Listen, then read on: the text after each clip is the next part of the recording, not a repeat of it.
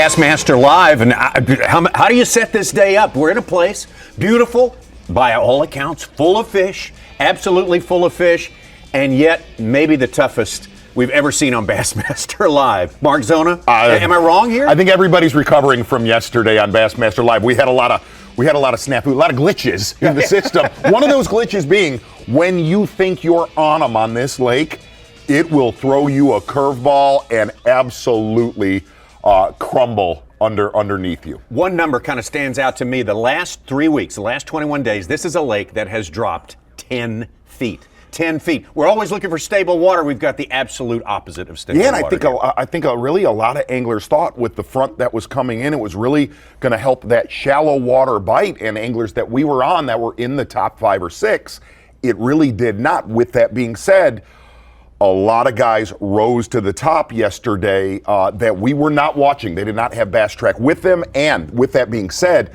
we are going to be able to dive into exactly how those bigger stringers are coming on Tenkiller. All right, let's take a look at our playing field. It was going to be Fort Gibson Lake. Flood troubles continued up until the time that it was scheduled for the takeoff in this makeup event. And it had to be switched over here to Lake Tenkiller in the Ozarks in the Cookson Hills here. About 13,000 acres, not very big, but we only got 35 players out there today. 35 players out there today, but the one thing that did start to present itself yesterday, the smallmouth with that weather got a lot more consistent. A lot of the anglers that rose into the top 10, top 15, their stringers were anchored by bigger than average smallmouth. And there is a very key thing that they're looking for that we will get into today. All right, looking forward to that for sure. Looking forward to starting fishing. Right now, it's the takeoff. We're right in the middle of the takeoff. This is one of these rare events which we need to join you right at the start, because especially on day number 1, so much of the action took place in the very first hour of fishing out there. And of course, we have a new leader to start today. It's going to be Chris Zaldain, and we heard from him. Two-time Bassmaster winner, the Zaldain. I love this, man. We've been in this spot so many times this year. The last regular season event of the year. This is day 3. We're in a good position. Got 25 pounds over 2 days. My goal today is 12 plus pounds. Highly doable. I lost a lot of big smallmouth yesterday. Today, I'm not going to lose them. If I get those bites and put them in the boat, we're going to have a good bag of fish. Chris Zaldain, been in this position. He's had 2 seconds and a third, and he's been in the lead how many times? 6 times? He's been in this position every tournament. Every tournament we have been to. And, of course, if not a win, certainly translates at this point to a great performance in Toyota Bassmaster Angler of the Year. And based on what he did yesterday, Chris Zaldain moves in behind Drew Cook into second place in Toyota Bassmaster Exactly Angler right. of the Year. You got to see Drew Cook and Chris Zaldain kind of rise up the leaderboard yesterday. The biggest key in there, I heard Such and Ron Moore talking about it, was Canterbury actually making the cut yesterday. Barely got into the cut, but looking at Chris Zaldain's year, boy, well, I mean, what can you say? We always talk about this. We've seen it with other anglers in the past, having those special magical years where it's just consistency down the board. And really, the only fault in there was Winyah Bay. That is the only place where he slipped. Besides that, I mean, it's been an unbelievable season. Absolutely incredible. And really a season of carving out something a little bit different from everyone else, and so many times it was dependent specifically on conditions, and it was seconds and thirds instead of firsts, sometimes because of that. Fair to say that is exactly what he's dialed into on Tenkiller, doing something totally different than the rest of our leaders here. No, you talked to him at length last night. We'll get into all of that. Looking very much forward to seeing what Chris Zaldain is up to today. Drew Cook, a strong day yesterday. Another guy having just an off the chart year. Off the chart, and really, if you look at that board right there, hard to say this, but going into Lake St. Clair in a week, it's the top 5. Past Corey Johnston, I think that's too big of a mountain. Here's why I say that. That top 5 has been so consistent, it's improbable that one of those top 5 anglers are going to fall out. Yeah, that's right. That's a good way to look at it. Matter of fact, Drew Cook, remarkable for his coolness. He has not seemed to be rocked by this good fortune very, very much. Drew Cook, level-headed, and he has a different outlook on it than everyone else. Me, Stetson, Scott, Corey Johnston, we're all right there, and Zaldain, you know, so we all made the top 10, I think, or we're in the top 10 right now. So there's points to lose there, not really many points to gain. So that's one thing that can happen here, but you know, it's going to be the best AOI race that I can ever remember.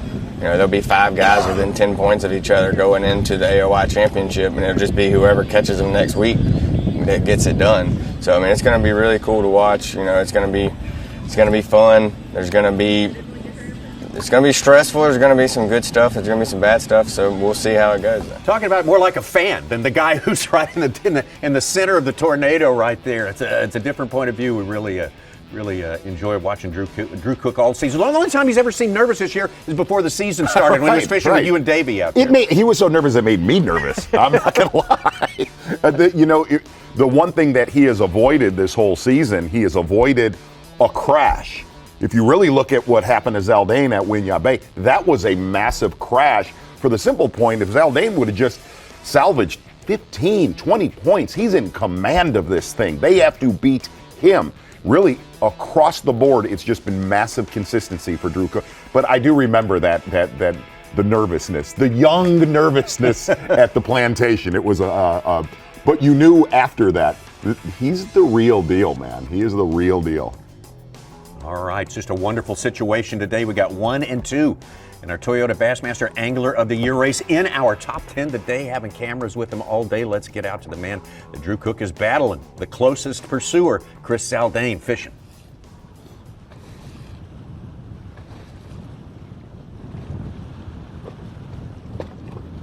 Got all day.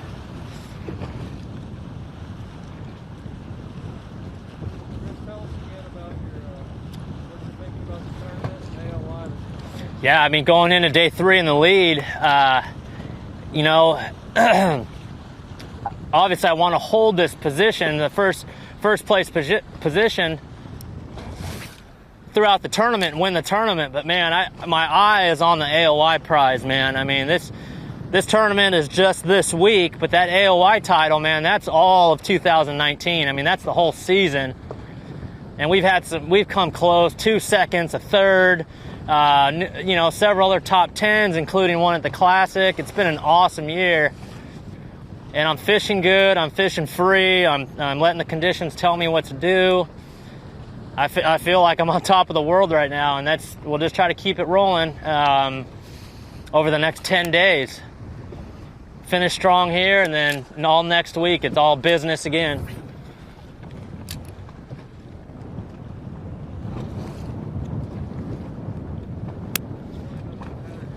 Yeah, this pattern's a little nasty pattern. It's wind-blown shallow points, swim baits. You know, when it's calm and sunny and warm, you could catch these fish on top water, but we won't have those conditions for the rest of the tournament. So finesse swim bait is something I really like to do. The bait fish are really small in Lake Tenkiller right now. And the smallmouth know it. Their vision is so good that, you know, if you throw something in there that doesn't look natural, they're just simply not going to bite it. They're already finicky with the falling water, with the hot water. So you got to throw something that looks delicious to them. And I've got that little swim bait on right now and won a lot of money with this little spark shad.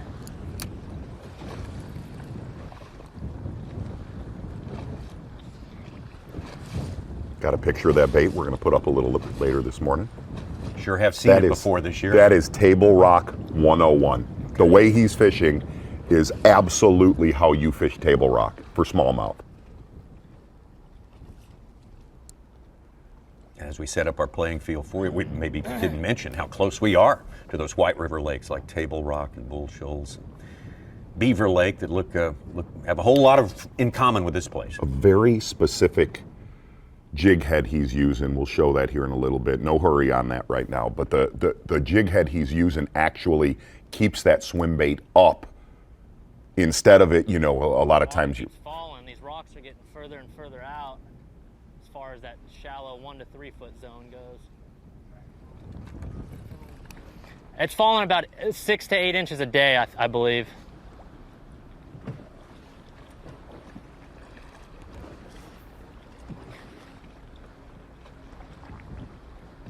Boy, he is keyed up. Yeah, I mean, Wow. we talk about he is. talk about He is. the cool calmness of Drew Cook. is. There's a little bit of a contrast there with Chris Zaldain. He knows Throwing the swim bait gravity shallow of up the on these situation. shallow bars and points, looking for aggressive smallmouth, and there's a ton of them in Lake Tenkiller. I think it's the most consistent thing going. But wind blown is the key, and we've got it for the next couple days.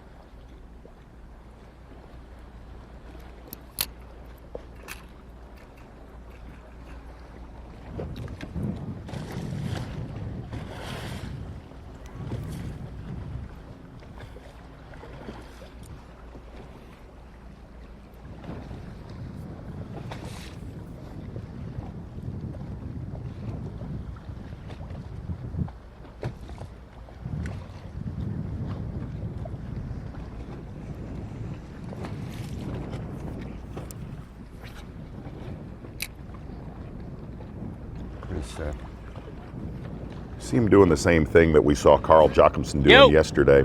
No, you're good right there. That 360 has been critical for these guys on this lake, showing them where these little subtle rock piles, whether you're shallow or out in 20 foot of water, where Carl was fishing, but little scrubble rock piles, nothing that's really stands out, but it gives you the exact precise cast to make. Harvey Horn on the right there, starting his day in 8th place. If there's a hometown angler here, we really don't have one, but he's close to it. Spent a lot of time on Lake Tenkiller. We got the top 10 out there with cameras today, correct, Ron? That is Yeah. Correct. Got some Harvey Horn, some Frank Talley in there today. Talley coming in there.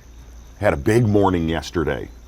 Frank Talley, like Chris Zaldain, has his roots in California fishing, where they do a lot of subtle stuff in different lakes and so forth to catch big fish.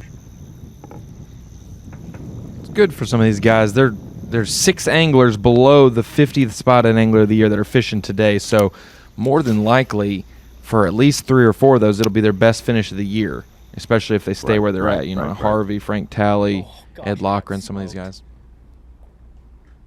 And did I read of the 10 we had at the top yesterday, only 5 of those are left in the 10 right now. Yeah, and It's- 2 or Wait, 3 say of that them. again? Say that again? Yeah. Of the 10 we had yesterday. Yep. Oh yeah, that's it. Is there's this shallow, there's shallow, just gravel points with like scattered boulders on them, just like fishing up on the Great Lakes. Or, the smallmouth are relating to that. If it's wind blown and there's bait fish there, I mean, it's every point you pull up to. Like it was yesterday, I was just cracking them, and just got to stay efficient. Keep changing up angles. Left side of the rock, left side of the point, right side of the rock, right side of the point. Smallmouth here on Tenkiller are real finicky, so you got to coax them into biting. When they commit to the little swim bait, man, they absolutely destroy. All right, well, we're up here up the river. We're idling through this no-wake zone. I've been catching some big fish in the back of this creek, and as we were running up here, I noticed that there was a tournament going on. There's another local tournament, so I'm just hoping that there's no local boats back in here. Some real specific targets that I'm fishing. So we're gonna head to the back of this creek, and hopefully we have it to ourselves and pick off a few fish. But basically what I'm doing this week is I found fish in practice in the bushes, but I knew that they were pulling the water like 4 to 6 inches a day, so I knew the water was going to fall out of the bushes. So what I'm doing is I'm targeting like logs and any type of cover out from the bushes. Sometimes it's just a stick up, sometimes it's a big old log, brush pile, anything like that. And then I also kind of got on a dock bite yesterday too. So we're going to be bouncing around a lot today, and hopefully we can catch them. Well, who's been the most consistent throughout this tournament? The numbers show it. Brandon Card, 12-12 on day 1, 11-15 on day 2, and now only 5 ounces back of our leader. little concerning having a tournament going out of the exact area that, and not only that, the only angler really that we've covered this week that's gone upriver. That's right. Here's Drew Cook, leader in Toyota Bassmaster Angler of the Year. Carl Jakobsen's first on the board with a 3-pounder. Wow. On both channels, what can we expect Lake Tenkiller to give up for us today? I wish I knew to tell you. The only thing that I know is that little bluff wall in the back of this creek is where I've caught all my fish pretty much. So we're gonna spend some time on it and count some rocks back there, fish slow, and hopefully we can get a few more to play with us today. This lake's got a bunch of fishing. They had a really good spawn this year, and so there's a bunch of like 8 to 10 inch bass in it. But it's got a bunch of 14, 15 inch fish. But the size limit for the largemouth is 16 inches as well as the smallmouth, and I mean those are 2.5 pounders. So. What we saw when we came around the corner up there in the parking lot. There's a pretty big local derby out here today. It looked like there was about 40 or so trucks at that ramp. There was boats scattered around. I know I saw a couple boats on some of the people's stuff. So we'll see how that plays out. I'm sure, hopefully, a lot of them are nice and cordial. But man, some of these people don't really understand that this is how we make a living and feed our family, and that but some of them are super nice. They understand. They'll quit fishing, just watch you, or leave an area so you can have it. But I don't know. So this has been my bread and butter all week. A 3/8 ounce Nichols finesse jig with a 3-inch fighting frog and tilapia on it. What percentage of your keepers would you say that's responsible for? 99. Okay. Well, 90%. 9 of my 10 keepers. Exactly 90%. You're a mathlete. I like simple math.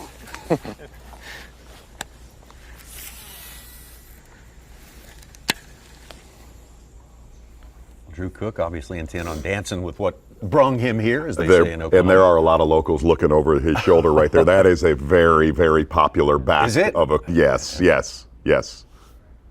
There's really going to be about the same, possibly some scattered showers. Good wind blowing today. We've started in the same area that we started in yesterday, and we're actually going to fish out a little bit today. We didn't fish the brush piles that are out offshore yesterday. They're only in, say, 5 or 6 feet of water. These fish are migrating out of the backs of the creeks with the water falling. They've been, up near shore and up in the brush all summer with the high water. And we're just trying to locate a few schools of fish that have pulled out and are actively feeding early this morning, just to see how it goes. We hit our first little spot we caught 3 off of yesterday, and we're going to try to relocate that school of fish. It's Tenkiller hadn't lived up to its potential this week. It's been really a grind on all the anglers, and it's a lot better lake than what it's shown this week. If we would have had more optimum conditions this week, we could have potentially seen mid 20s, low 20s quite a bit. The smallmouth population in this thing's incredible. We saw some really nice smallmouth wade in yesterday. Probably going to see some more of those wade in today. I just love coming down here fishing. It's just a great fishery. Oklahoma's done a great job of keeping this fishery really healthy. A lot of this water comes from basically where I live, the Rogers, Bentonville area, flows down the Illinois River, Illinois Bayou, and ends up here and turns into a really great place to catch some really nice fish.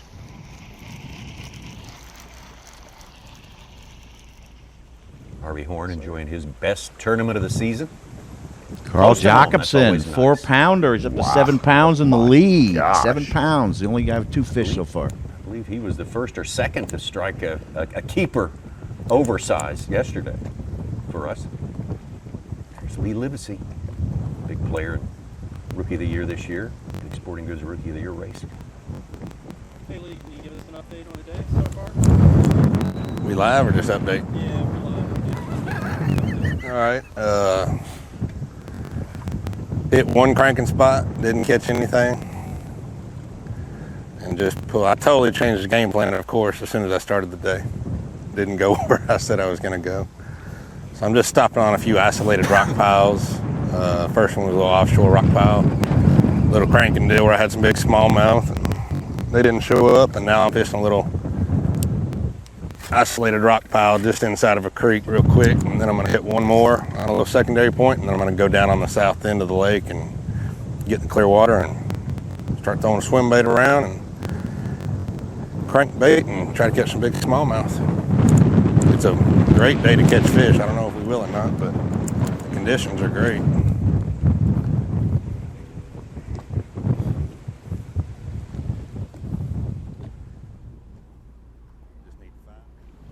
Well, we've made it to our spot here.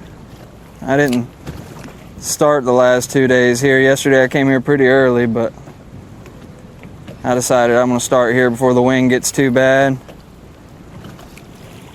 Caught one a little over 14 inches right off the bat. Seeing a bunch on the graph.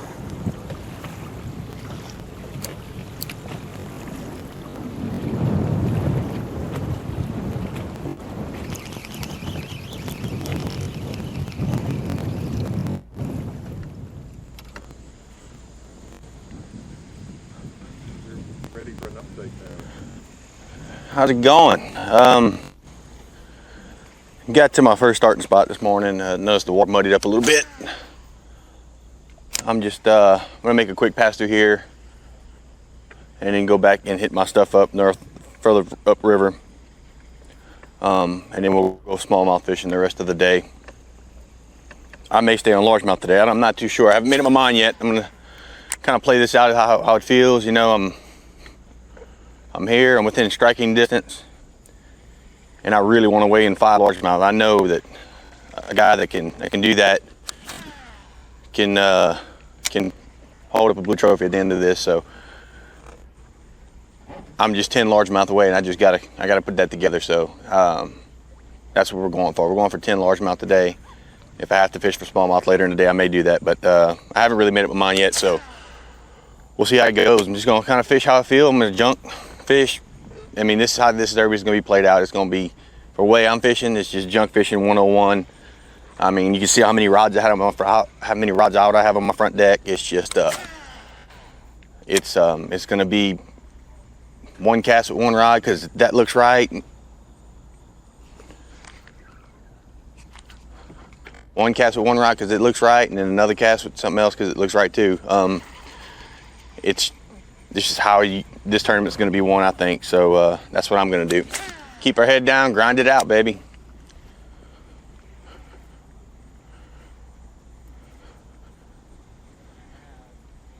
Did Caleb just tell us that he was absolutely going to fish for smallmouth all day long? Hold on, I'm going to go for largemouth to win this thing. I think that I like that.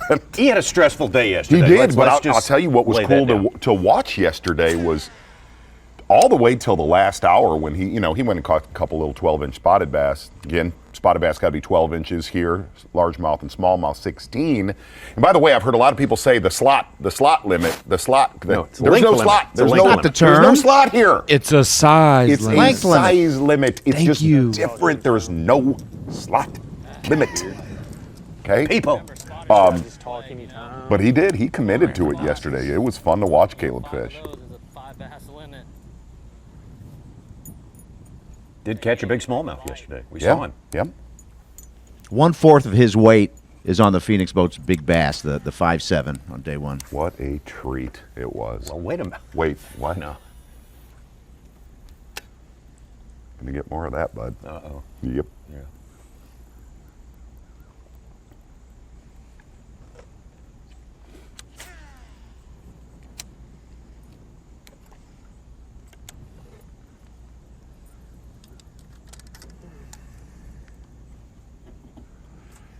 Ron, if there's any chance we can get some of the folks that are getting ready to do some pre-gaming, tailgating, big college Saturday, big. I live near Notre Dame, but I want to see the Dogs beat the brakes off it. I do. Oh my God. I do. How can you even go back home after saying that? Who's Charles Bronson?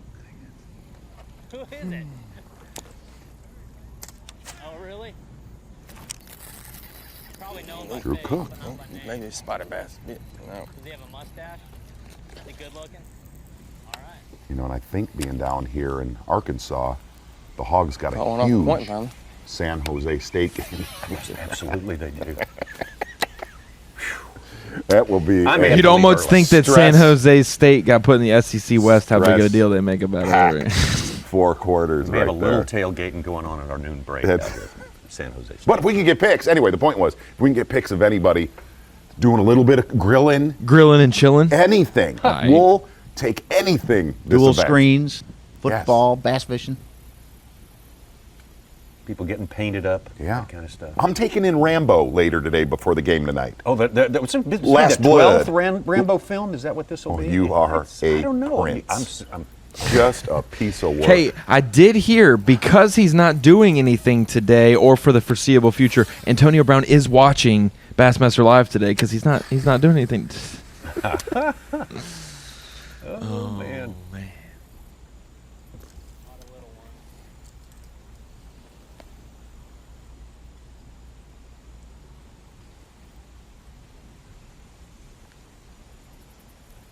Yeah. They're just kind of, you catch them, you know, they're mixed in with smallmouth. But they don't get very big is the problem with those. Hooked up for Zaldain.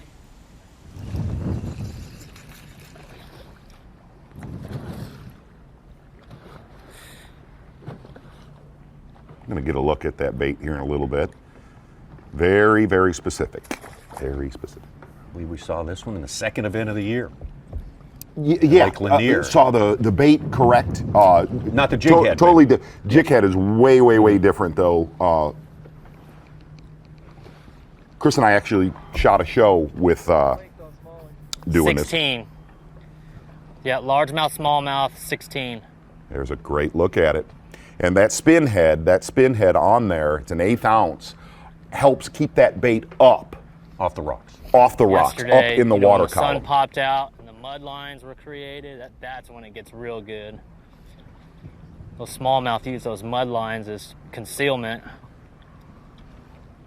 Coming back with you, Wesley. And if you notice that blade on that head there, one of the ends of the blade is shorter than the other, so it gives that rocking motion. It's almost like a as it spins around the head, Chugger. according to the way Zaldain has described it.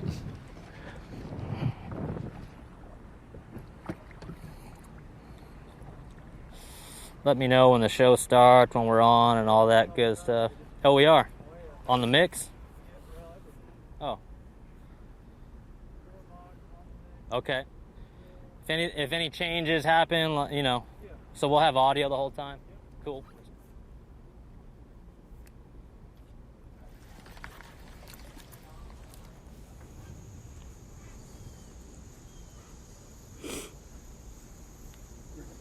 Brandon, talk to me about what you're using here. So what I'm doing here is I'm targeting these isolated logs and little pieces of wood, stick ups, and so I'm just I'm fishing each one really slowly. I've caught fish on top water, vibrating jigs, spinner baits, flipping, shaky head fishing. So they're there. It's just, well, they're not always there, but if they're there, you have to show them a lot of different baits. So that's kind of what I'm doing. I'll start out with top water, and then, you know, if I'm a decent amount of length from the tree, distance from the tree rather, I'll throw a shaky head, kind of bomb that in there, and then as I get closer, I'll flip it, and just every fish is different. I mean, I fished this tree yesterday and fished it multiple times, and I caught 2 on a buzz bait, 1 on a spinner bait, and 1 on a shaky head. So there's multiple fish in these areas. My best, the tree where I've caught the most, I caught probably 10 off of it on the first day and probably close to 10 yesterday. So there's definitely a school of fish on several of these trees. Like Brandon, give us a heads up when he gets near that tree. Oh yeah, see the transition. Brandon, like Chris Zaldain, had a good tournament early on Lake Lanier, and by all reckoning, a very successful season for Brandon. He can catch him, man. We've covered him several years. Covered him in college. Yep. First one from the Carhartt Bassmaster College Series to come out here on the Elite Series, and he has done everything by the numbers and progressed through the years in fine fashion. And this Real deal. This year, completely successful year for Brandon Carr. For everybody watching Drew Cook down in the bottom left-hand corner, he made the comment that is where he's caught all of his, I mean, that is unbelievable that he has caught that many over 16-inch bass off of that wall.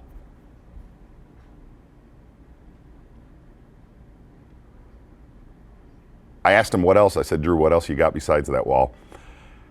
I don't have anything. So okay, we're going to see that wall a lot today. Simplifies things. Exactly right. Absolutely Yes, simplifies sir. things. Yes, What a gorgeous place. Lots of fish. It's just such a challenge to get them to bite, but everyone's settling in. We've heard a lot of the game plans today. Sounds like it's going to be an interesting day number 3 here on Lake Tenkiller. Chris Zaldain again this season with the lead. As we go in, we'll take a break and be right back. The Cherokee Casino Tahlequah Bassmaster Elite at Lake Tenkiller is brought to you by Minn Kota, Abu Garcia, Berkeley, Humminbird, Mercury, and by Toyota.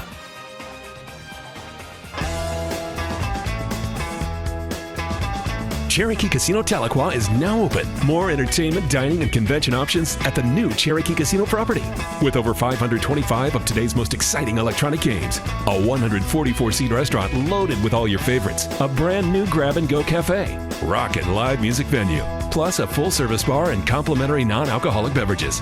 The game is better than ever at the new Cherokee Casino Tahlequah, now open 3307 South 7 Clans Avenue. Almost time for me to go. Well, what if I drove me home? What if we lost track of time?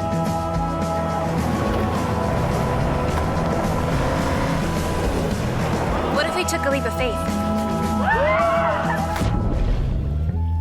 What if you missed my flight next week? The all-new RAV4. Toyota. Let's go places. At Phoenix Boats, our passion for fishing is obvious. Whether it's a pro event or fishing with our family and friends, we truly love the sport of fishing. That's why our goal is to make every single Phoenix boat that goes out the door the best fishing platform it can be in both design and construction. We love to fish as much as anyone, and we believe it shows in every boat we build. Phoenix Boats, built by anglers for anglers.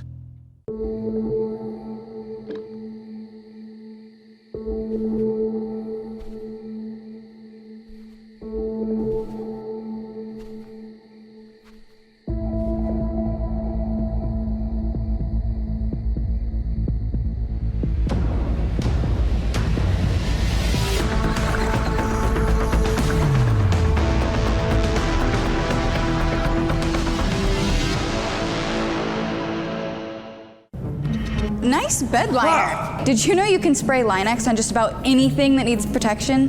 More than just bed liners? You got it. How about a park bench? A trailer? Van liner? Work truck? Motorcycle? Wow. So what else can you do with that snappy finger trick? It's pretty Linex specific. Oh. Do you have my keys? Oh, here you go. Really? Go beyond the bed liner and Linex it. Do things. Be sane. Don't fritter away your time. Create. Act. Take a place wherever you are. And be somebody. Get action. Sleek new design with easy control file. The clearest images underwater with uncompromising range. Live mapping from the touchscreen. View notifications, video, even Google Maps on screen. And for the first time ever, real-time view of fish movements with live sight sonar. HDS Live. New from Lowrance. Let's go. Wake the streets up. Yeah. Wake the streets up. Come on.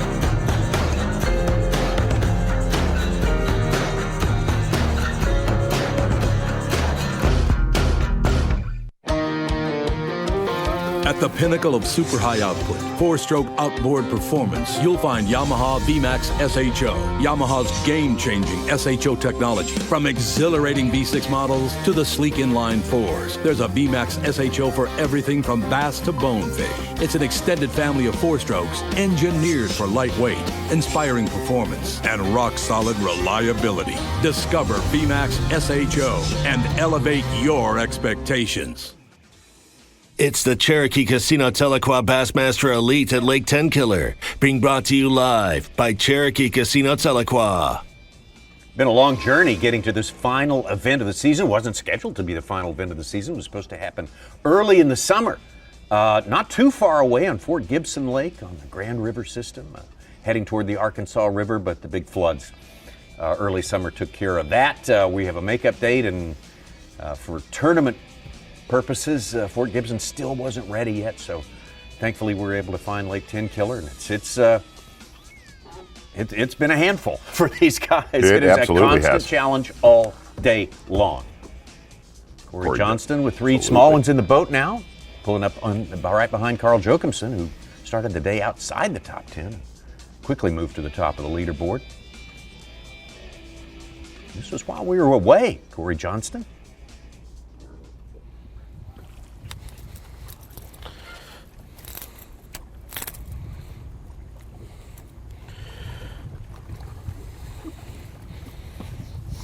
Touching, barely.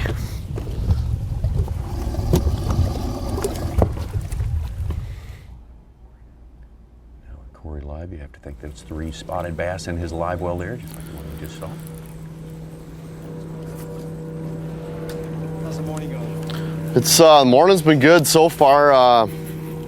Made a good decision to kind of abandon what I've been doing and run some stuff where I had some bites in practice, and caught a good smallmouth right away and a couple spots, and just lost about a 2-pound spot right there. So I'm gonna keep running with this for a bit here and see how it goes. Seems like they're biting this morning anyway, which is a good thing. Caught that smallmouth on a chatterbait there this morning, and then picked up this 1.5 and caught a couple spots. So keep grinding away here. It's definitely the best start to the morning I've had so far.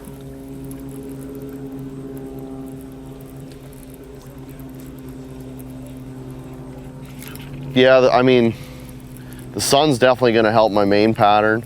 I don't think it helps this pattern at all, but the wind definitely helps. It's pushing the bait fish up against the shore, and these fish are pinning them up there. You see the odd ones swirling, chasing bait. So it's, I don't know, it's been a pretty good morning so far. 3 fish of any size in the live well right now is a good thing on this lake.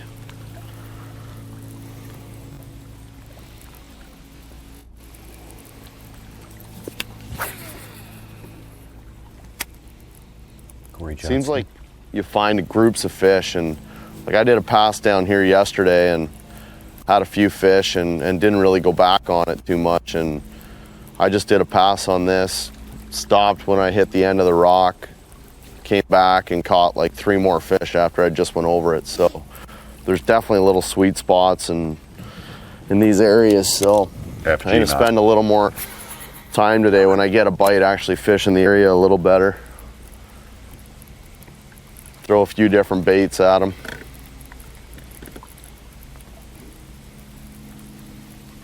That is an awesome knot to tie braid to fluorocarbon. What do you call that? Not the Chris Zaldain FG. Nice to get 5 early and then go run my main pattern and try and get a few big ones. How pretty that thing is. I like it when he does that San Diego dipsy do. It also probably the best knot, but it's also probably the toughest knot to do on the water in tournament with time ticking. It does take a couple minutes if you want to do it the right way.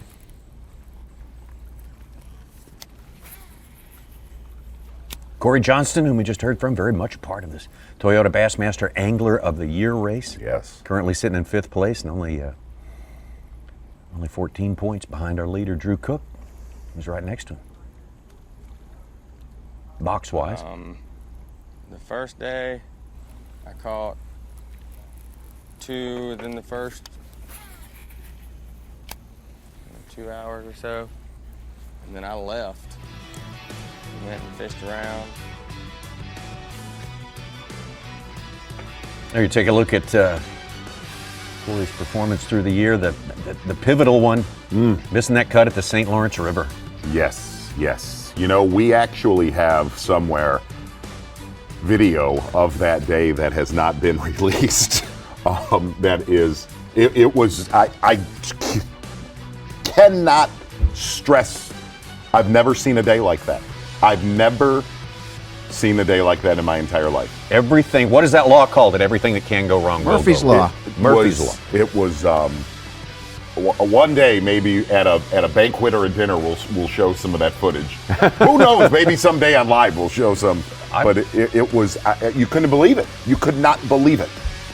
We may have occasion to show it next weekend during the Toyota Bassmaster Angler of the Year tournament. We've taken some still pics from the video of that day, and I've sent them to Corey every now and then. Wow. Anytime you start feeling antagonistic. Hey, he did, you know, after it was done, we got to spend time, and he's taken it in stride, because for the simple fact, you could not even fathom, like one thing would go wrong, another thing would go wrong worse. Yeah.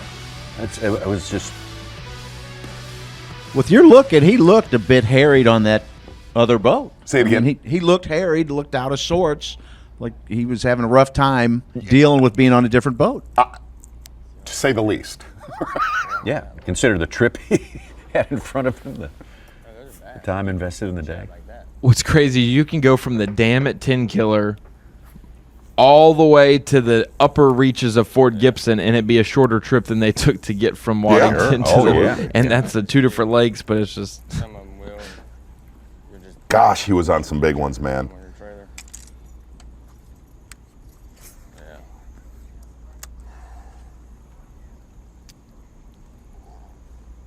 Keith Combs with 2 fish on the board, and Steve Kennedy has 1 fish. He's hoping to make a big climb, Ronnie. Here's how much for him today, right? Here's how much he's hoping to make a big climb. He is calling me as we are on live this morning because they had a 20-minute wait for their delay, like the second flight to leave at 7:20 instead of 7 o'clock. He's calling me to confirm. I'm right in the thinking that there's only like 3 guys who can make the top 50 that are fishing, and I said yes. Oh, that's an over. I think. What do you think? He's a little shy. Okay. I'm going to go just a hair Got a short. big tail. Hold on. Yeah, you may be right.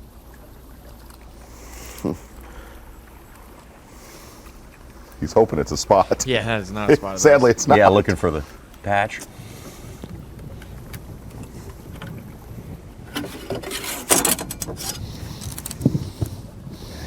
Small bodies, probably. And they can have a patch, but that is not the He's trying to create a classification spot. of a spotted bass. He's trying to create There's a like spotted a bass. tiny tooth patch on this thing's tongue.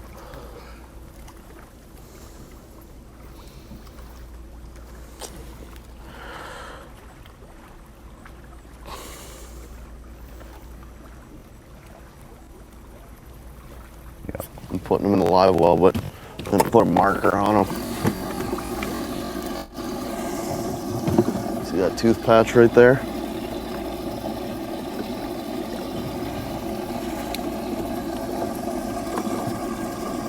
Okay. To species. This is like the island of Dr. Moreau here a little bit, isn't it? Awesome. So that means it's a spot. The Oklahoma law is if a fish has a tooth patch on its tongue, it's considered a spot. And I mean, that one looks like a largemouth, but it has a little tiny tooth patch. And I don't know what to do with that one. That is interesting. It's the first time we've ever seen that. Yes.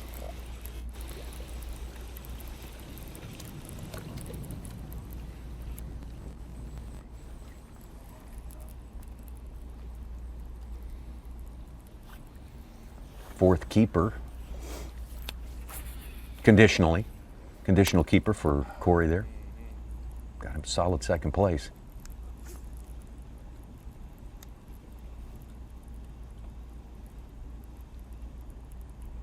He obviously knows the rules probably better than we do because he goes to meetings, but I'm pretty sure that they don't go by the tooth patch to determine a largemouth spot because you could have a rough spot from eating bait, whatever, but you're going to get confirmation and clarification on that.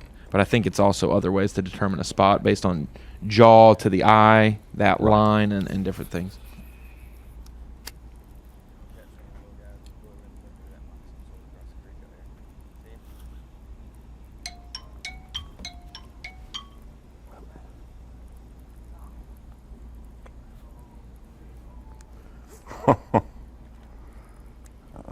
Unreal. My alarm clock. I got to get up now. I got to go to work. Scott Canterbury with a 2-pounder, jumping up to 19th place.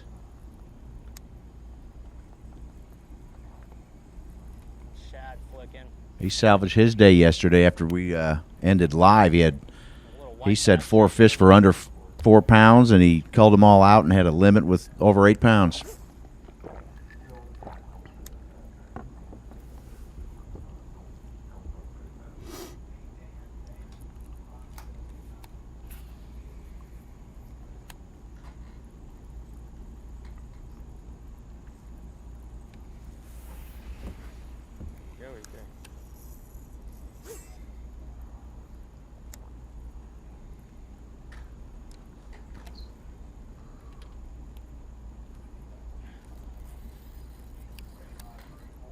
Drew Cook.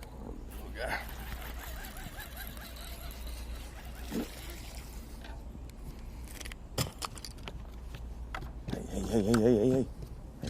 There you go. Bye.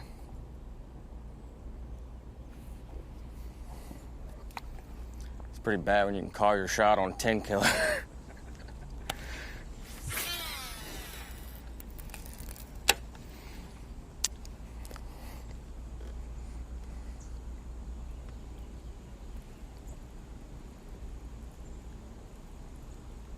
I'm gonna make you work that zoom button for the next 10 minutes.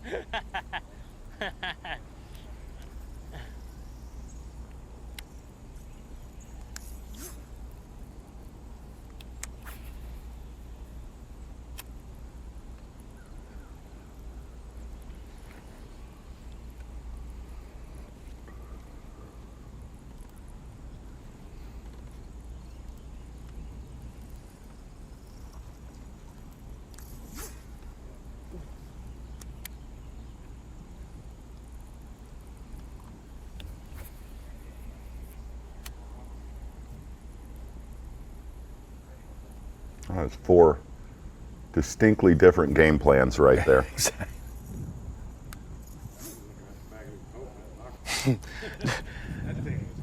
I've seen them swim straight to that bluff wall, and I don't know where they go.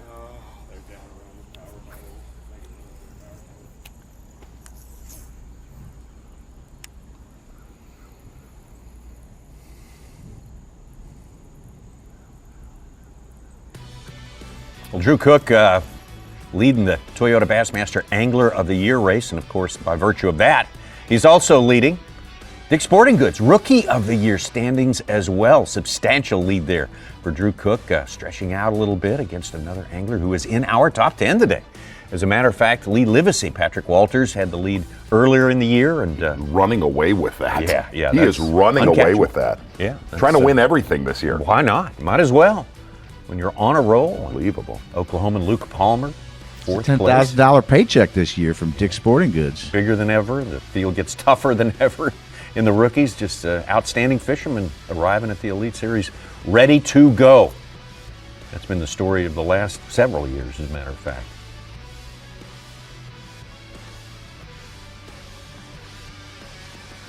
There's Lee Livesey on the right. We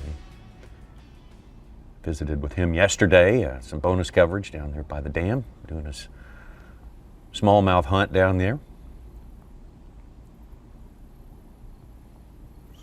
Provided, by many people's accounts, the most compelling video of the year for us at the very first tournament. An incredible retrieval of a big bass on the St. Johns River. Been really fun to watch these two this year, fishing bodies of water that they've never remotely been to, and how they've performed.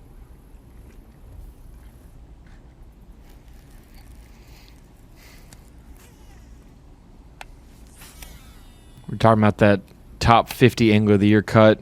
Jesse Tacarante, Ed Lochran, Steve Kennedy all fighting for that. Ed Lochran just put in a 2.4 to his weight.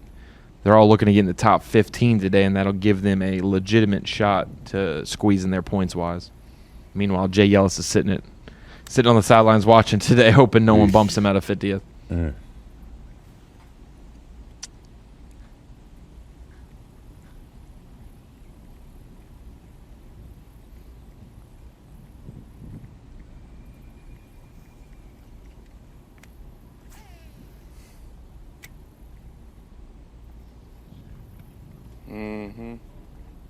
Mm-hmm. I told you we'd see one. Man, usually you get blown by little smallmouth like constantly.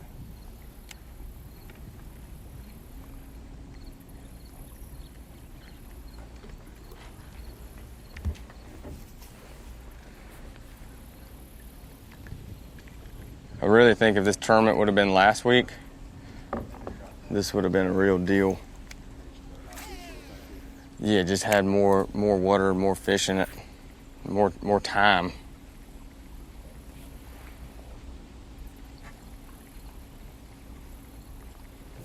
Again, massive water drop over the last 3 weeks here on Tenkiller. You could see it right there. Yeah, just About hard to a fathom. foot a day. 10 feet in 3 weeks. It was 30 foot high all summer. All summer. Gene Gilland kind of laid it out for us yesterday with Dave Mercer. All this water having to be held up in the Grand River system. No way to stuff it into the Arkansas River on down there. The Arkansas River, Grand River system, Illinois Bayou, just couldn't find an outlet. No place to go. Now they're having to drain it. They gotta get the water out of there. And for these fish, That's right. I mean, it's like being evicted from your home every day, having to find a new place to live. Can't tell. There's been, every once in a while, a group of good fish will come up schooling on that point, but I haven't been able to catch a one of them.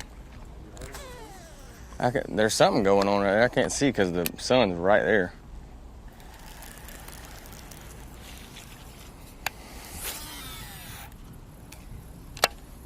I don't know if Tenkiller is like Gibson, Tommy, but I saw this amazing stat. At normal pool, Gibson is 19,000 surface acres, and when it's flooded, it can go up to 50,000 surface acres. Man. Much flatter terrain around Gibson than here in the Ozarks of Tenkiller.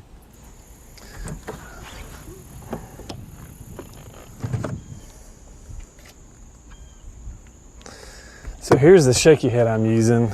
This is a stand-up shaky head. This is designed by David Dudley. But basically it's got these two little wire deals that stick off, and it stands the head up, or stands your worm up just like that. So that's what I've been throwing all week. I think when you can get that worm to work, and then when it kicks up, that's when a lot of those bites trigger.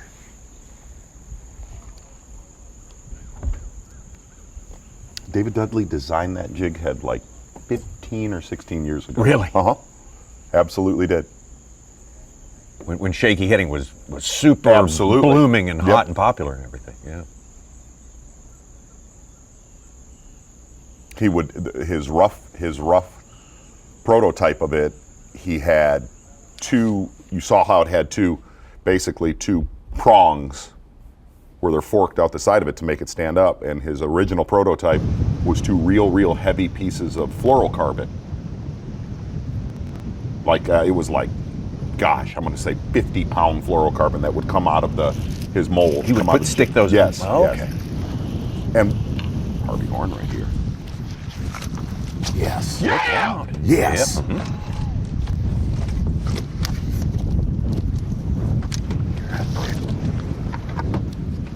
Largemouth bass, it's got to be over 16. That's a good way to start the morning.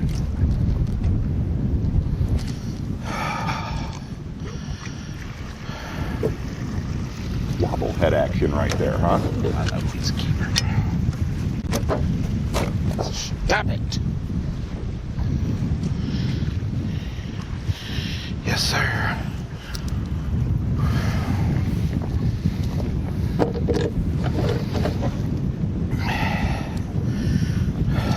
He's 2.5.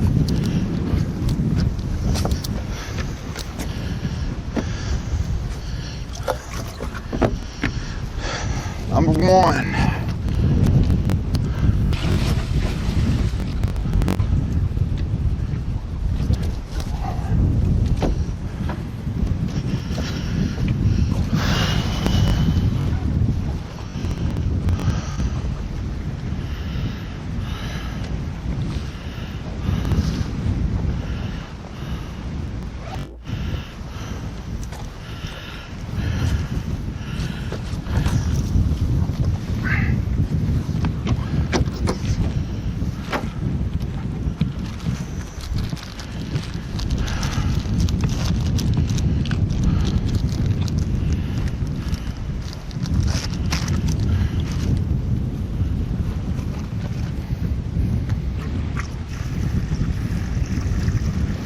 Harvey Horn from just across the border in Arkansas. On what you're doing there. We got a small point, secondary point, wind crashing into it.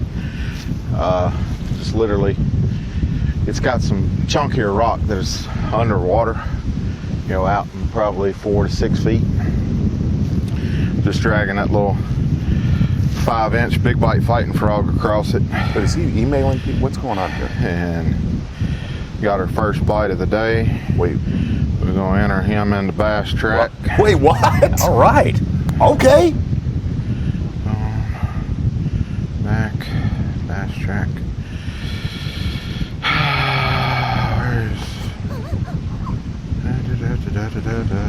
He doesn't have to do that, right, Ron? Not a Bass track tour. No. Is that something separate? No, It's the same thing. I'm just going to go ahead and do it that way. Okay. That's cool. That is very kind of him. Yeah. Hey, I get, we've taught some of the anglers how to do that just in case they don't have a marshal and they want to keep people updated. So. Done. One fish. He's been fun to cover. Can't have He has. He really has. Yeah, He really has. Harvey's an interesting guy. He's a really good dude. Shoot, he can pay bills. I've not do lots of things out there. You could set a fantasy football lineup out tournament fees, pay during semifinal Saturday. Where that bumps us up. We just got to catch them better today. What we have this week.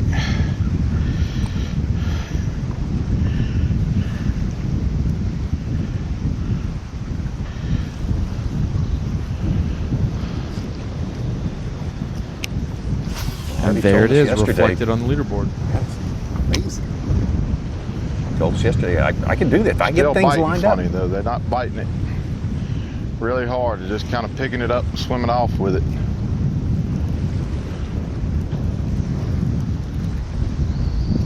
Oh, get off there. Swivelhead, wobblehead. Jig, yeah. With the fighting frog on the back. Something we've seen at Fort Gibson before, for sure.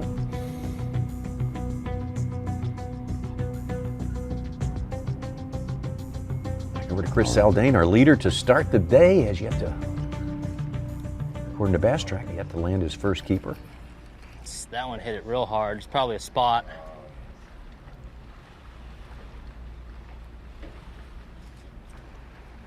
Frank Talley's out of range, but he has a 2-pounder in his live well.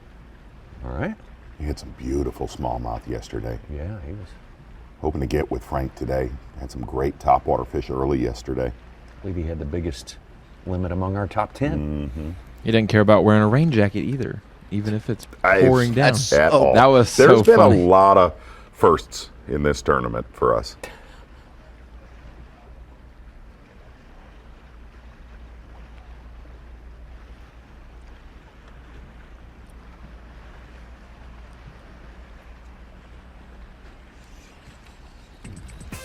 Oh, yeah. Yes, sir. First hour's in the books here on day number 3. We'll take it down to 10 anglers after we are done today. Big time challenge for all of these. Yes, all of these anglers who are left. 35, Lake Tenkiller. And what we're maybe missing in terms of size and volume of fish, we're getting the upsetter factor of Lake Tenkiller, making these points races tighter, making everything a little bit more dramatic as we head into Toyota Bassmaster Angler of the Year coming up next week, starting a week from tomorrow, right here. Carl Jochimson, first on the leaderboard today and still in that top spot. More to come on Bassmaster Live. Live coverage of the Cherokee Casino Tahlequah Bassmaster Elite at Lake Tenkiller will return after this short break. Succeeding at the highest levels of fishing requires intense drive. Doing so with a boat that merely suffices isn't good enough. To lead the pack, you need a top-performing boat that gives you a clear view of the goal. A powerful boat that accelerates you to the top of the leaderboard. Triton is always looking one step ahead. That's why it's the driving force of performance fishing.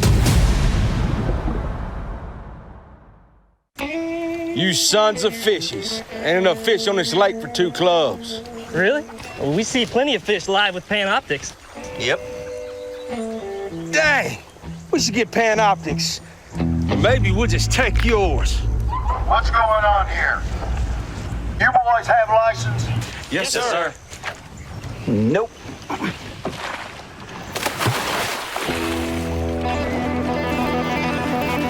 There he is. Oh, I got him. It's time to take fishing to a bold, new place. Berkley Powerbait Max Set. These baits feature a revolutionary new material that releases a supercharged scent field. They attract more fish and trigger more strikes than even original power bait. and all remain soft and flexible out of the package, so they're ready to fish. 10 forage-inspired natural matte colors come alive in the water. Berkley Powerbait Max Set. Fish bite and won't let go. Hey Bass members, Dale Jr. here. As an avid outdoorsman, it is great to see that Nationwide supports conservation efforts to preserve fisheries and waterways. Did you know that you can get a special discount on auto, boat insurance, and more with Nationwide? Call this number or go to nationwide.com/bass to learn more. Nationwide is on your side. Bassmaster Fantasy Fishing is back, and it's time for you to get in on the action. Sign up for free and pick your 5-man team to compete against your friends and thousands of bass fans from around the country. How will you stack up against the best? The grand prize winner will receive a 2019 Nitro Z18 boat with Mercury motor worth over $32,000. The 11 weekly winners will each receive a $2,500 Bass Pro Shops gift card and another $500 if you're a Bass member. Sign up and pick your team today at bassmasterfantasy.com. Yeah, you care about gear ratios, inches per turn, and ball bearings. But most importantly, you want reliability and dependability in the equipment you use. And at Lew's, it is a requirement. Regardless of the price that fits your fishing style, Lew's doesn't cut corners when it comes to the gear they build. The new for 2019 Lew's Speed Spool is evidence of that. Hey guys, Pro Angler Jason Christie.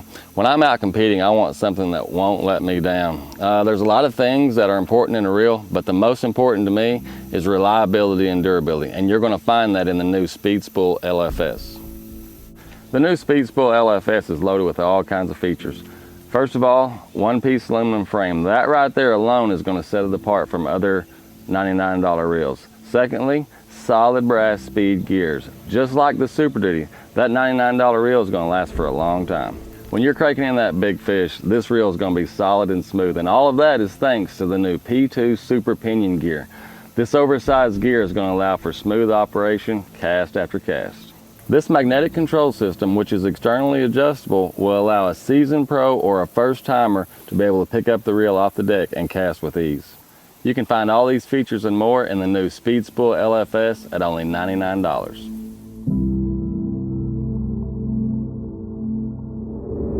The team at Lew's is adamant on delivering quality, dependable gear at a price that fits your lifestyle. Whether you are a weekend angler or tournament pro, the new for 2019 upgraded Speed Spool LFS is the best $99 reel in the market.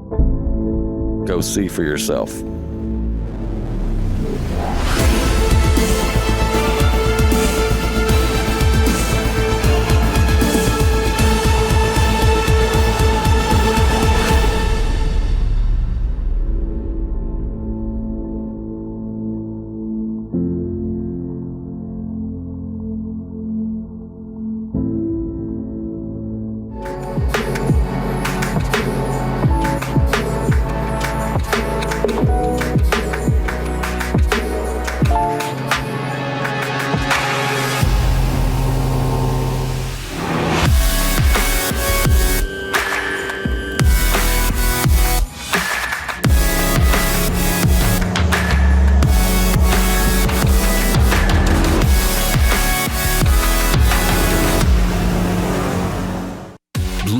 By TH Marine, offering LED lighting solutions for your boat, trailer, truck, ATV, and so much more. Engineered and built to be rugged with waterproof and submersible options. Designed for easy installation, Blue Water is available in a variety of colors and styles. All backed by a limited lifetime warranty. Blue Water by TH Marine. If you love bass fishing, then show your support by joining B.A.S.S today. With your membership, you'll receive every issue of Bassmaster magazine, plus great premiums, including a 4-lure starter kit. Click now on this video to join today. It's the Cherokee Casino Tahlequah Bassmaster Elite at Lake Tenkiller, being brought to you live by Cherokee Casino Tahlequah. Long year for the Bassmaster Elite Series. Hard to believe there are only 9 regular season events, and we're just now getting to our 9th. Didn't start out to be that way, but that's the way that Mother Nature and the schedule have conspired to put us here, and we're getting a lot of things decided, a lot of things yet to be decided, a lot of races upset a little bit by what's going on this fishery here that's super challenging. For the 35 anglers that are left on today, Carl Jochumsen has had a good tournament and had a great morning so far, and as a result, he's on top of our leaderboard, ahead of Corey Johnston as it stands right now. Now, you don't think, Tom, Carl Jochumsen caught those first 2 big ones on the glider, do you?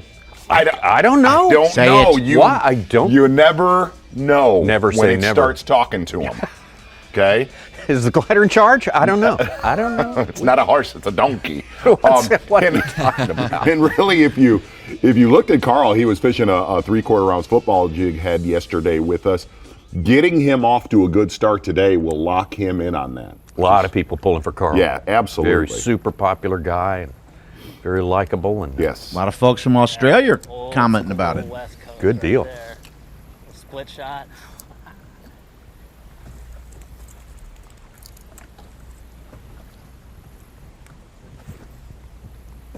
Kyle Monty, all of his fish have come off of this little 50-yard stretch.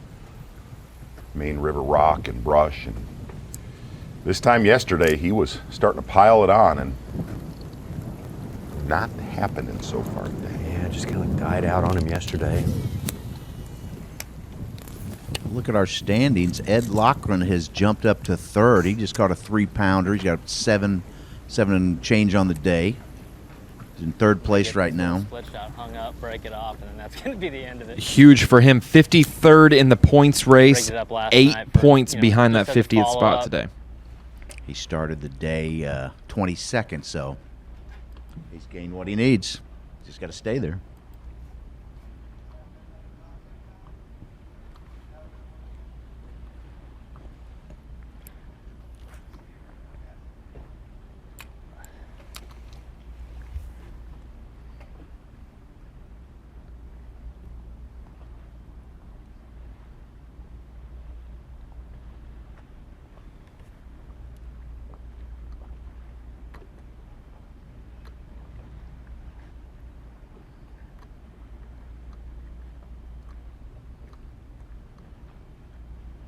Little bonus coverage right there. Tyler Rivette with a big day yesterday. Yeah, absolutely. I think he had Big Bass of the tournament? No, just Big Bass of the day. Big Bass of the day. Currently sitting in 8th place in Dick's Sporting Goods Rookie of the Year competition. Angler from Raceland, Louisiana.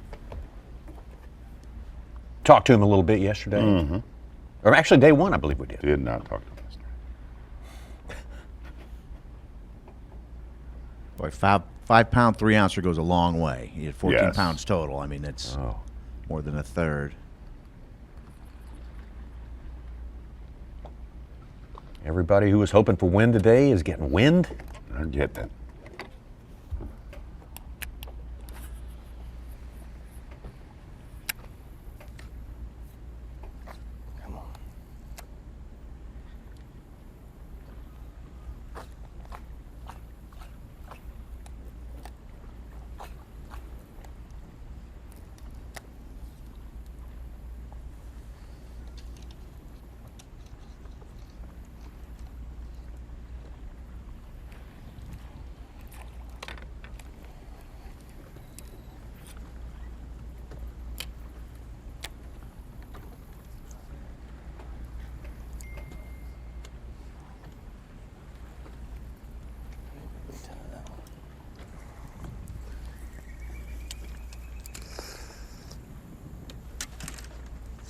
Come on down.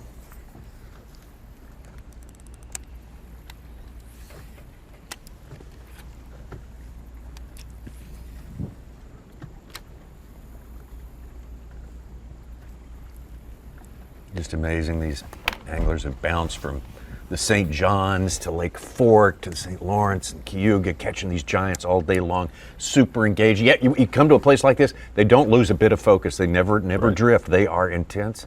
They fight just as hard, work just as hard, and a deal like this probably harder.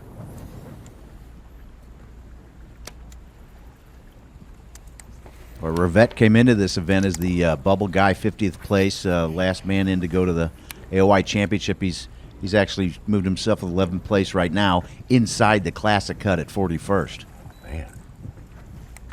It's unreal, though, like the last two places that we've been to, a 3-pounder does not mean much.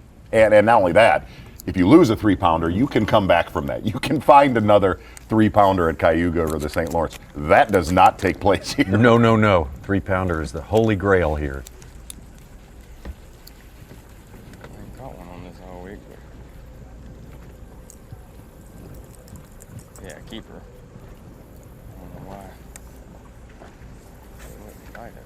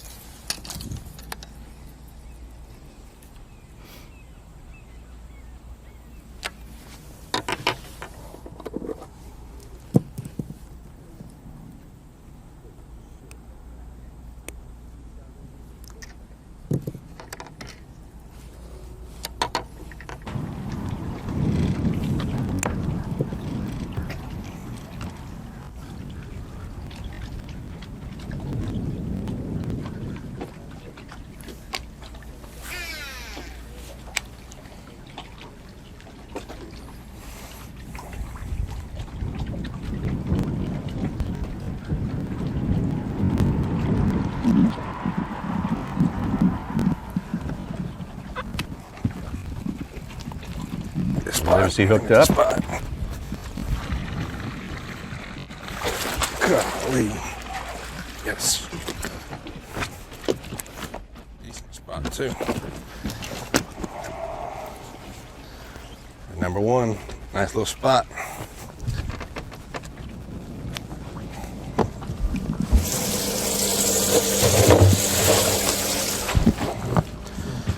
Fish been eating crawfish. You can smell it now. Oh, well.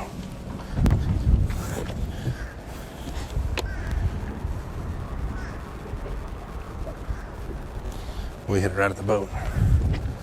Little swimmer.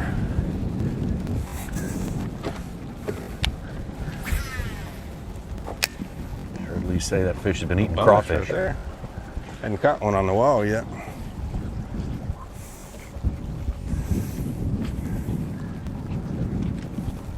Some of the anglers expressing that crawfish eaters is what you're looking for. Barely hooked too.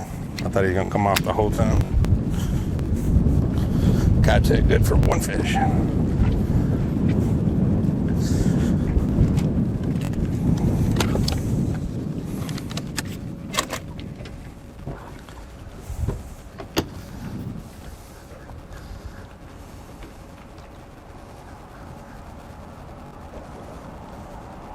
didn't even really see how big that fish was. What do you think? Like a pound. Yeah.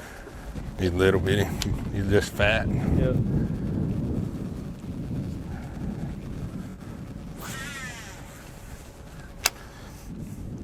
I didn't either, to be honest. Happened so quick. Threw in the boat, threw him in the live well. Yeah. Happy to have him. We got one. Definitely. But he's bigger than a...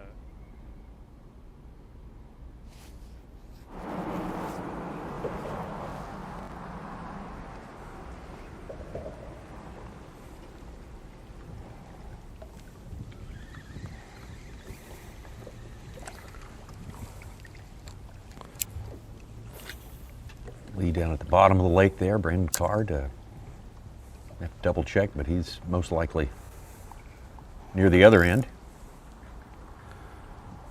Number 3 for Carl Jacobson is a 1-pounder. He's up to 8 on the day, 27, almost 28 pounds on the for the event.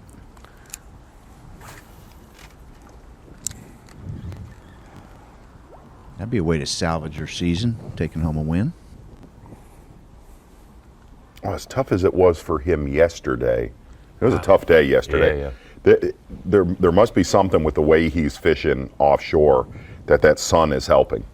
Has to be. That's the only change, really, from yesterday. It had the same amount of wind yesterday, if not more.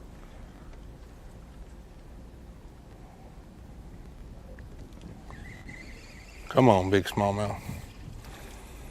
Give me 3 of them in a row.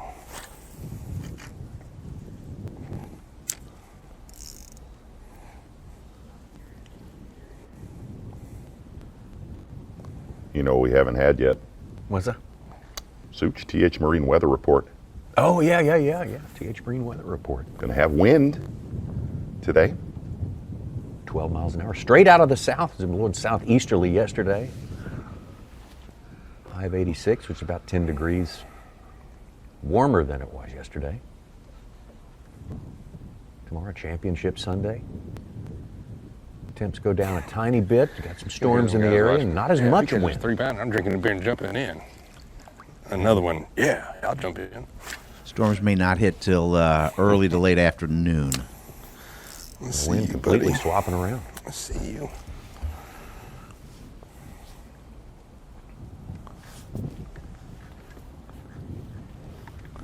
Got on this thing early. I fished him yesterday morning, didn't catch one. Came back, caught a giant.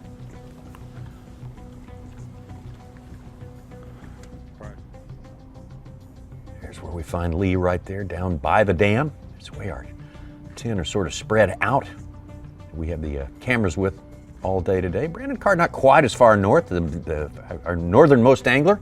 Caleb Sumrall. Just made a big move there. Yes, he has. Yeah, we have not seen him up there. The river system here. Said he was going to go for the largemouth. Looks like that's exactly what he's.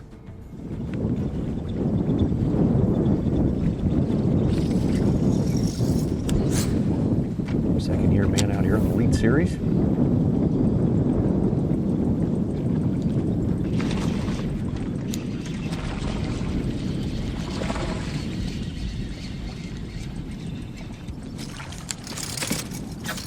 Will he go the distance?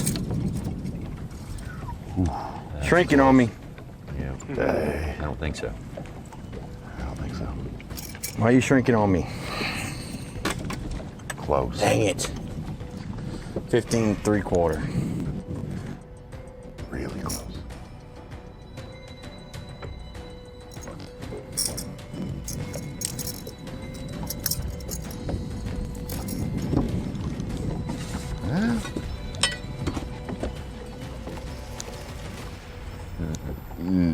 Nay. 50 and a half. Hey. Sorry. That's hard. And it's happened to everybody out here. Wait, was that a Multiple spot times. or a largemouth? Largemouth. Did he check to see if there was a tooth patch on that one? I'm just kidding. Keith Combs, 4-pounder. He's up to second place, 7 pounds on the day. Felt good, though. Ronnie Moore's new website's called can'tmoveon.org.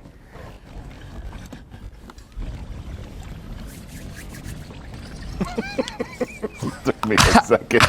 I It don't took even, me a second. I don't even have words to come back with. Absolutely true.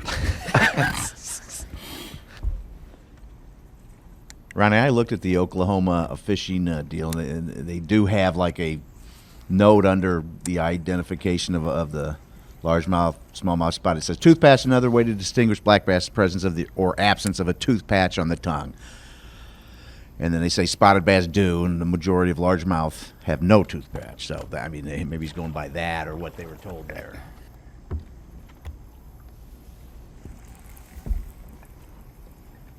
But you were right. It didn't look like it.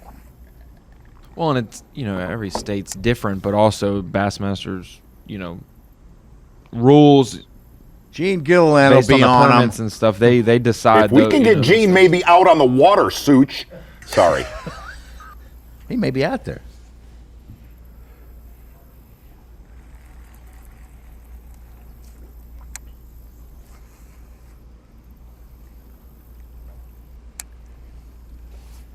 We can go.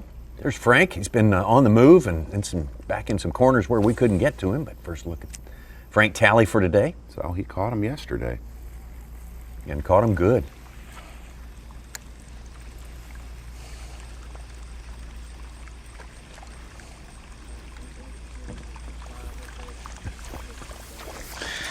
We started out ran a couple spots, no bites, then hit another spot and caught one. Just had a good blow up right here on a top water. Missed him. He didn't really commit to it. And then not as much overcast as I'd like, but we do have the wind, and actually it's keeping me from having to fish the side of the lake that I got a lot of spots on, because it's really blowing into it, and it's kind of hard to do throw this top water when it's riding waves like Patrick Swayze and Point Break. But Bodie, we're gonna just keep our heads down and keep grinding, and eventually we'll move up to that stained water up in the river and see what we can do up there, start throwing a chatterbait a little more. But having one already, I mean, a little slower start than yesterday, but nothing I'm concerned about right now.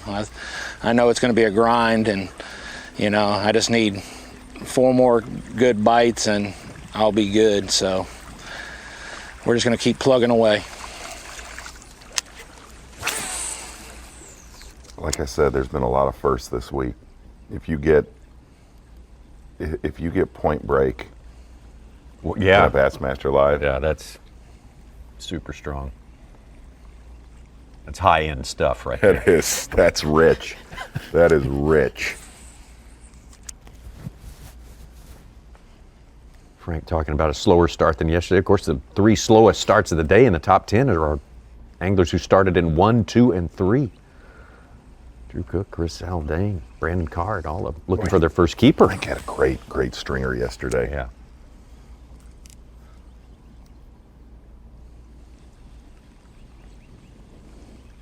Gary Busey was also in that. Okay, you're right. The Gary Busey lookalike that you called Jake Whitaker fishing today, so Gary Busey's out on the lake too. It's in the realm.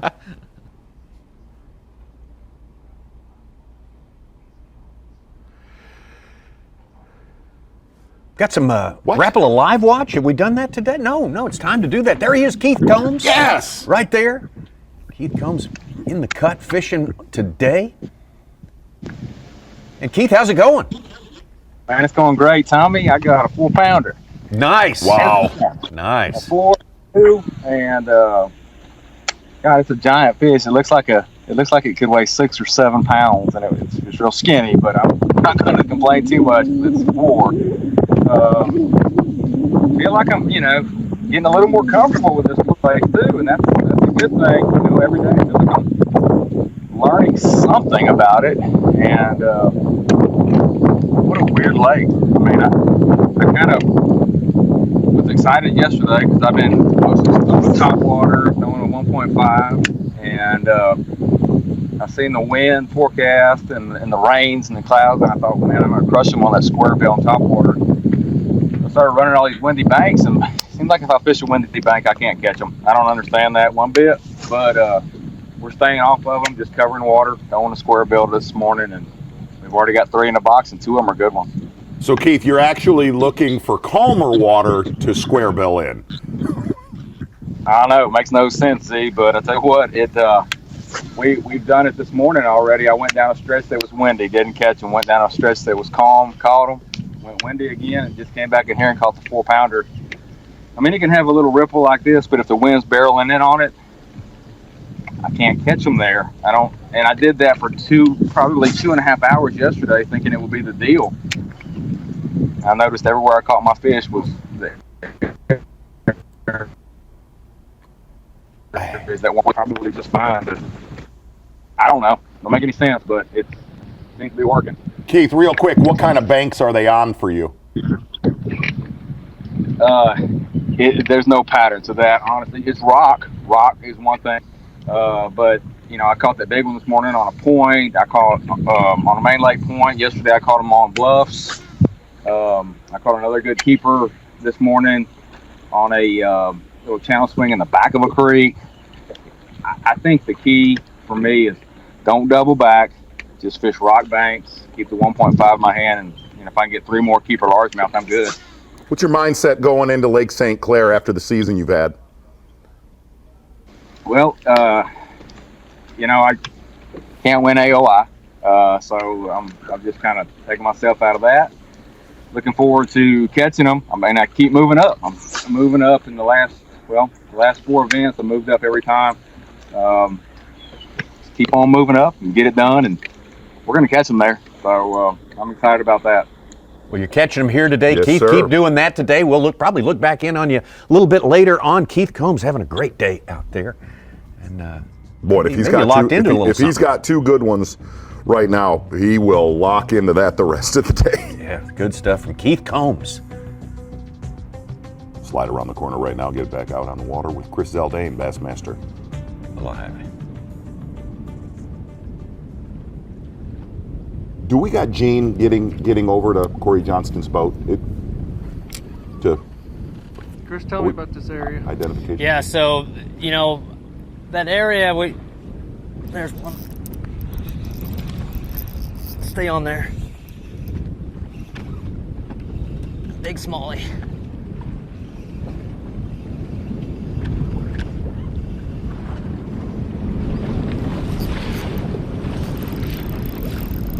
Oh, stay!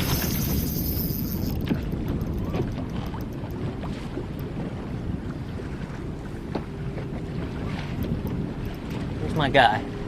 Where's my guy? Back behind me, way back there. Stay on there, big girl.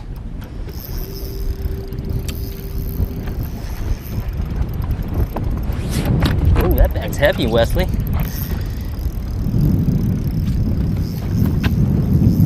Oh, yeah. Back on the St. Lawrence.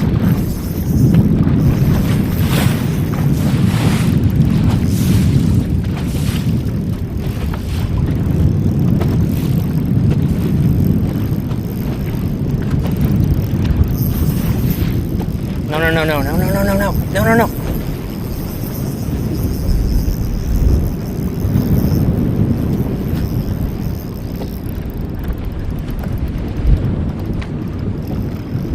Gosh, dude, they do not want to come up.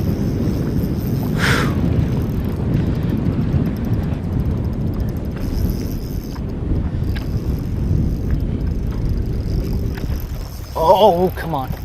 Jeez.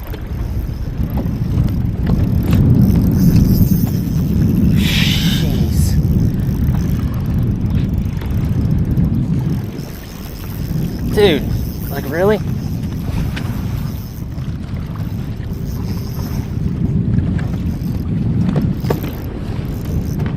Come on, baby. Come on. Oh, yeah. Stop it.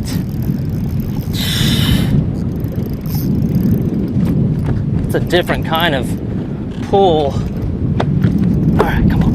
No. Come on, bub. Da. God, look at that.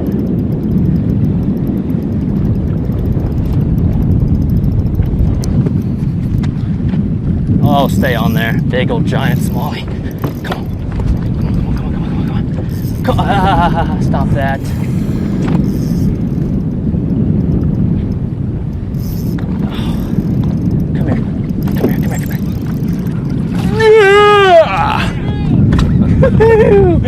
Nice brown one. Yes. Slow and steady, baby. Nice 3-pound smallie.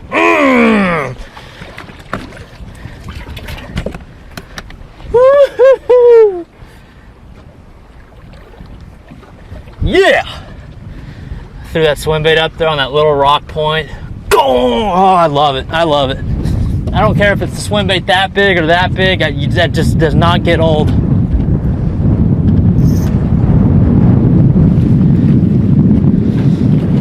Whew. So yesterday, there's not a boat in sight. And yesterday, this is a huge area. Yesterday, I left that cove we started in. I started expanding on that pattern. And I caught a 3.5 there. I lost a 3 at this next point, and then I caught a 3.11 down on that far point, and every one of these shallow points had a big smallmouth on it. So we just got back in this area, and there's a big one. Keep it rolling.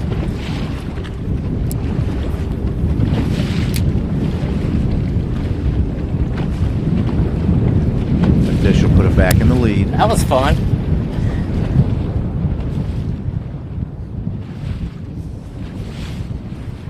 That was a stressful fight. That fish had plenty in the tank. Kicked his butt, man. Oh, you come up and you could tell he was still ready to party. I'll come in with 5 giant smallies.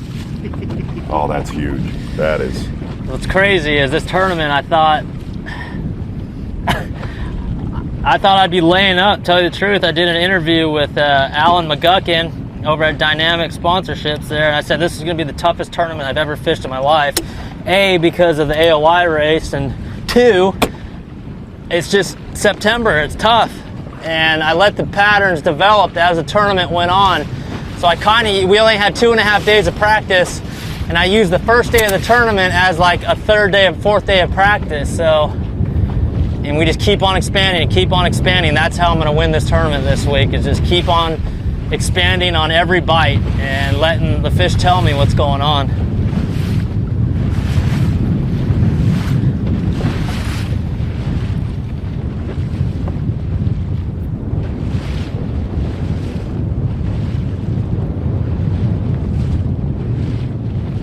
Keith Combs landed his 4th fish, a 2-pounder.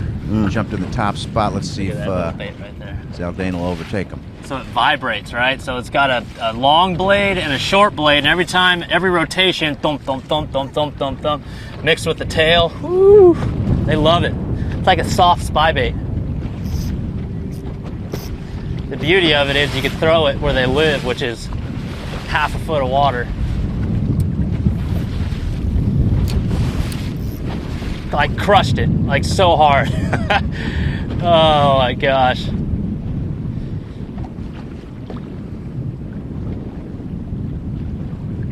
Well, that was awesome. Incredible. That was awesome. Last stop, the conventional wisdom. You're going to win at Cayuga with largemouth. He made a giant case for smallmouth on the final day and just fell a little bit short. Yep. If he can catch one of those every 90 minutes, he'll be just fine today. Look how shallow that water is over his hand right there. It shows exactly. We got some friends from Table Rock watching this. You go to Table Rock in late April and May. That is how you catch them there. That might be the biggest smallmouth of the tournament. Yesterday I had a 311 that looked like that. The thing I think with, a lot of guys are catching largemouth up the river. A largemouth, you catch them in that spot or that brush pile or that rock or whatever, and it's gone. Smallmouth, if you stay on top of them, if you keep on changing with them, they're fresh spots all the time because they move so much, but you got to move with them. And if you keep intersecting with them, you're going to catch a really big bag. Gosh, I just got smoked again.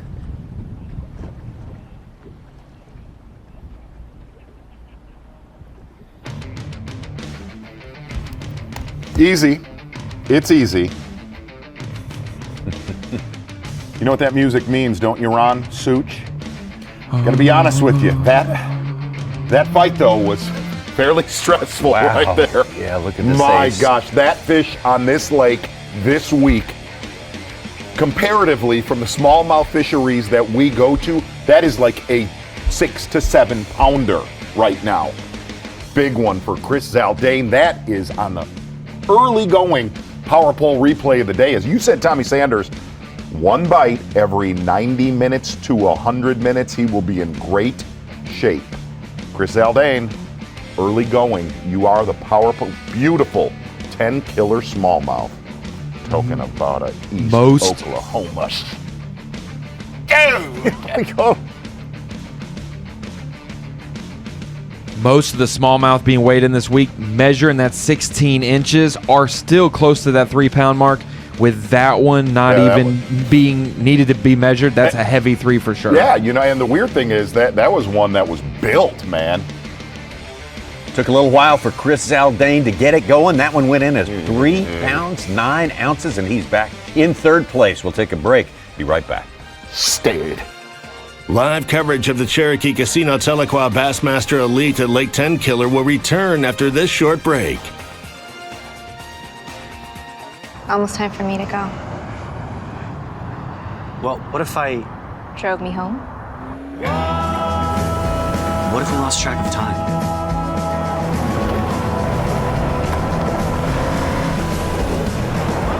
took a leap of faith. What if you Missed my flight next week.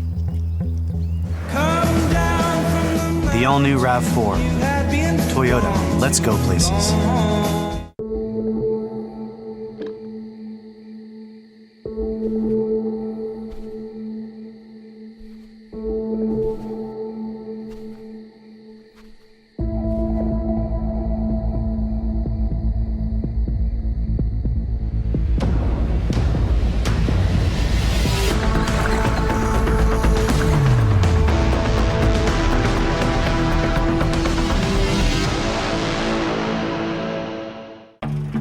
Mother Nature is my playground. And when I hit the trail, I drive hard. And Mother Nature, she hits back even harder. Linex protects my vehicle inside and out, guaranteed to withstand even the harshest of elements. I've learned that anything worth protecting is worth overprotecting. Because when protection matters most, I Linex it. Visit Linex.com today. For the bass that thinks it's a bulldog. For the walleye that thinks it's a freight train. For the tuna that thinks it's a torpedo. For the tarpon that thinks it's a tarpon. You need the mono that thinks it's a braid. Suffix Advance. New advanced mono with HMPE braid molecules for strength, abrasion resistance, and low stretch. Suffix Advance. The mono that thinks it's a braid. At the pinnacle of super high output, 4-stroke outboard performance, you'll find Yamaha VMAX SHO. Yamaha's game-changing SHO technology. From exhilarating V6 models to the sleek inline 4s, there's a VMAX SHO for everything from bass to bonefish. It's an extended family of 4-strokes engineered for lightweight, inspiring performance, and rock-solid reliability. Discover VMAX SHO and elevate your expectations.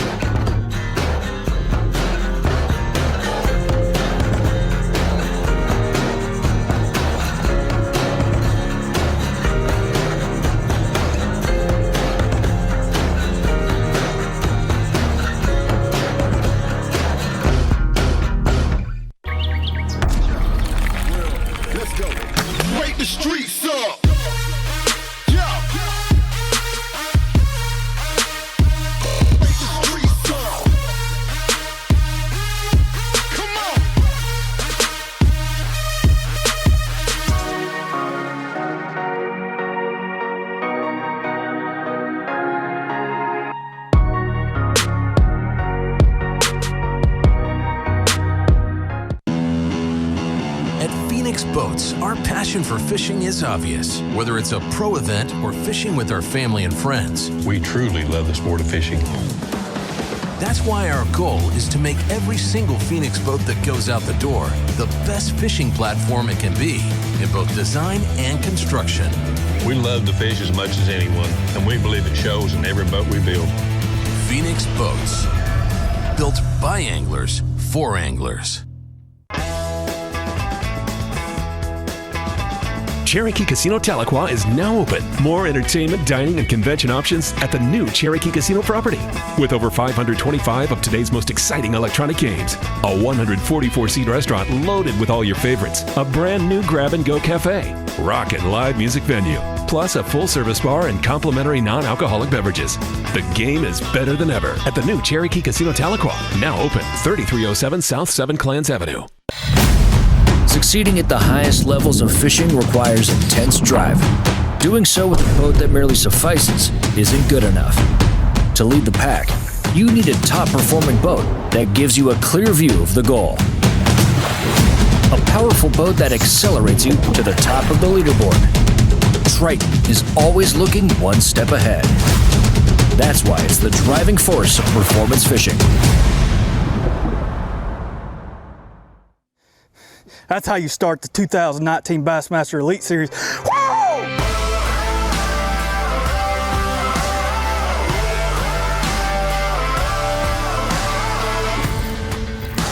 Oh God. Yes! That is some meat from Lake Fork, baby. Yeah! Yes! Yeah! Woo! Look at that! You're mine! Yes! Baby, we legit now. Hey! Clock's right. Yeah! That's the biggest fish I caught all week. How about that for a Lake Lanier spot?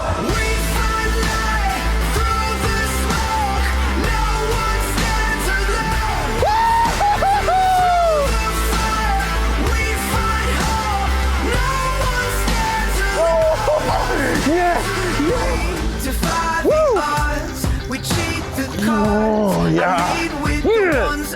Holy crap. That's cold.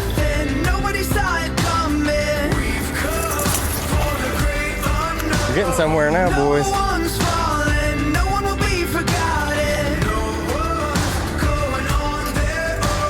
Yes! Yes!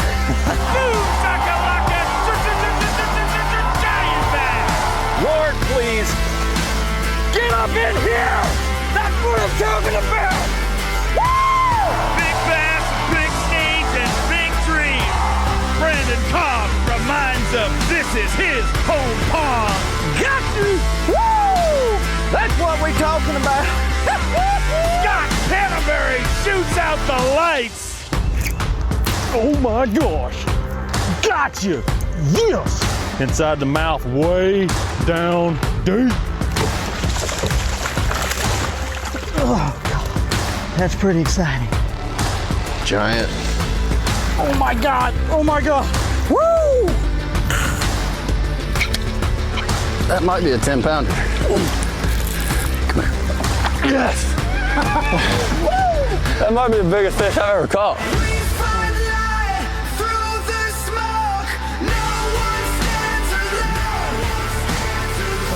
Don't do it. Oh God, that's a giant. Stay on there. Oh my gosh. No, no, no. Yeah! Yeah! Giant. Oh my God, it's a 6. Holy crap. Come here. Come here. Punch, baby. Yeah! Woo! Golly! That's a giant. That's a giant. Boom! Chakalaka! Giant bass! Now we're talking. That's a bass right there. Keep catching them like that, we're gonna do fine, just fine. Yes, sir. That's a stud, dude. Oh God. Stay. Yeah! How bad is he? Give me a hug. That's a big one. Yes. I'm out doing Seth's hug from yesterday. Oh my God. Yes. That's how you make up ground right there. Oh my gosh. Yes. Are you freaking kidding me? Yes, sir. Let's win this thing on smallmouth. No, no, no, no, no. No, you don't. No, you don't. Giant, dude. That's what you want on day 3. What a way to end the day, man. Yes! Boom! Get you a load of that, Bass Nation.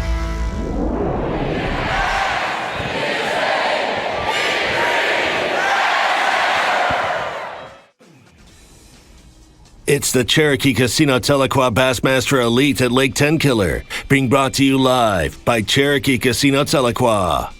Still in the first couple of hours of fishing, full 8 hours plus for a lot of these anglers today, or 35 for all of our anglers today. The 35 who are left from the original 75. Look at the changes that have been wrought on the leaderboard. Up and down they have gone all morning long, and right now on top, Corey Johnston. Keith Combs, who we had a quick visit with, some bonus coverage a little bit earlier, the 4-pounder in his live well. Some great stuff going on out there. Chris Zaldain, our leader, getting on the board in the last 20 minutes. Almost fair to say that in our top 10 anglers, taking a look at this map right here, every angler is doing something different. Yeah, and we love that. We absolutely love it. Lee Livesey, let's take a look at something that happened with Lee, currently in 9th place while we were away.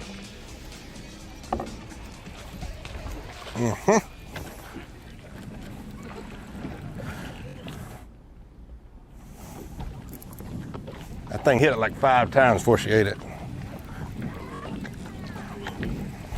You're fine. Stay.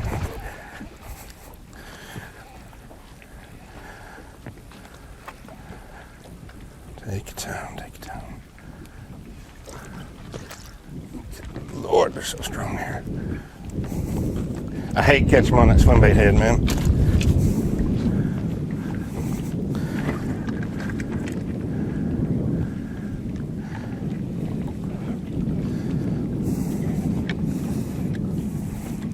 I think he's 16. I'm gonna be pissed if he's 15 and a half.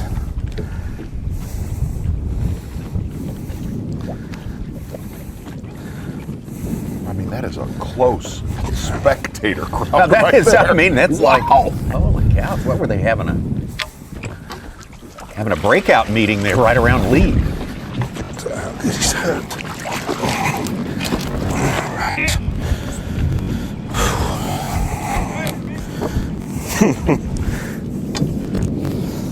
16er. Oh yeah. There's number 2, nice little smallmouth, 17-incher. Got a crowd watching. Let's say. Close crowd and good Ooh, they're fish. strong. Number 2. There you go. That's his smallmouth place, or one of them. Lee Livesey. That's smallmouth had been his target for so much of this tournament. Yeah, he went from Texas down there, Longview and Lake Fork area as well. Starting to happen a little bit now. I'd say we're on a faster track than we were on yesterday. Let's take a look at Corey Johnston. There's a big one. Just a little bit ago. Coming back.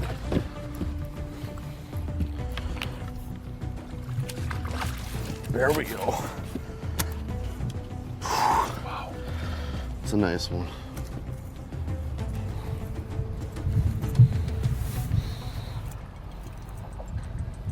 He just kind of grinds around. Solid one.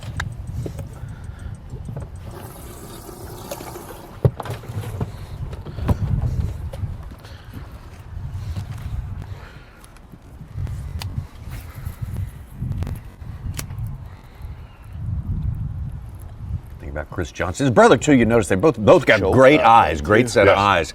Both pretty creative, pretty imaginative thinkers out there. I don't know. I'm not a math genius. I'm saying we're on a little bit more heavy-duty schedule of fish catching than we were yesterday. We're way far. It wouldn't be hard. I'm sorry. Yesterday was a grind. It's Captain Obvious. Exactly right. Okay, Davey Hyde has been there through it all, the highs and the lows. And Davey, would you agree it's more of a high this morning?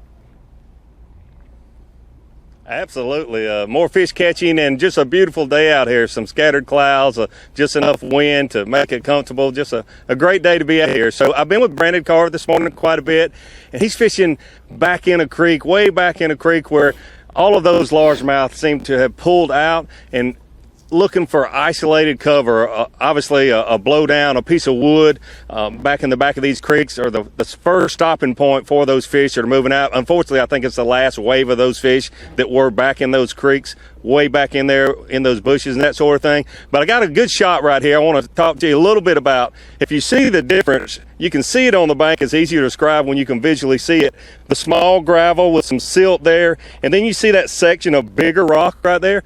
Well, when those bushes are not in the water, then those bigger rock clumps are often where those fish are holding up. And you have people like a Harvey Horn that is fishing rocks similar to that. You'll see it's about a 10 or 15 yard stretch. And that provides cover for the bait fish, because there's tons of shad here back in these places, whether you're in the very back like a Brandon Card or fishing offshore. And they're looking for cover. Those bait fish need cover. If they're not up on the surface, if they're close to the bottom where those fish are more active and you can catch them when they're relating to the bottom, they're looking for cover, obviously wood, brush piles, that sort of thing, but just a change in the rock. And you know, Beaver Lake, Table Rock, very similar to this place.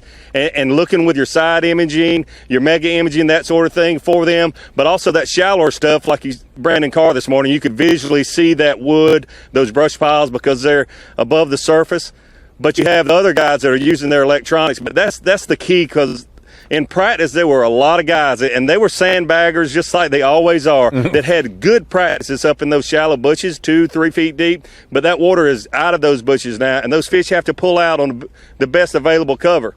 Unfortunately, probably 75–80% of the population of fish here on Tenkiller are out suspended and roaming and chasing bait fish, and you can pick up a few of those fish on swim baits or top water, but the ones that are relating to cover, whether it be a change in the rock, a piece of wood, a brush pile, that's where the guys that are doing really well in this event, that's what they're focusing on. Davey, obviously resident fish up there, up the river system, and Brandon Card is really the only one that we've covered, and a lot of the locals that we talked to before this tournament thought that it would be a big player up the river.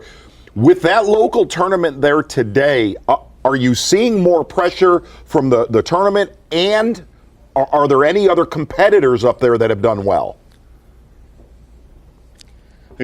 Good question, Z. I've not seen another competitor in the area that Brandon Card's in, but I have seen a couple local boats. One came within a couple 100 yards, but probably out of respect, realizing we've got a Bassmaster Elite tournament here, never got really close to Brandon, and I appreciate that. But we're seeing more people. But we talked about it on day one.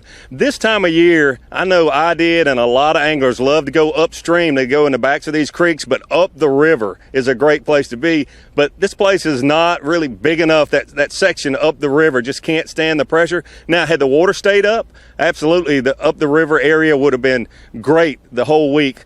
But here's a big thing that I saw watching Brandon this morning. When he would get to an isolated piece of wood, and I'm talking only 3 or 4 feet, he would cast a bait 6, 8, 10 times. He'd pick up another bait cast. I mean, just painfully slow throwing to the same piece of cover. Said he caught 3, 4, 5 fish yesterday off one piece of wood. Leave it, give it a few hours, and come back. So patience is a big key with that. Not making 1 or 2 casts and leaving, or if you catch one, leave thinking that's the only one there. He's been fishing these key targets very, very patiently. And a credit to him, he knows where those fish should be. They're moving out of the backs of these places. And not only the backs, but everywhere there's brush, which is all around the shoreline in most places. But he's been very patient, knowing that those key pieces of cover are where those fish are going to stop. When they're pulling out, they're going to stop. And that's where those bait fish are, and that's where they ambush. Like I said, it's not the largest population of fish on those places, but it's the most catchable fish on those type places. What's the water clarity difference up that river system compared to mid-lake and all the way down to the dam? Yep, it's as usual, a little more stained up this way, but I will tell you this, I'm totally surprised. I thought this lake, because of the flood, would be dirty, but then as I did a little research, it was historically a very clear place, but the water is green, much more fertile than I thought it would have been, and that's why we're seeing so many bait fish. The high water being in that flooded bushes and trees for so long gave those bait fish cover. But when you see that green tint to the water, it's clear. You can see down, even up the river, you can see down like 3 feet, you can see a bait.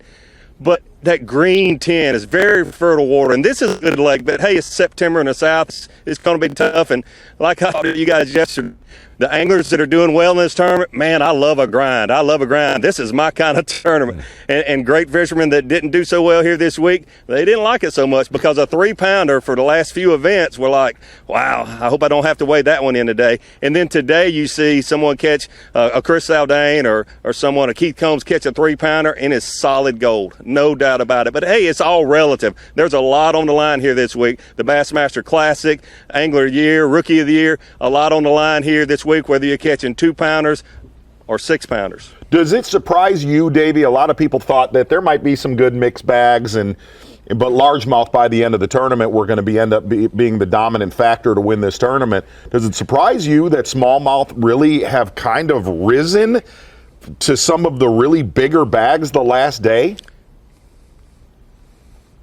Absolutely, but I think that's attributed to the falling water. Had that water stayed up in that brush, largemouth would have been a bigger factor. They're going to be a factor, no doubt about it. But you're exactly right. It has surprised me. I don't think I've seen an angler that's done well the previous 2 days or doing well this morning that does not have a smallmouth plan in his bag. And coming into the competition itself, Chris Zaldain included, some other great anglers that I know targeted those smallmouth during practice. They were very, very tough to catch, but they've gotten a little easier to catch. The smallmouth bass have. The wind, the clouds, that sort of thing. When we're up north, the calm, sunny days help. But these southern smallmouth, I think they bite better overall with some wind and a few clouds, that sort of thing. And that's why we saw a number of those smallmouth. Once again, I got to tell you about this, Z. The marina that we're taking off from, not the launch itself or the tournament site, but the marina right around the corner where we're staying. Yesterday afternoon, I saw 4 or 5 smallmouth. I'm talking 4 to 5 pound class, just suspending around. I talked to Corey Johnson. You know, he's been fishing some of those marinas, that sort of thing. He said, I need more sun to keep those fish not roaming, but know where they are in certain areas of the shade. So expect to see Corey Johnson catch more fish with this sun today. One more before you leave that area, Davey. Brandon Card's been there for 2 hours now. You talked about his patience and his willingness to totally pick apart these targets out there. I mean, if it goes on for another 3 hours and no keepers, has he got any sort of backup plan, or is he just going to go someplace similar and do the same thing? Well, he just moved out of the general area that he's been in all morning. He comes back, gives it a few hours of rest. The good thing about on Saturday, only 35 anglers being out here, even on a small body of water, 35 anglers. Yeah, there's a local event here this week, but this place can handle. It's 13,000 acres. Obviously, you know, when you leave the St. Lawrence River and you got 110 miles to fish, and Cayuga's big, and it fishes even bigger because it has so much vegetation, especially on that northern end. Yeah, this place is a little smaller, but 35 boats out here on Saturday, letting some places rest. I can tell the difference. The backs of these creeks yesterday morning, all of the ones that really had the feeder arms in them had 2, 3, 4 boats, elite anglers in it, and this morning it's not as many. You can tell half the field is not here. Davey, where do you fall on the Notre Dame Georgia Bulldogs game this evening? Go Dogs. All right, there's 2 of you then. 2 of you in the house. Woo! Davey Hyde, great stuff out there. Brandon Card up here, still looking for his first keeper Davey's of the killed day. it this week because he, like us, has not. Everybody this week has not been without challenges. Oh yes, it's been all the challenge you want, all the drama you want, all the points movement you want. We're turning the corner. Oh, we have. Oh, we've turned a corner today. I'm no math whiz, I said before, but I can tell you they're catching them better out there today. And we're seeing only a sampling of it, but it's the most important sample, the guys at the top 10 to start today. And we will be with them all day long through the full 6 hours of Bassmaster Live. That, or we're just with guys that have kind of figured the lake out. Well, that too. Slow and steady, baby. Good one right there. We're going to see some great bags from down near the bottom of this 35-man field. No telling what we're going to see coming up here today. But Corey Johnston right now finds himself atop the leaderboard, just basically tied, a statistical tie with Keith Combs, Zaldain. Jokimson got out to the quickest start today, and Ed Lawford coming from down in the pack a little bit. The rookie out there to trying to make it to AOY. We're going to make it to Toyota Bassmaster AOY Championship, but we got more to come from here at Tenkiller. Live.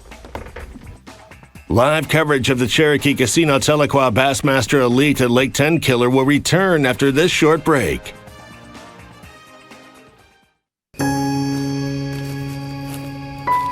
Ever since you could remember, it's always been there.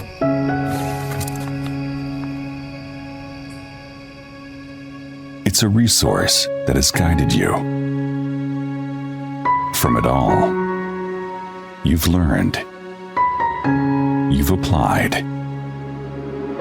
and you've become a Bassmaster. There's your winner. Dream big. Develop your craft. Believe in yourself. And win on the biggest stage. You can do it, buddy. He is your champion, ladies and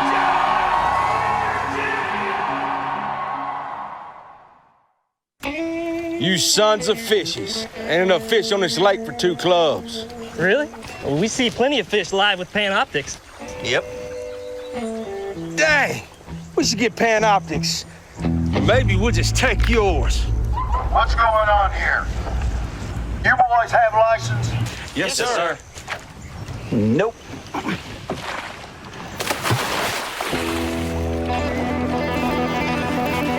There he is. Oh, I got him. It doesn't matter what you fish, you need the right bait. Berkley Power Bait. Now in 54 proven shapes. From crawls and creatures to worms, grubs, swim baits, and more. And 85 sizes. And all are infused with that deadly Power Bait flavor. Fish bite and won't let go. Giving you up to 18 times longer to set the hook. And that means you catch more fish. Yeah, it's time for a bigger tackle box. Berkley. Catch more fish. Bassmaster sweepstakes prizes are crazy good, and you'd be crazy not to enter. Enter now to win a fishing trip with Bassmaster Elite Series Pro Jamie Hartman. Trip includes airfare, hotel, rental car, and $500 spending cash. Plus a Nitro Z18 with Mercury outboard, Lowrance Electronics power pole, and an amazing prize pack. Total value of $40,000. There's a 100% chance you won't win if you don't enter. Go to Bassmaster.com and up the odds in your favor. It's fast and easy, and who knows, you could win. Sleek new design with easy control file. The clearest images underwater with uncompromising range. Live mapping from the touchscreen. View notifications, video, even Google Maps on screen. And for the first time ever, real-time view of fish movements with live sight sonar. HDS Live. New from Lowrance. Succeeding at the highest levels of fishing requires intense drive. Doing so with a boat that merely suffices isn't good enough. To lead the pack, you need a top-performing boat that gives you a clear view of the goal. A powerful boat that accelerates you to the top of the leaderboard. Triton is always looking one step ahead. That's why it's the driving force of performance fishing. Bassmaster Fantasy Fishing is back, and it's time for you to get in on the action. Sign up for free and pick your 5-man team to compete against your friends and thousands of bass fans from around the country. How will you stack up against the best? The grand prize winner will receive a 2019 Nitro Z18 boat with Mercury motor worth over $32,000. The 11 weekly winners will each receive a $2,500 Bass Pro Shops gift card and another $500 if you're a Bass member. Sign up and pick your team today at Bassmasterfantasy.com.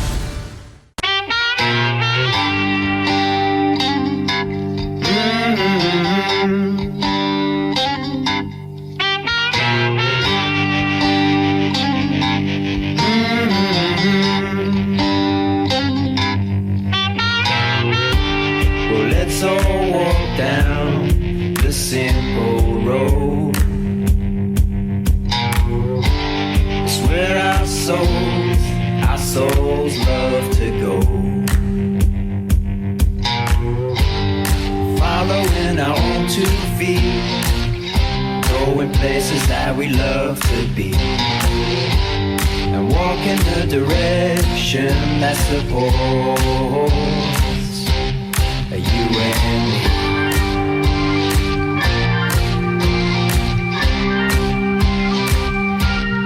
You and me.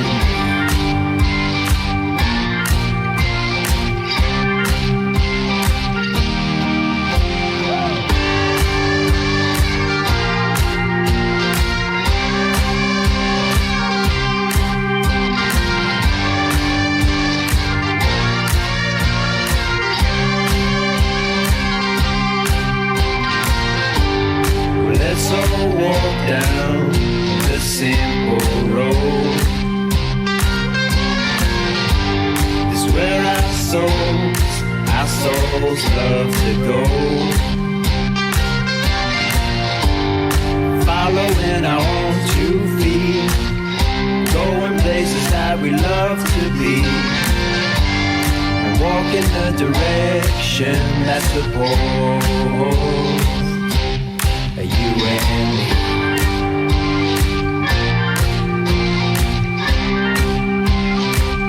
Anything worth protecting is worth overprotecting, because when protection matters most, Line Exit. Go to linex.com to find a store near you. If you love bass fishing, then show your support by joining B.A.S.S today. With your membership, you'll receive every issue of Bassmaster magazine, plus $50 in free gear, including a membership tackle bag, B.A.S.S cap, plus more. Click now on this video to join today. It's the Cherokee Casino Tahlequah Bassmaster Elite at Lake Tenkiller, being brought to you live by Cherokee Casino Tahlequah. Yeah, tapped it. Bassmaster Live in a little bit of time. Well, actually, the better part of an hour left in our morning session of 3 hours. We'll take our regular noonday break or middle of the day break and come back with the last 3 hours, take you up closer to weigh-in time here on day number 3. Going to take this field down to 10 anglers. Corey Johnston is right on top, right alongside Keith Combs. Got a big one in his live well so far today. Chris Zaldain, took him a long time to get on the board, but he did it in fine fashion. Got a big old smallmouth out there. And as we say, if he can keep up even that slow pace, if he can just catch him on that schedule, he'll be doing very, very well. Our leader to start the day, Chris Zaldain. Exactly right. Let's head out on the water right now. Chris Zaldain with one big smallmouth in his live well right now. Get out with Zaldain live.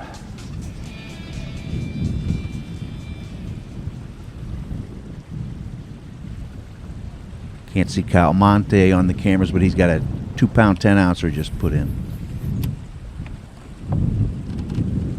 See Zaldain going to that mag draft swim bait. It's almost like that mag draft speaks to Zaldain as the Glida does to Carl. I think. Sometimes calls the shots.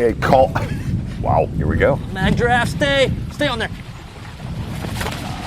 Yes. Be a keeper. Oh, come on, be a keeper. I'm gonna go, yeah. Maggie. Long tail, long tail. Okay. It's gonna be close. Big tail.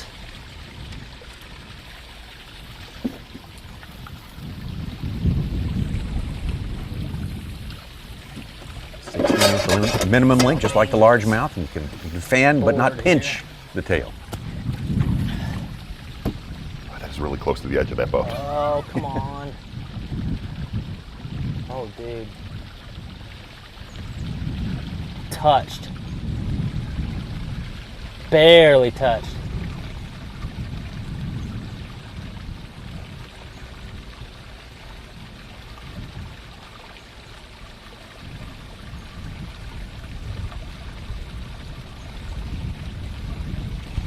Relax. Yes, it does touch.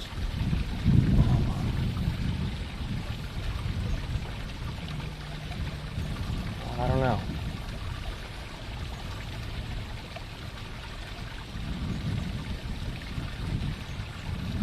I don't think so.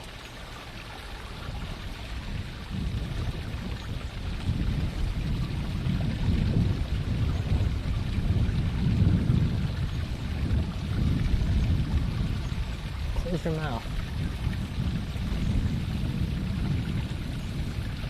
Gosh, I mean, it barely touches right there. I'm gonna hold on to it. Call it a 2-pounder. Remeasure it. I mean, I barely got it.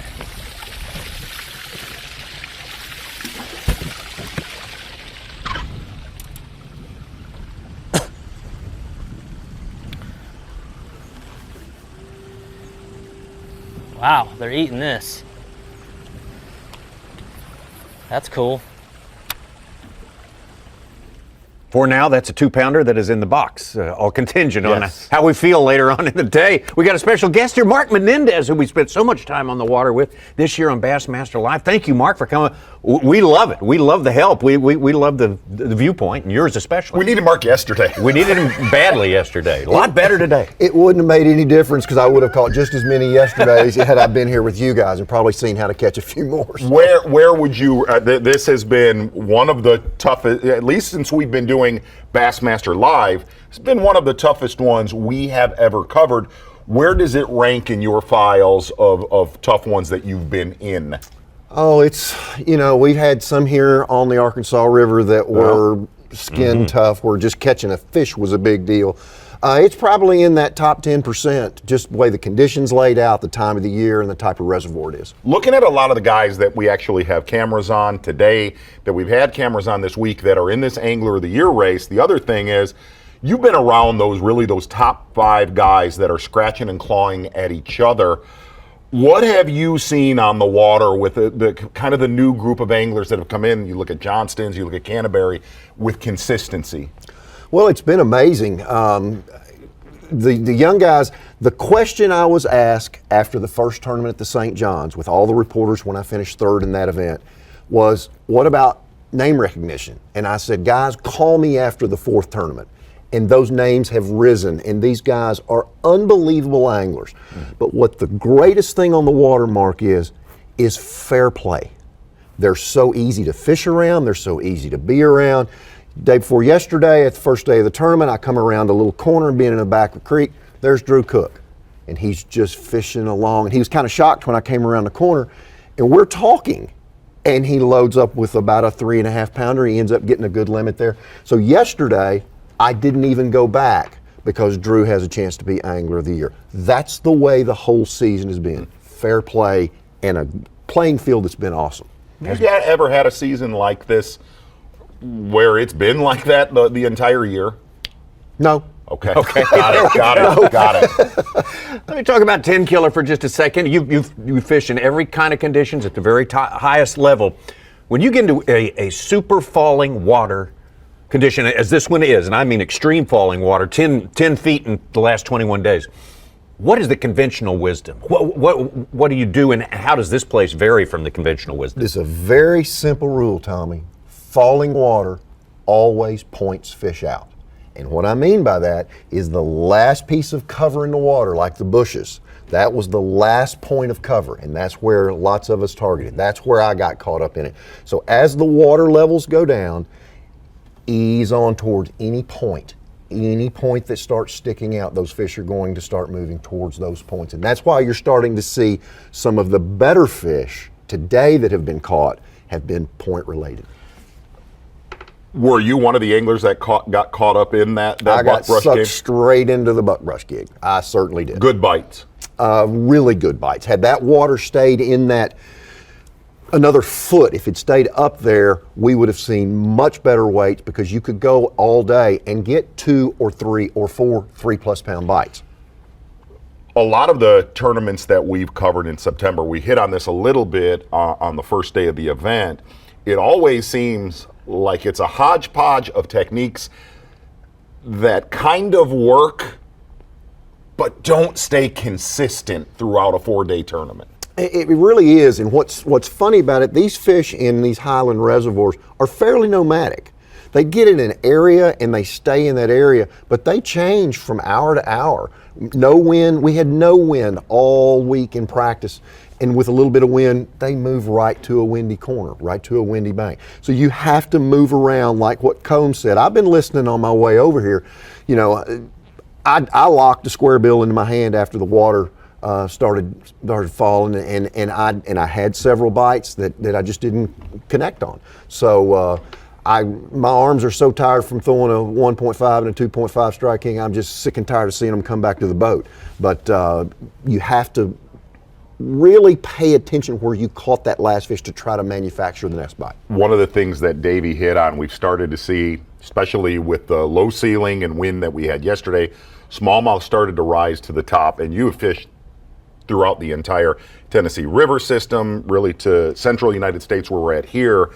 And Davey hit on this, how a low light, a low pressure day seems to activate smallmouth in the south to where the exact opposite happens when you get up north. And that's all due to water clarity. But let me make one unique thing I learned about the smallmouth in Lake Tenkiller. These are Tennessee smallmouth. These smallmouth came in 1981 from Percy Priest Reservoir and Center Hill. So I noticed when I caught them, they had a different frame and a different look that I was very familiar with, not those big bulky ones that we see up north. So water clarity makes that adjustment, Mark. Those fish up north where you're from can see 30, 40, 50 feet. These fish are really glad to be able to see 5, 6, 8, 10 feet, so that pulls them to the surface and makes them more catchable in this reservoir. Get a little bonus coverage of Ed Loughran right there. Ed, this is a very important day for him, trying to fish his way into Toyota Bassmaster Angler of the Year Championship, which starts a week from tomorrow. Very, very hot on the heels of this final event of the season. Young shooter. Who do you look at going into, obviously there's what we've called in here, that there's 5 really contending for that Angler of the Year title next week. Anything could still happen, but Looks like there's 5 in contention. One of those guys obviously is not going to slip up there. If not all, the same 5 will catch him. Who are you looking at where you're like that he's going to be a problem up there? Oh, I don't know. Everybody's got some history up there, so we know our way around. The big lake, Erie's taken out of play with the boundaries that have been set. I don't know, it's going to be a real shootout. All 5 of the guys, Stetson has had a quietly consistent year outside of his win at Winyah Bay. He has been steady Eddie, Mr. Money every time. He's going to be hard to guard. Canterbury's hard charging. I just feel if Drew Cook right there in the lower left, if he can just catch him 6 or 8 pounds today, I think Drew's going to win. I don't know why I have that feeling. Spent a lot of time with Drew and around Drew, rooming around in this season. He has just look how natural he's fishing. He's not hurried. He doesn't even think about it. I think, Mark. He's only 25. Davey said that yesterday. Davey said he does not understand the magnitude of what he's involved. You probably don't want to at right, this point, right? Right. No clue. Think about guys like Chris Zaldain as well. Chris Zaldain has 1 win at the elite level, and it's Toyota Bassmaster Angler of the Year tournament, Great Lakes smallmouth environment too. So yeah, he'll be a player there too. The race form's going to be hard to read here. This is the area that Drew and I were in, and see that big tree back there and just over his rod. That is the best piece of cover in the whole darn lake, and neither one of us caught a fish. It's the only tree that sticks out. Neither one of us caught a keeper out of it. How much water is that? The bluff wall where those keepers have come from? How much water is on There's that 9 to 10 feet right there right now. It was probably 11 to 12 day before yesterday, but there's enough right there. Be a bass. That better not be a drum. That better not be a drum. Ah, he's fighting like a drum.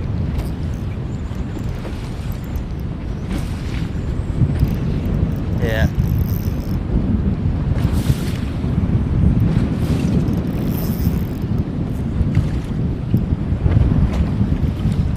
And this is one of those events that drum actually excite us.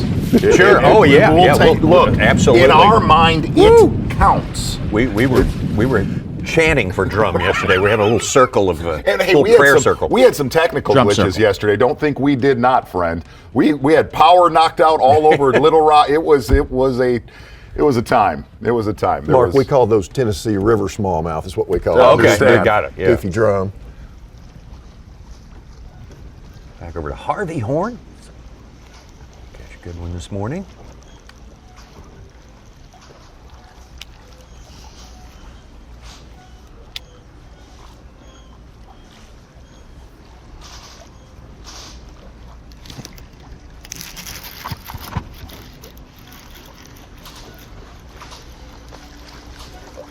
Yikes. Ooh.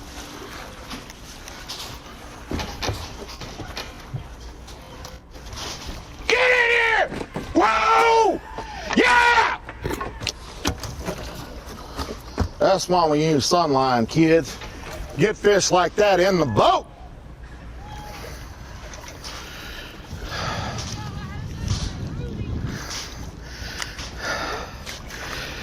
Woo! 4-pounder. She going on the big side. Thank you, baby.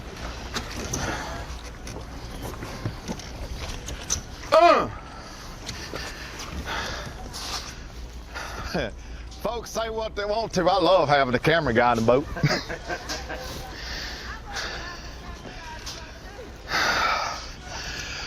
Woo! Yeah!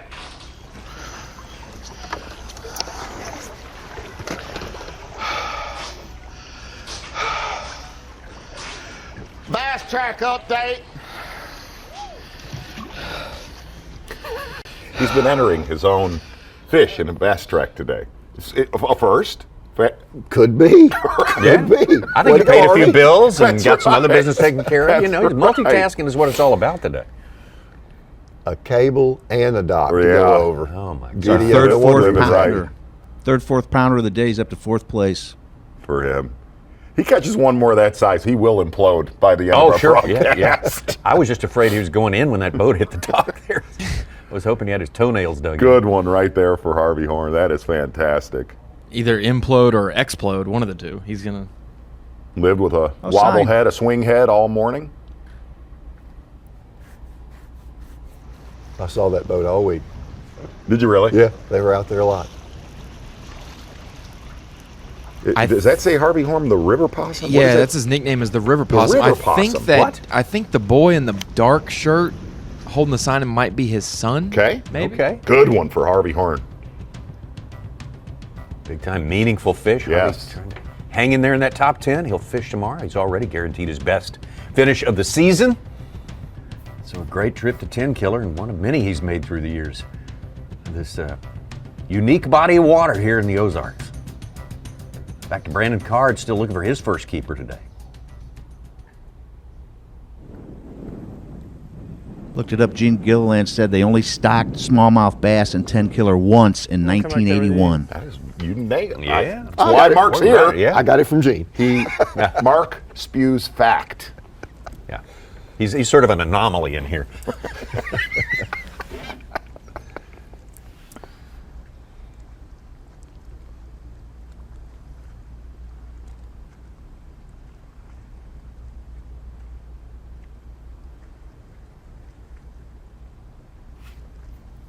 Davey, of course, spent a lot of the morning with Brandon Card up here in the spot and watching him meticulously pick apart these bits of cover that he's keying on.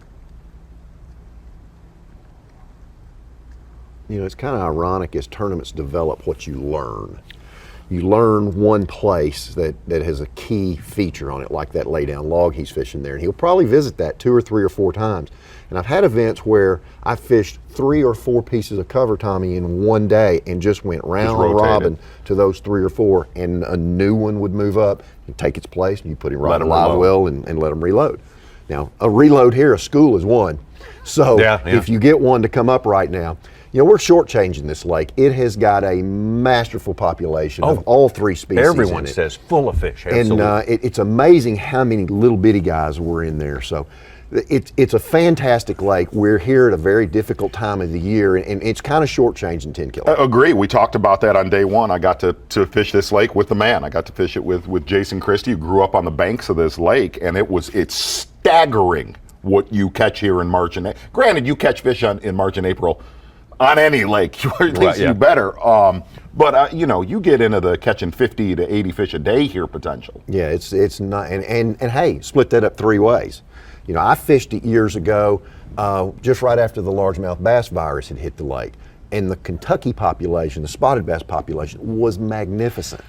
Big, fat butterball deals. What? All right, talking about that, in this region, you see certain lakes. You see lakes like Table Rock that you see swings every decade or two.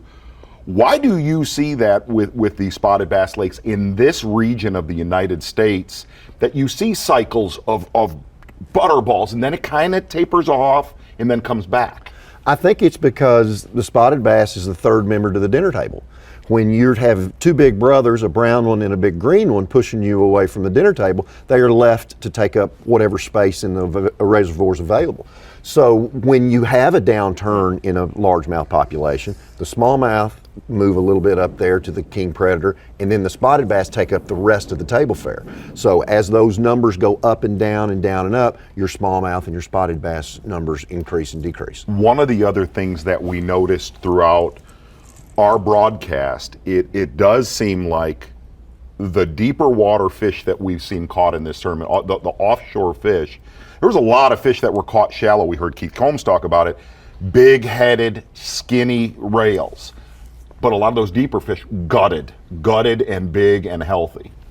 Well, those deeper fish, you know, they can move around and feed on those crayfish. They can move around, feed on those big schools of shad that are out. Just move up in the water column 20 feet is a big deal here. So there was a lot of bait out there, Mark, in that 22 to 25 range, and I was surprised that I didn't get many bites out there in practice. Those deeper fish, they tend to be more gluttonous when they can. Do you think, we always hear about, and we've had tough September tournaments all over the Mid-South, Southeast, all the way to Central United States.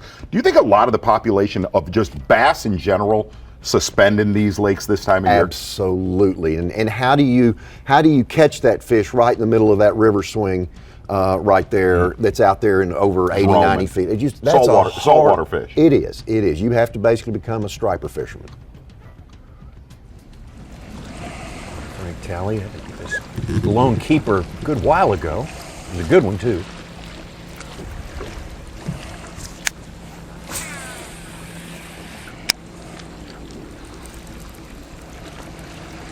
Franklin's got the best attitude. He's Does. one of the nicest And guys. he needed this. Yes, he did. There he is.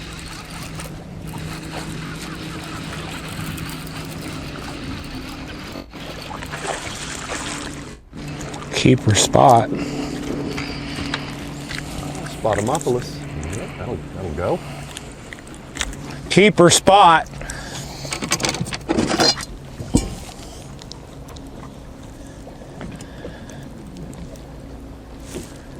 Not by a lot. Just enough. Yeah. Number 2.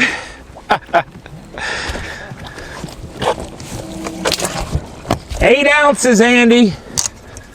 8 ounces? Yeah. Hey, man, every ounce counts in this game. We ain't go big on them, about 8 ounces.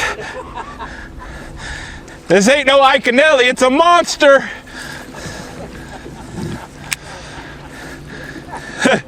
They got you live. Just swapped over. Came up on this little point right here, throwing a little Strike King Rage swimmer, and got into a little school of little fish. I just caught a second little keeper spot. He wasn't much.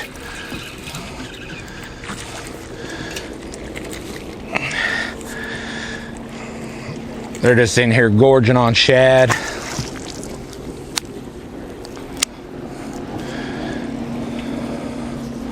Typical just ball head setup, 1/4 ounce with a 3.75 Strike King Rage swimmer.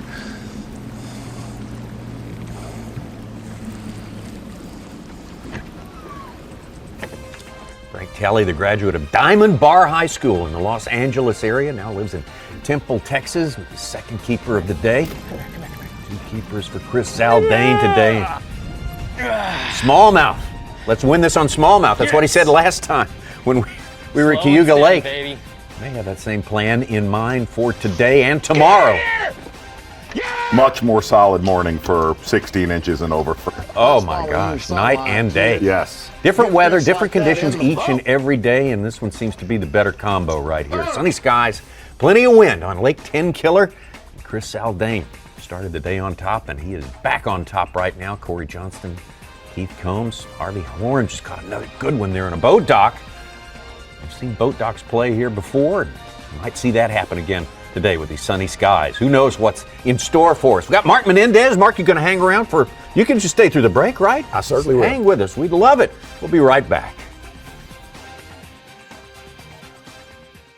The Cherokee Casino Tahlequah Bassmaster Elite at Lake Tenkiller is brought to you by Nitro Boats, Power Pole, Skeeter Boats, Triton Boats, Talon, and by Yamaha. Almost time for me to go. Well, what if I Drove me home? What if we lost track of time?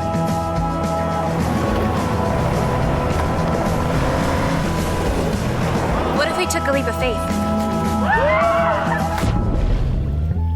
What if you... Missed my flight next week?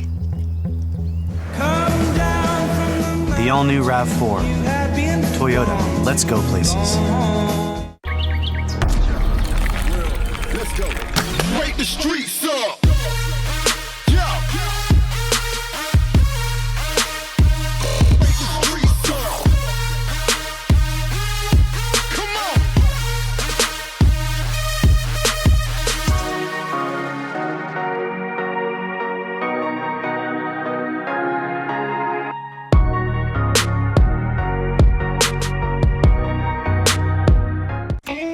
You sons of fishes. Ain't enough fish on this lake for 2 clubs. Really? Well, we see plenty of fish live with Panoptics. Yep. Dang! We should get Panoptics. Or maybe we'll just take yours. What's going on here? You boys have license? Yes, sir. Nope.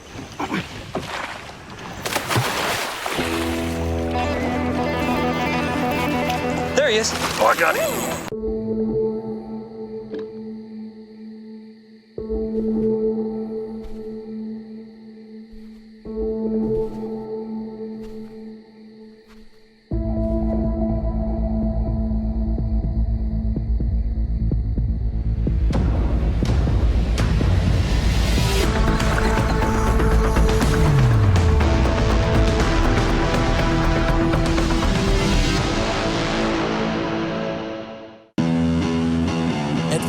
Boats, our passion for fishing is obvious. Whether it's a pro event or fishing with our family and friends, we truly love the sport of fishing.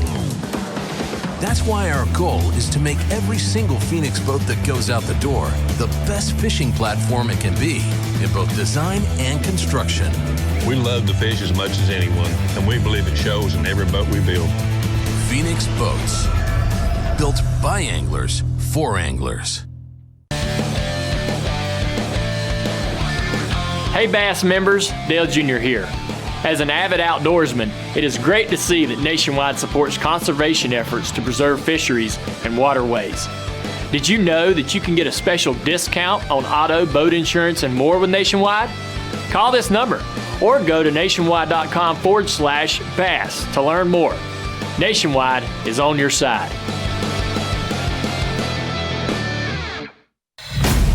Succeeding at the highest levels of fishing requires intense drive. Doing so with a boat that merely suffices isn't good enough. To lead the pack, you need a top-performing boat that gives you a clear view of the goal. A powerful boat that accelerates you to the top of the leaderboard. Triton is always looking one step ahead. That's why it's the driving force of performance fishing.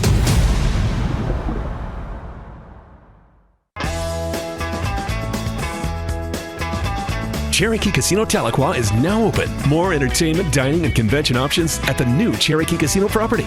With over 525 of today's most exciting electronic games, a 144-seat restaurant loaded with all your favorites, a brand new grab-and-go cafe, rockin' live music venue, plus a full-service bar and complimentary non-alcoholic beverages. The game is better than ever at the new Cherokee Casino Tahlequah, now open 3307 South 7 Clans Avenue. Sleek new design with easy control file. The clearest images underwater with uncompromising range. Live mapping from the touchscreen. View notifications, video, even Google Maps on screen. And for the first time ever, real-time view of fish movements with live sight sonar. HDS Live. New from Lowrance.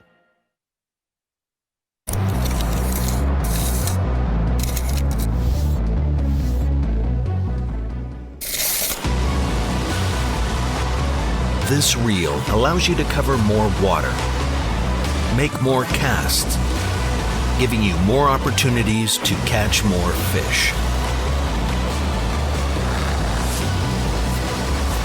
The new Revo rocket, Abu Garcia for life.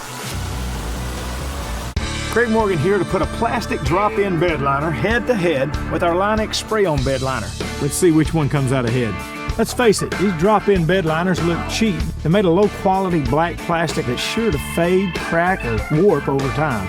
Line-X, on the other hand, can be color-matched, is fade-resistant, and sprayed seamlessly over your existing bed. It's guaranteed to perform for life.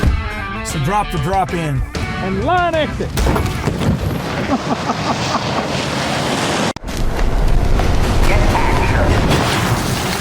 Do things. Be sane. Don't fritter away your time. Create. Act. Take a place wherever you are. And be somebody. Get action.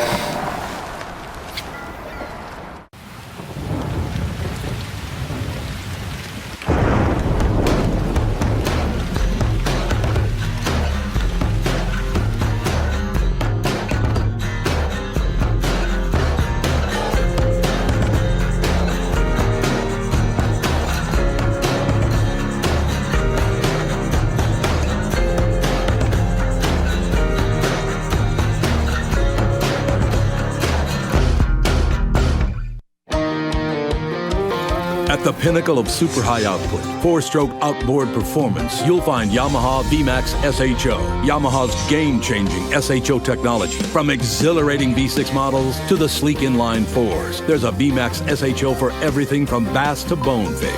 It's an extended family of 4-strokes engineered for lightweight, inspiring performance, and rock-solid reliability. Discover VMAX SHO and elevate your expectations. It's the Cherokee Casino Tahlequah Bassmaster Elite at Lake Tenkiller, being brought to you live by Cherokee Casino Tahlequah. Third day of fishing, a third day of different conditions here on Lake Tenkiller. And I think our anglers have found a little something extra, a little more to like about these particular combinations right here. A better wind, a little more sunshine. Chris Zaldain, the guy who started with the lead, on top right now. Corey Johnston made a big move out of 6th place to jump into 2nd place. Keith Combs moving from outside the top 10 on the strength of a good 4-pounder early on and a good rest of a limit to go in. Let's look at our Humminbird lay of the lake. Very small in terms of typical Elite Series setups here. 13,000 acres on the Illinois River up in the Ozarks. In Arkansas, the Illinois breaks one way to the west. The White River breaks more to the east. So you got a little bit different direction here, but very similar look to a lot of those White River lakes. Some significant differences as well, and as all the lakes are this time of year in this part of the country. Always a challenge right now. The fellow we like seeing out there is Chris Zaldain because he does such a good job of explaining, like our guest here, Mark Menendez, a good job of explaining what's going on while he is fishing. Here's what we got here. So I highlighted a shallow water in red, like 8 feet or less. Just these ugly, flat points. If you look at the rest of the lake, there's only one kind of section with wind blowing on it, and that's the north side. We've got a south wind, and this is kind of the only section that's got these flats. All the guys from Oklahoma, our buddy Jason Christie's like, oh, yep, I know exactly where that is.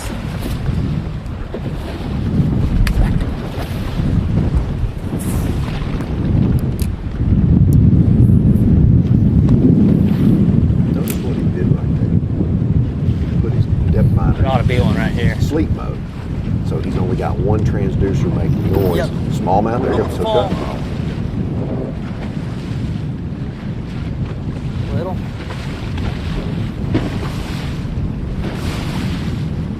Talked about it a little bit earlier. Table rock fishing 101 right here, watching him. Absolutely. It reminds you so much of table rock, just with a higher population of largemouth in it. It looks just like it. It lays out. The rock transitions look just like it. Really, really very similar. Our first look today at Stetson Blaylock, and this was moments ago.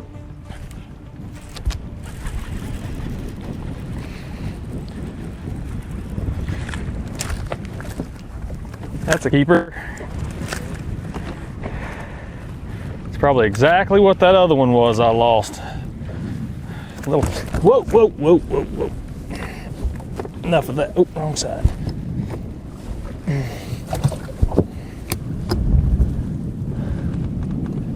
There's a rock down there, and I can see 3 or 4 fish sitting on it, and that's right where that one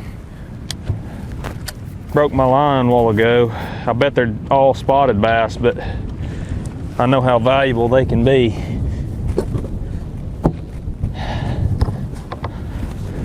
Try to just bring them in and flip them in the boat so you don't mess around with them because they're biting so funky.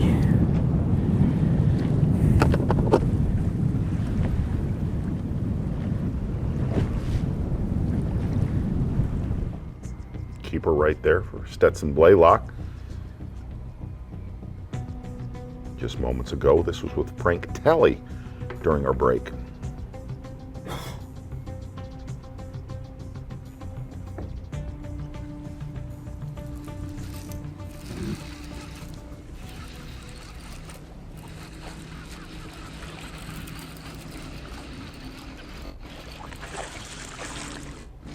Keeper spot.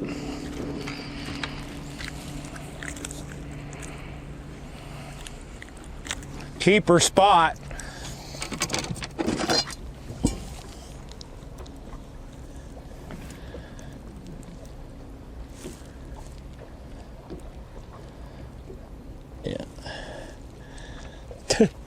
Number 2. No, we've seen that fish already. Yeah, I think if that's number 2, we have seen that 8 fish ounces, already. Andy. Seen that bass once before. Yeah. Catch and release works. Yeah. We ain't go big on them, about 8 ounces. This ain't no Iconelli, it's a monster. We went, right. Groundhog Day on us. It's here, like right? For a little bit. he said it word for word what he said earlier. It happens time to time. Very consistent. I think that was the same fish. Came up on this little point when- right here, throwing a little Strike King Rage Swimmer. Talking about when the water was up in the bushes on Monday, there was obviously other anglers that got on that bite, that got a little bit lured into that bite. What could a guy have done if the day went right? What could a... Oh, 12.5 to 14 was very possible. Really? And it was a duration thing, Mark. It was an all-day deal. They bit real well all day, where we're seeing a good early morning start, and then you're going to see a lull here in a little bit, and then it'll heat up again in the afternoon like we saw yesterday afternoon. It was a very consistent deal. It went all day long. It went all day long. I know that bluff well. And we know that guy right there. That's Hunter Shryock. Started the day in 18th place here today. Yes, yes. You guys are good luck. You got a spot. More than happy to oblige, Hunter. Tell us how your day's gone so far and what you've been keying on. Oh, well, we come into a place that thought I could catch some people doing, and it's just been really tough for me in the morning. Every day it hasn't happened, but later in the day it happens. And the weird thing is a lot of this stuff is starting to fill up with largemouth, where I pretty much have only been catching spots doing it. So, later in the day, I feel like I'll have my opportunities to catch some big largemouth, but it happens right at the end, that second window that they start biting. So, I've had an opportunity every day to have a big bag.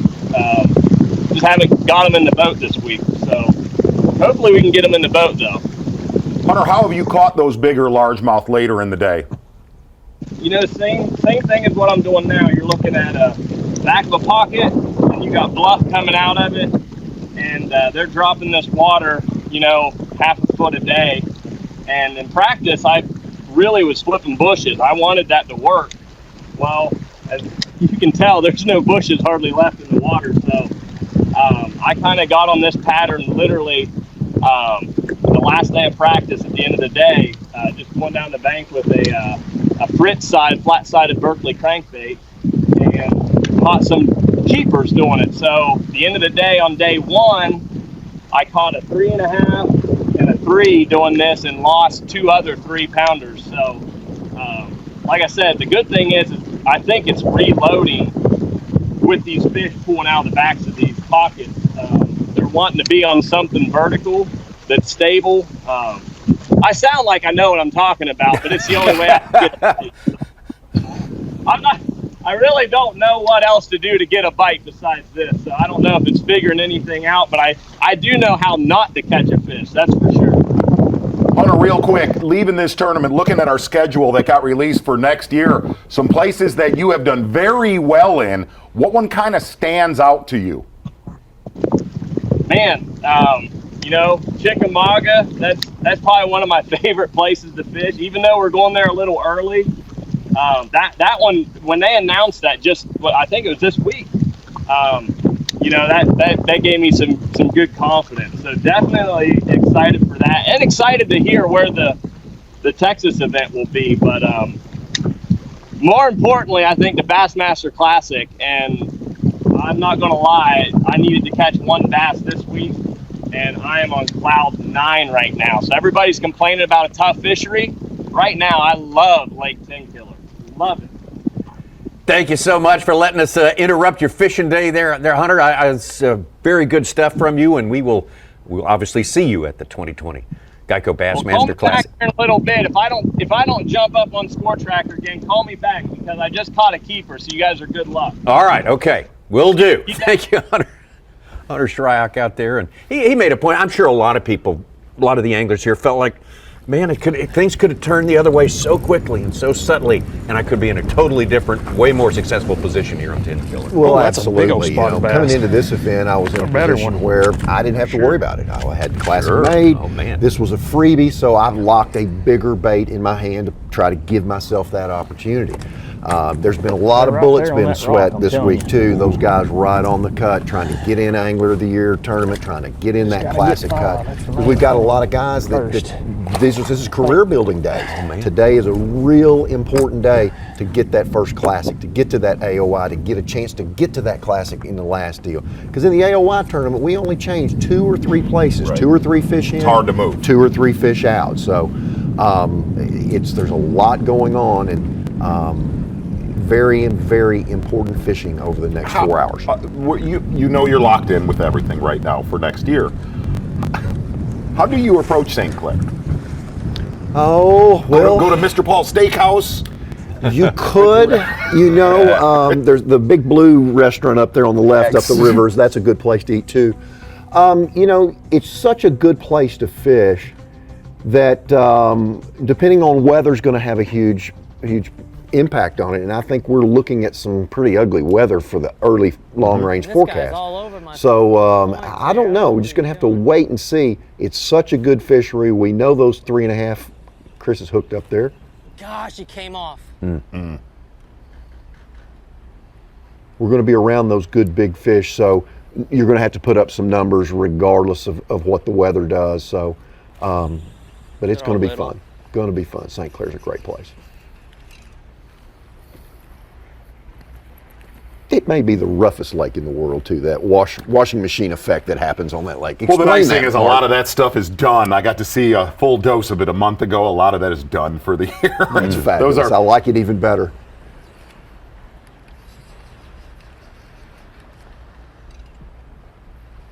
One of my first top 100 tournaments was fished there about this same time. And that's before the fish had gotten bigger with as many gobies as in the lake. So, that was 8 years ago. That was back in the early 90s. So I've been there this time of year. I know what to look for. You're just going to have to catch bigger ones than we did then.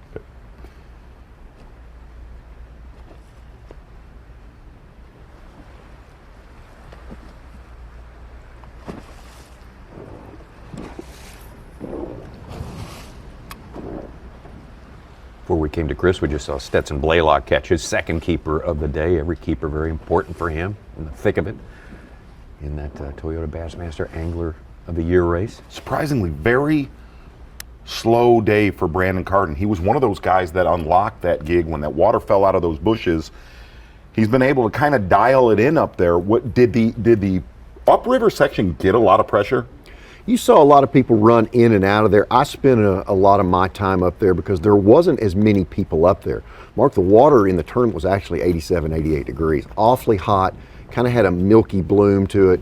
But you knew the potential to get that better fish was up there. And the Kentuckys were up there too, so you could go down the bank fishing and get that little pound bite, added into your creel. It just never turned on, or either I didn't, no one really unlocked it. I saw Brandon Card run up there late yesterday.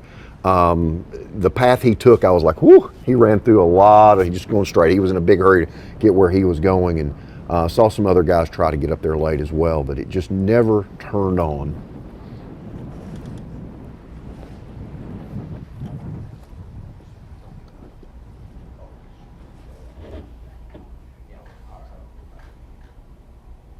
It was a long run up there, Mark.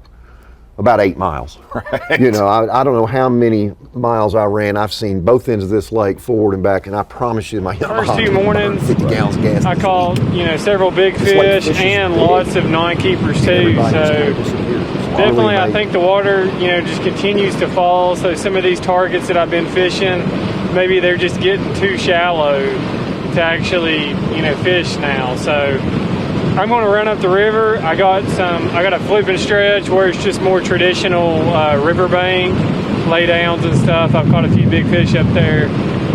So I'm going to go up there and try that for a little while. Hopefully that'll work out. If it doesn't, I'm going to come back down, and I think I'm going to fish some more rocky banks and just try to cover water with the crankbait. These wood targets are not doing very good today for some reason. So hopefully those laydowns up the river will pan out. We'll see here pretty quickly. Got Canterbury with his second fish. It's only 1 pounder though. Well, Brandon Card, maybe the fastest starter yesterday. What a difference a day makes, though. As a percentage, more of our anglers probably liking the conditions today, but not exactly working out for Brandon Card. What a great season for you, Mark Menendez. Started with 3rd place down at Palatka. You had your lone hiccup right after that, and man, just absolutely sterling. Just steady Eddie, and I didn't have a lot of stress this year, and that was thanks to B.A.S.S by the payout system in which Chase Anderson put in there so that you get a little $2,500 check when you do have those hiccups. And that helped a lot of guys get along to have a little cash flow, where in the past, if you had a bad tournament, it was a pretty good financial hit. And I think that's why all of our anglers have been so upbeat. And I just want to say thanks to Chase for doing this for us to make the Bassmaster Tournament Trail even that much better. What do you think about next year? I'm ready to go swing at some big ones. Santee Cooper, I haven't been there in so long. That's going to be a great tournament venue, starting again at the St. John's. I'm waiting to see where Bass Fest is going to be. That one could be a real sleeper too. So, what's your vote? We're doing an impromptu poll during the course of this week. Where would you like to go? Conroe got flooded this week with a 50 million inches of rain. Bless their hearts again. And that would be a very logical place to have it right there. Rayburn's not far. Rayburn's the best lake in the country right now. So we asked Combs, and he named. You rattled off 6 lakes. So yeah, well, and they're all good. Keeps a hammer in Texas on any of them, as we all know. So, but it'll be a good event, I'm sure. Johnston hook up.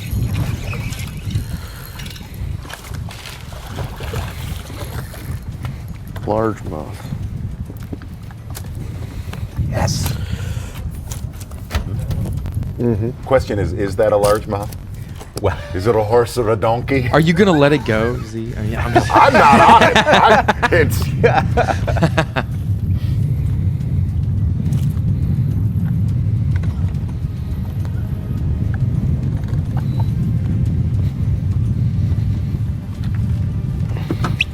He's a sniper, isn't he? Oh, he is a double trouble with the Johnston brothers. So technically proficient in so many different things. 15-incher probably. Big stick, little stick, it doesn't matter. They flat catch them.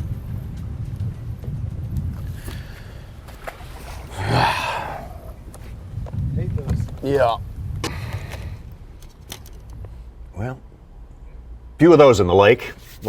15 plus, not quite 16s. Mark Menendez, thank you so much for stopping. Are you going to get a chance to stop by the house, or are you going straight on? I'm going home. I've got an airsoft tournament I have to go to with my son. All right. I've got a golf tournament I've got to go to, and a couple of extra days home before I head up north. So that's why I bring light winds. Light winds. Bring light winds. Southerly Kentucky winds. Just light variable winds would be great next week. That would be fun. That will not happen. That will absolutely not happen. Enjoyed every minute we have spent with Mark Menendez here on Bassmaster Live all year long. Just one of the joys of working this year, this extraordinary season with the Bassmaster Elite Series, and just can't come up with enough superlatives to talk about the way it has turned out. Just tremendous. Get in here! And who knows what's going to turn out today. We're going to take our customary 1-hour break right in the middle. And you and I do. We try to manufacture drama going. We're at semifinal Saturday. We try to manufacture drama going in the championship Sunday. This one will go down to the last hour. It will be the last cast through the final cast to see who wins this event. That's for sure. All right, we got plenty of fishing left to go on day number 3 as we take this field of 35 down to 10. Who will go for the final blue trophy of the season? Thank you for being with us. Facebook Live is coming up during the break. Also, the live mix. We'll see you in an hour.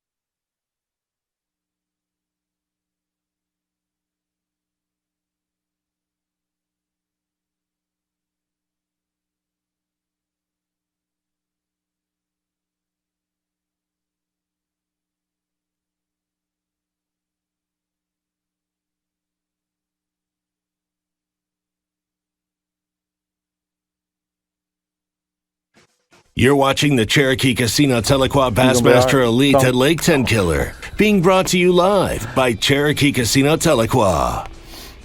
Bassmaster Live, and we are back from our midday interlude here and getting ready to start the final 4 hours of fishing for these anglers, 35 of them out there on the third day at the Cherokee Casino Tahlequah Bassmaster Elite. Mark Zona here, Yes. and a little bit, it seems like we are a little bit better tuned up today. Well, we are. It's a little bit more put together here in studio, out at the lake. Exactly. Seen some great fish catches earlier this morning. And Tommy, I'll be honest with you, we're going to do our Toyota midday. I'm going to call it our midday splash. Oh, good, nice. You like yeah, that? I like there? that a lot. Exactly right. I love it. Lee Livesey, he really kind of has been living down at the dam here on Tenkiller. A bonus spot here this morning. His first fish of the semifinal Saturday. And what's really been interesting to watch throughout this tournament is a lot of we talked about it early this morning. Also, Mark Menendez was here before our break. Is definitely the smallmouth bite has transpired more than a lot of local anglers thought that they would play a factor in this tournament. You might see one here or there. Really, throughout this entire day 2 into day 3, smallmouth have been a major player. Taking a look at Drew Cook right here with a small spotted bass, and it kind of seems like his primary area has really, really slowed down. Yeah, he has stuck to that area pretty faithfully throughout the first 2 days of competition. Frank Talley coming into our top 10 today. Didn't take him long to get started. One of the early catchers of a keeper bass, and he added one more. The only thing that really we did not get to see with Frank Talley is he had 4 big over smallmouth yesterday early in the morning. Didn't see that, but I believe this one happened while we were away at break.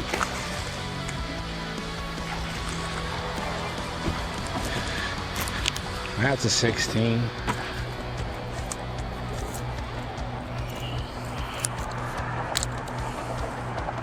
All right. Keeper for Frank Talley, Caleb Summerall. Caleb Summerall living on the bank the first 2 days of this tournament. Had some rough times yesterday. And it's going to be another issues to work through, but there's a good keeper today for. Well, first spinnerbait fish we got to see this we week. expected to see some spinnerbaits yesterday. Did not. Stetson Blaylock, day 1 leader. Stetson Blaylock, most of his damage on day 1, a 3/4 ounce jig and a heavy shaky head. That bite kind of has gone away. We've seen him doing a lot more drop shotting today. A couple keeper spotted bass, but have not seen those bigger, better than average smallmouth and largemouth for Stetson Blaylock. Stetson started this day in 4th place. He's also a big-time player in Toyota Bassmaster Angler of the Year, and this while we were away from Stetson Blaylock. See what we got here. Big old spot. Come in this boat. Yeah. Telling you, there's some good ones down there. Should have a limit. Gosh, man, it's just so Solid frustrating. spotted bass right there for Stetson Blaylock from there. Guy that we've been watching all week long. Lives in the region, has done real well in local and regional events. Harvey Horn been living with a swing head predominantly yesterday and today. We did not get to see that much with Harvey Horn on day number 1, but it seems like when he gets a bite, it's an over 16. Get in here! Whoa! A little bit of a bonus, getting over a. If I saw that dude in the bar, if I saw that dude in the bar and I heard that voice, that would you'd be out the door. Scare Me the too. fire out of me, man. Absolutely. Kyle Monty had a fast start yesterday that went away pretty quick. God, man. Dude. Oh boy. There's some trouble right there. This was while we were away today. Welcome to a Zona show. Oh, dude.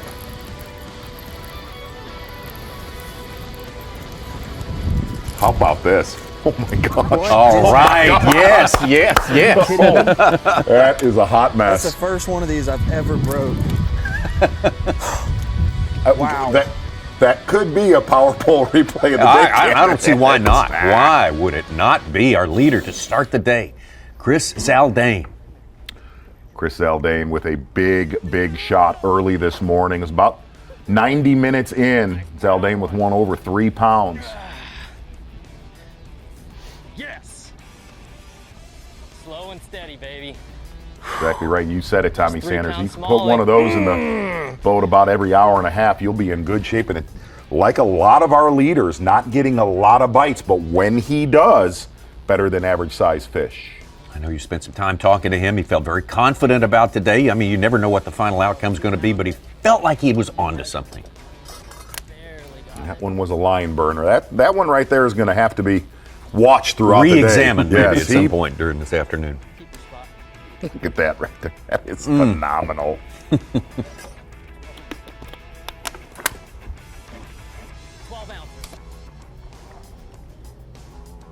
Corey Johnston started this day where he started yesterday in 6th place. Touching, barely. Corey Johnston, a lot of his damage has been done fishing boat slips. Seems like every day he's kind of added on to that gig, really trying to just maximize his first hour of fishing. But while we were away, you're going to want to watch this right here.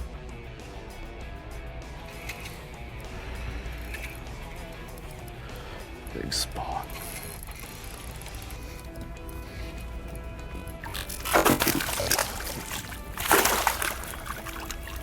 Big spot.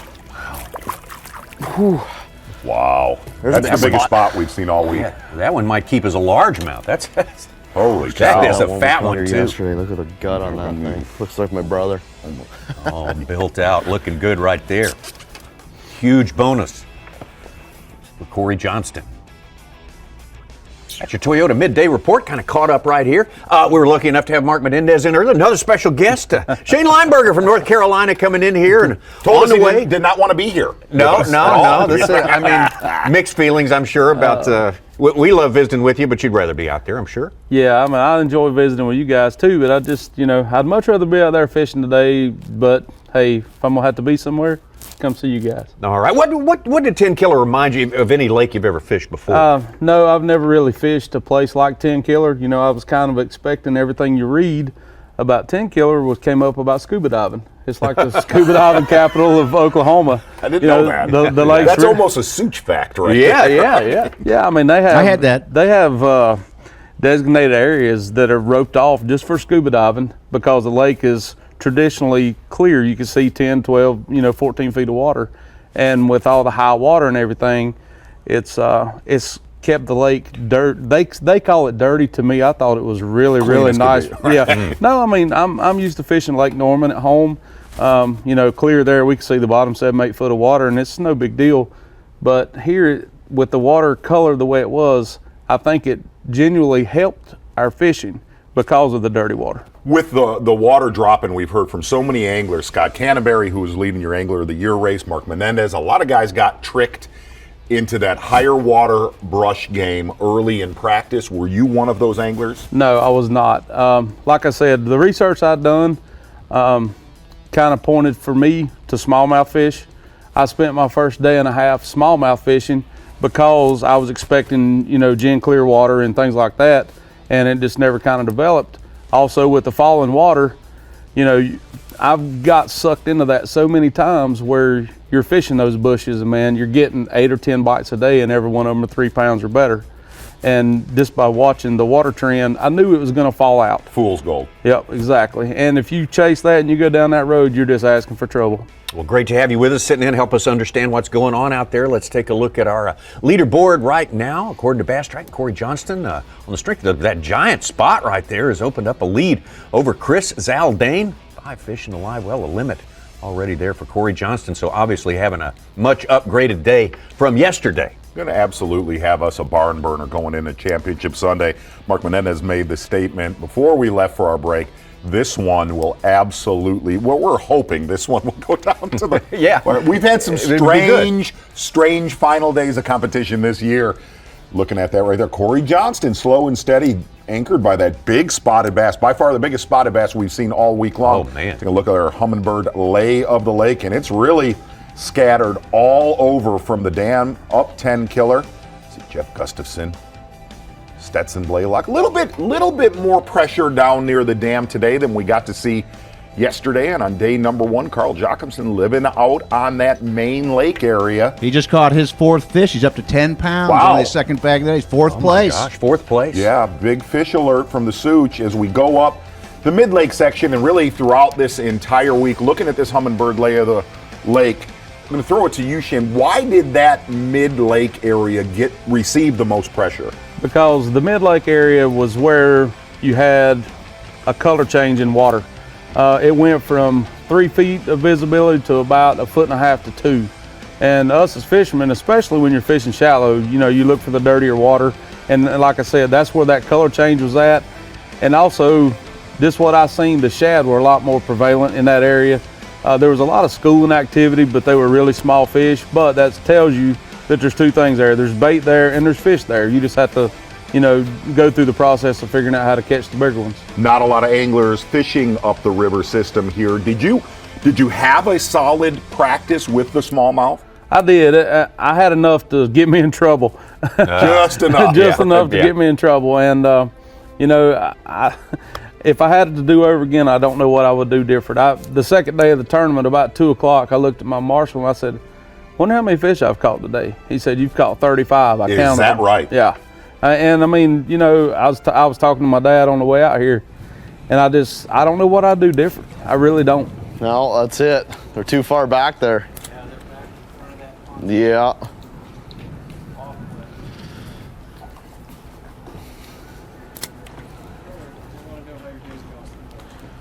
My day's been, it's been good. It's started off all right. I made the right decision to not start here and run some points, windy points in the morning.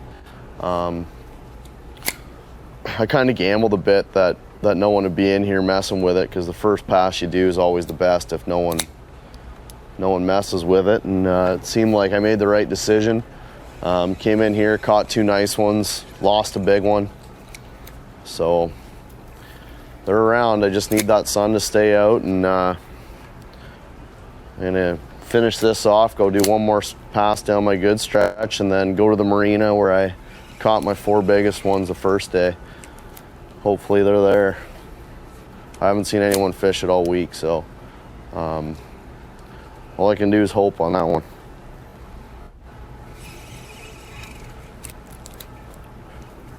Just need two more 16 inchers would be perfect.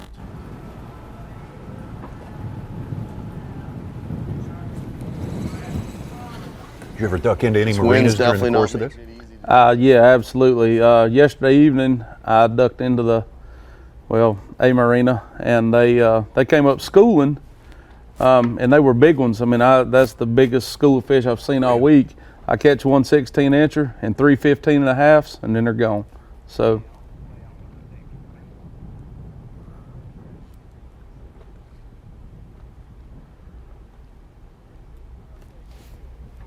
Yeah, we're fishing deep right now. The sun keeps on popping in and out. I think my smallmouth program, I think the darker the better. The more mud lines occur, the better. The windier it is, the better. So we're just trying to fill our limit with spotted bass, fishing deep ledges and just sheer rock. Jig, worm, little swimmer, down deep, 25, 35. And I caught a big largemouth here the other day on a worm, so just basically trying to fill my limit and then get back to that smallmouth program. It was good the last hour of the day yesterday. I heard, and a lot of guys caught them that last hour yesterday for whatever reason. So we're just gonna keep on trying to fill this limit. We got like 3 spotted bass spots. This one, I got another deep spot, and then a real deep foundation I'm gonna fish. And hopefully just catch some, 13, 14-inch spotted bass.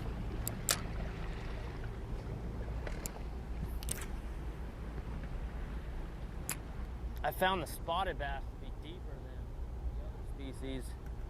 We hear Zaldain talk about that. Fish rock drop-offs, 30 feet of water.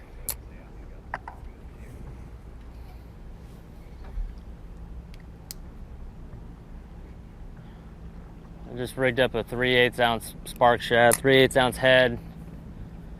The spark shad, I'm just gonna bomb it across this point, let it hit the top of the ledge, and then just kind of swim it off and just drop it along the ledge there. And that's how those spotted bass have been biting it, right on that edge. Yeah, it's been an amazing season. Man, I don't know how many top 10s we've had. We've come close. I know I've got 2 seconds, a third. You know, coming off of going into this tournament, I'm coming off of 2 back-to-back top 10s. There's one. I don't know what it is. It's small. But yeah, it's just been an incredible season, and I just keep trying to just slow down and fish the conditions at hand, and that's the way to go. I used to get all bent out of shape because things weren't going my way, the first couple spots or whatever. And over the years, I've just kind of learned to take the clues that morning or that mid-morning and just use it for the rest of the day, the rest of the tournament. And I've done that all season long. And it's been awesome. And that AOI race, it's going to be tight. It's going to go right down to that last day on St. Clair, which is next week. I think it ends on a Tuesday. It's kind of weird. So we just got to try to stack as many points as possible here this week. It'd be nice to win this one. I'm tired of seconds. I'm tired of thirds. Tired of getting close. So again, this week I'm just trying to take it one fish at a time, whether it's a spotted bass, a smallmouth, largemouth, just one bite at a time. And I've had that mentality all year long. Well, Chris talked about 2 seconds and a third as well, and plus, I think, what was the word? 6 tournaments he's held the lead at some point or another. So that's the formula for an outstanding year. One major hiccup at Winyah Bay, and the rest of it is just super. Absolutely right. If that hiccup had not happened, he would be in total command of this Angler of the Year race. And really, if you look at his entire season, from the looking at the Bassmaster Classic, I mean, you just think about what his year could be right now. Oh, absolutely. I mean, he was just 20 degrees different in the wind direction at the Classic. He might have won that as well, too. I mean, he was definitely on the fish to win. He just couldn't get the wind to blow the right direction to present his swim bait the way he wanted to do it. But you got it. Hats off to him for going for the win each and every time. He sent me a text last night. He goes, I really feel like this is the one. And I texted him back. I said, you've said that on every single one of them the last time. Well, there's the outcome so far for Chris Zaldain, and it's a really, really good one. Only 5 points behind the leader, Drew Cook, and Toyota Bassmaster Angler of the Year. Of course, it will be wrapped up on Lake St. Clair, as Chris mentioned, starting a week from tomorrow, a week from Sunday. Who are you looking at in next weekend? Man, it's really hard to say. I think it's going to be really close. You can't count out the Johnsons. They have a lot of experience up there.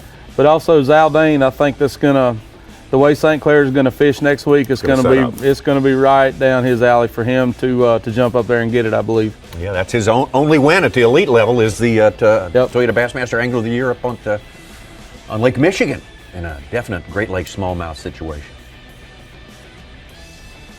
Chris Zaldain again trying to key on those smallmouth this time around. We just mentioned he's 5 points behind our Angler of the Year leader, Drew Cook. And let's go out and take a look at Drew Cook right now. And as you say, Mark Zona, wondering if this spot... He's made the most of a little. Oh, my gosh. Drew Cook has fished this wall right here for 3 straight days. Midday report. I started in here where I've caught all my fish this week. I wasn't sure how many were actually in here, and we killed a bunch of time in here this morning. Never caught a keeper. Left and went and cranked down some banks, try to catch some spotted bass. Caught 1 keeper spot, so we've got 1 in the live well now. I came back here just to check this one more time to make sure they weren't just not playing earlier. So we're going to leave here in just a little bit if I can't make it work here and go go try to find us something else. See if we can make something happen.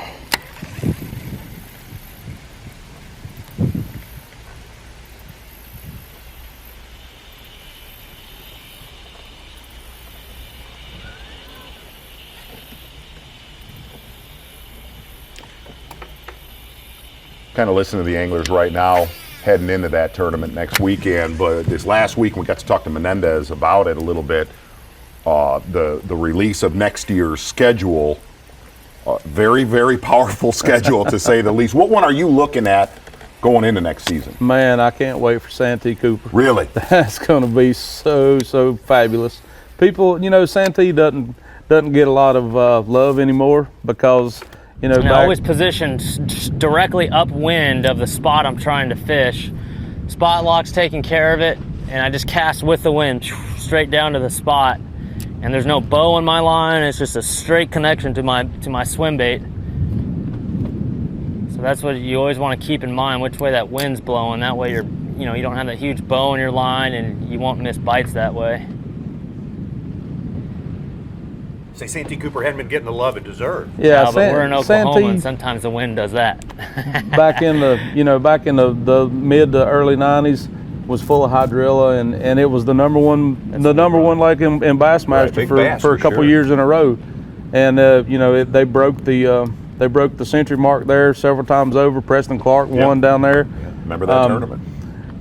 I'm just going to tell you, the big fish are still there, and they really show themselves in March and April. And I'll be really surprised if you don't see the Century Club broke down there. Oh yeah, that's a good one. Feels like a smallie. Oh, come on. Be a good fish. Don't be a drum. Whatever you are, don't be a drum. It's kind of heavy. Feels like a... Dude, it's big, whatever it is. What is it, a turtle? Catfish? Something lazy. Or hooked in the cheek, or the... Maybe it's a big old largemouth hooked in the side. Could be.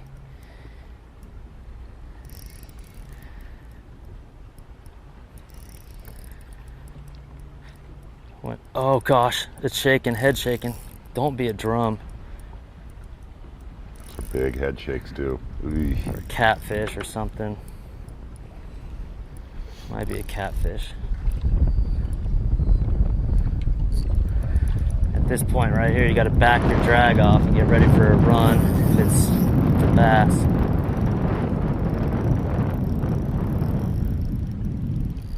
Dude, it's heavy, whatever it is. Don't go in that tree. There's a tree right there. No, don't do that. Can't move it, dude. If it's a bass, it's huge.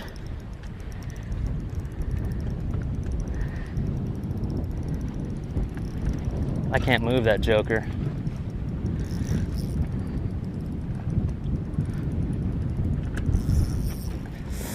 Don't go in the tree and be a bass. I mean, it bit a swim bait, so.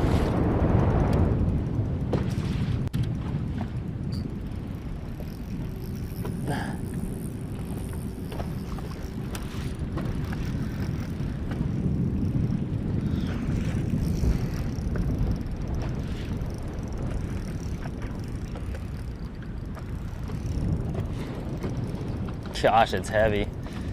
I don't think it's a bass, guys.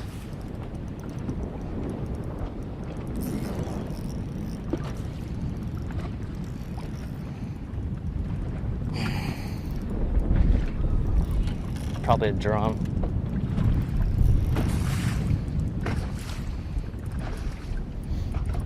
Yeah, it's a drum or something. Catfish or something. Look at that flathead cat.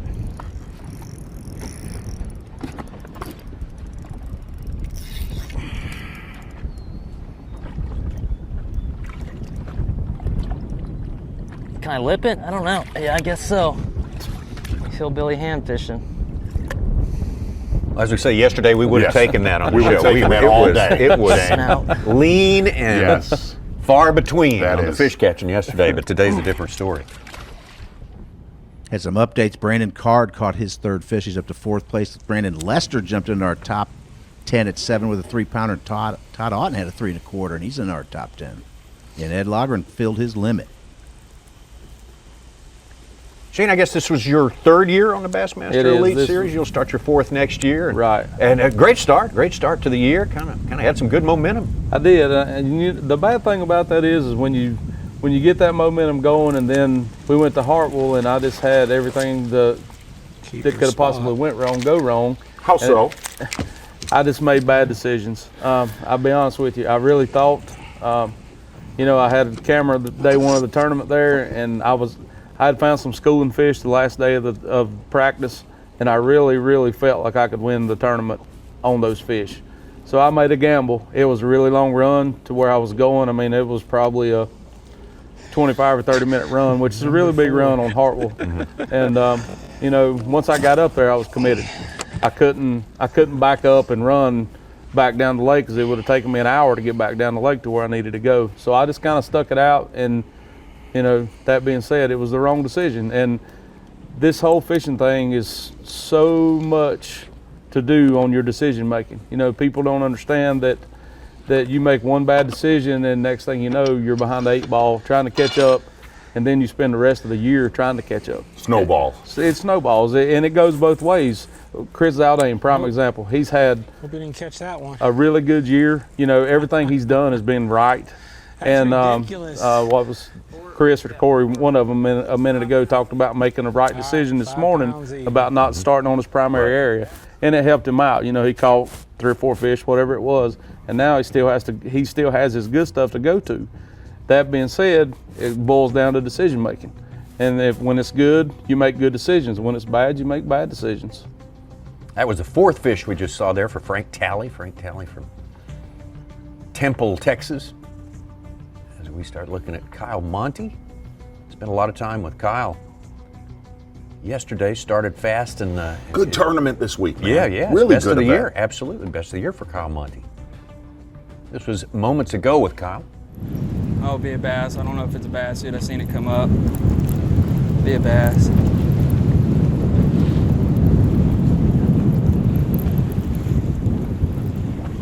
Oh my gosh, dude.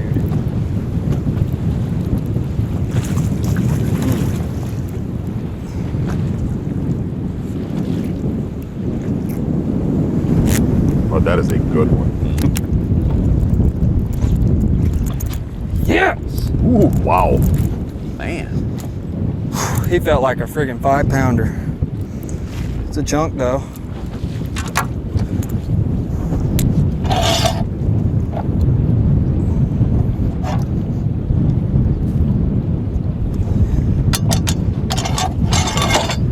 Number 3. Now we're starting to do a little work.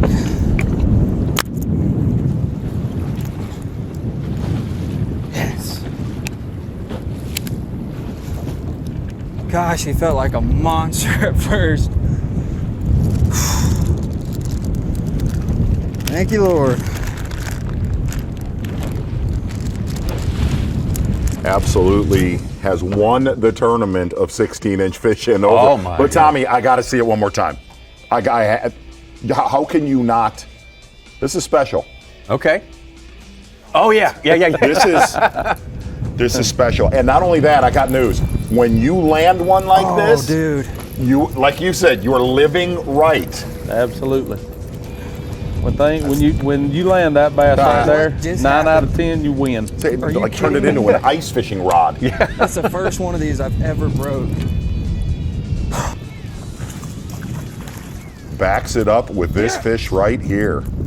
Gosh, those are 3. really good quality. Now we're starting to do a little work. Excellent work all the way back up into 3rd place for Kyle Monty. Started strong in this tournament, and here on day number 3, coming on very strong. We're doing an informal poll, Shane. Yeah. They haven't decided where Toyota Texas Bass Fest is going to be. Where do you want it to be? I'm going to go out on a limb and say it's going to be on Rayburn. Okay. Just because of the logistics. Shane Lieberger, great to have you with us. Thanks for stopping by today, and we'll be back with more here on Bassmaster Live, Tommy. The Cherokee Casino Tahlequah Bassmaster Elite at Lake Tenkiller is brought to you by Minn Kota, Abu Garcia, Berkeley, Humminbird, Mercury, and by Toyota. Cherokee Casino Tahlequah is now open. More entertainment, dining, and convention options at the new Cherokee Casino property. With over 525 of today's most exciting electronic games, a 144-seat restaurant loaded with all your favorites, a brand new grab-and-go cafe, rock and live music venue, plus a full-service bar and complimentary non-alcoholic beverages. The game is better than ever at the new Cherokee Casino Tahlequah, now open 3307 South 7 Clans Avenue. Nice bed liner. Did you know you can spray Linex on just about anything that needs protection? More than just bed liners? You got it. How about a park bench? A trailer? Van liner. Work truck. Motorcycle. Wow. So what else can you do with that snappy finger trick? It's pretty Linex specific. Oh. Do you have my keys? Oh. Here you go. Really? Go beyond the bed liner and Linex it. For the bass that thinks it's a bulldog. For the walleye that thinks it's a freight train. For the tuna that thinks it's a torpedo. For the tarpon that thinks it's a tarpon. You need the mono that thinks it's a braid. Suffix Advance. New Advanced Mono with HMPE braid molecules for strength, abrasion resistance, and low stretch. Suffix Advance. The mono that thinks it's a braid. You sons of fishes. Ain't enough fish on this lake for 2 clubs. Really? Well, we see plenty of fish live with Panoptics. Yep. Dang, we should get Panoptics. Maybe we'll just take yours. What's going on here? You boys have license? Yes, sir. Nope.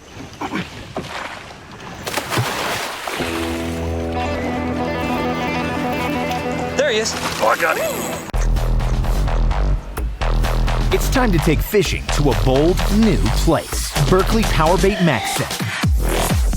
These baits feature a revolutionary new material that releases a supercharged scent field.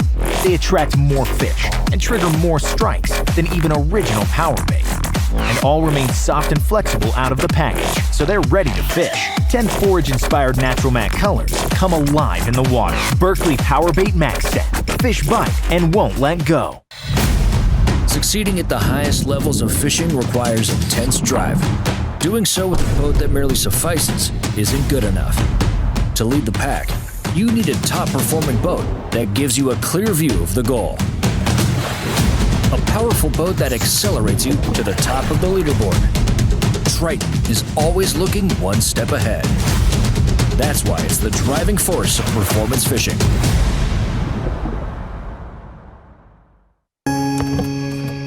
Ever since you could remember, it's always been there. It's a resource that has guided you. From it all, you've learned, you've applied, and you've become a Bassmaster. He is your champion, ladies and gentlemen! Dream big. Join B.A.S.S. At Phoenix Boats, our passion for fishing is obvious. Whether it's a pro event or fishing with our family and friends, we truly love the sport of fishing.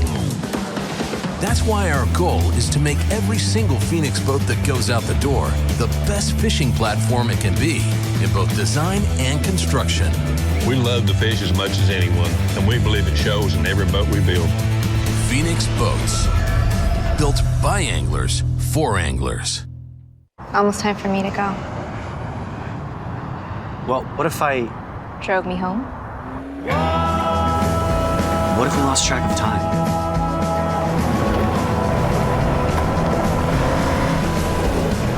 What if we took a leap of faith? What if you missed my flight next week? Come down the all-new RAV4. Toyota, let's go places. Bassmaster Fantasy Fishing is back, and it's time for you to get in on the action. Sign up for free and pick your 5-man team to compete against your friends and thousands of Bass fans from around the country. How will you stack up against the best? The grand prize winner will receive a 2019 Nitro Z18 boat with Mercury motor worth over $32,000. The 11 weekly winners will each receive a $2,500 Bass Pro Shops gift card and another $500 if you're a Bass member. Sign up and pick your team today at BassmasterFantasy.com. It's the Cherokee Casino Tahlequah Bassmaster Elite at Lake Tenkiller, being brought to you live by Cherokee Casino Tahlequah. Here we go, getting close to the midway point in our fishing today. Right on it, as a matter of fact. Third day competition. We got 35 anglers out there trying to get it down to 10. Corey Johnston started in 6th place today, but boy, he's done some strong work, caught a lot of fish today, and has upped his game significantly. He's in 1st place. Chris Zaldain right behind him. Some good smallmouth catches from Chris Zaldain. Kyle Monty, who had a great start to his tournament, started great late yesterday as well, and then sort of had it dissipate a bit. Now back in action. We saw him back-to-back 2 big largemouth. That was exciting out there. Brandon Card, Carl Jochimson, fast start today as well. And I think Such gave us a big fish alert on Hunter Schrack. Hunter Schrack filled his limit with a 4-pounder. He's jumped from 18th to 8th there. And keep your eye on Keith Combs in there. Okay. He has quietly risen up the leaderboard throughout this tournament. Going to get on the water right now. Head up lake. Frank Talley. How many fish in Frank's live well? This was moments ago with Frank Talley. I think he had 3 in the live well last time we checked. No, yeah. 3 in the live well. Okay, he's had 4. Okay. Hey, long.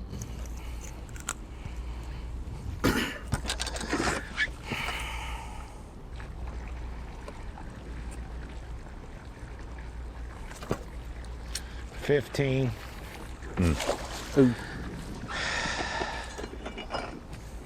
Non-keeper right there. A few of those in the lake, right, Shane? Man, that place is full of those. Did you catch a lot of those? Oh yeah, I couldn't even fathom to tell you how many I caught. Really? A lot. Shane Linebarger looked at his watch and looked at the map and said, "No, I'm not getting back to North Carolina tonight." So he's stay with us, visiting for another segment here. That's good. Yeah, that's a good thing.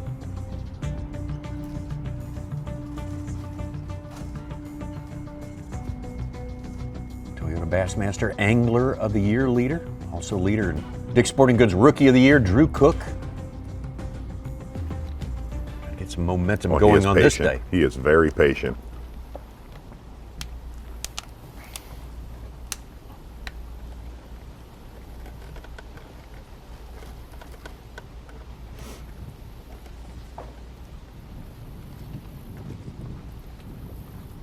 He's thinking about it. Yeah, safety's off. I don't know. There's Shane Lineberg. We had to talk Drew into swinging on that one. Yeah. So you wouldn't do anything different if you had it to do over again? No, I really wouldn't, because when you're catching fish, you I hate to use the word assume, but you assume that you're doing the right thing. And I mean, when you're catching 30 to 35 fish a day, it becomes a numbers game, and you eventually think that if I keep going through them, I'm going to eventually get me 5 keepers. And for me, it just didn't work out that way this week. How were you catching the smallmouth? I was catching them on top water and swim bait, just a Reaction Innovations Little Dipper on a 3/8 ounce head, just slow winding it. And then when the wind would get up, I would, kind of do basically what Zaldain was doing, except I was just using a little dipper. That's all. Also really shallow? Yeah.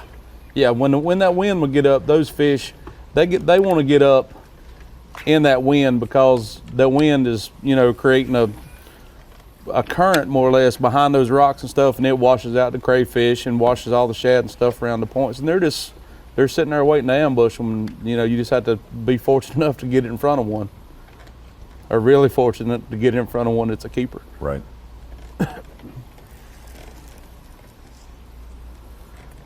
And that stuff right there, like Drew Cook's doing, dude, that's not me. I cannot fish that slow. I'm not programmed to do that. Well, it takes some determination for sure. I think we got a Rapala live watch. Yeah, there's our subject right there. Yes, First sir. time to visit this week with Brock Mosley out there having a good tournament. And Brock, kind of give us a lowdown on what's happened with you today.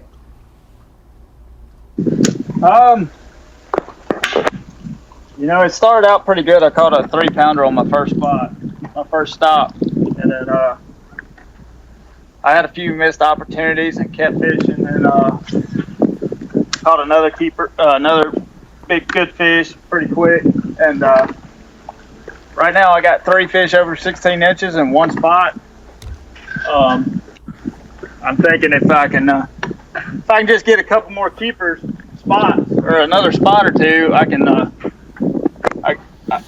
pick this popper up and throw it the rest of the day, and hopefully for a couple more big bites, because all my good fish have been on the plopper all week, and the wind's kind of hindering me, messing me up a little bit. There's a lot of the lake I can't fish, and we're just trying to grind out, see if we can catch 5 fish over 16 inches. Brock, have a lot of your fish come on the back side of these docks?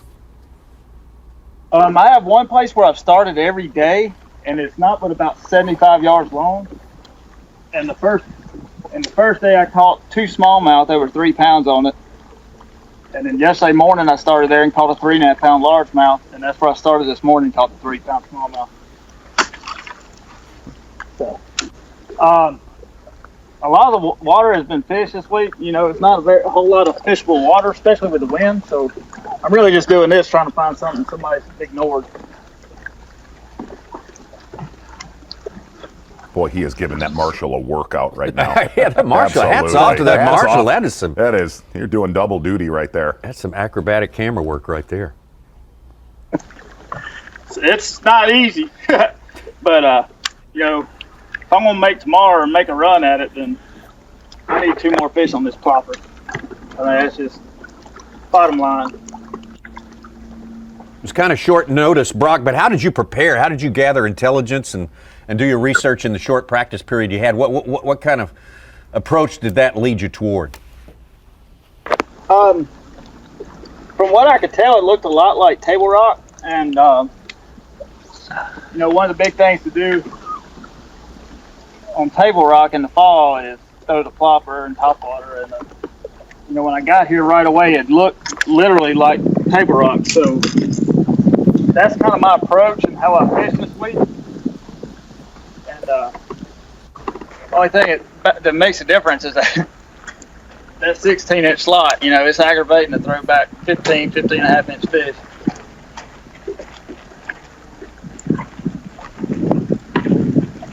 Well, Brock, I don't blame you from taking a break from that yoga, that acrobatic gymnastic exercise right there for a minute. Thanks for letting us look in, and good luck to you getting it filled out. Good luck on making it tomorrow. Brock Mosley doing everything he can to get in those final 10 who will fish tomorrow here on Tenkiller. Shane, have you had much experience on this lake? No, until they announced we were coming here, I'd never even heard of it. Wow. Is that going to make it? No. I don't think it will. That's another one of those Cross your fingers. 2 pound, 15.5 inches. I think he's going to do it. Long and skinny. No. Nope. So aggravating. So that's why it's so frustrating. He sat on that wall all day long, and he finally gets bit, and it's a 15.5-inch fish that weighs 2 pounds that you have to throw back. I'm going to get a daggone bite and ain't a keeper. See, he said what I just said.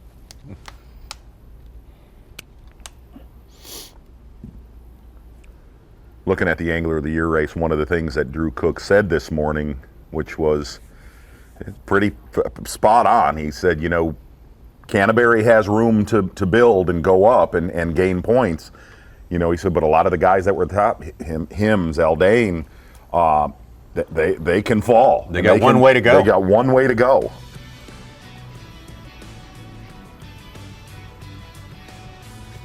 Well, one of the greatest rookie campaigns ever put together. the history of the Bassmaster Elite Series.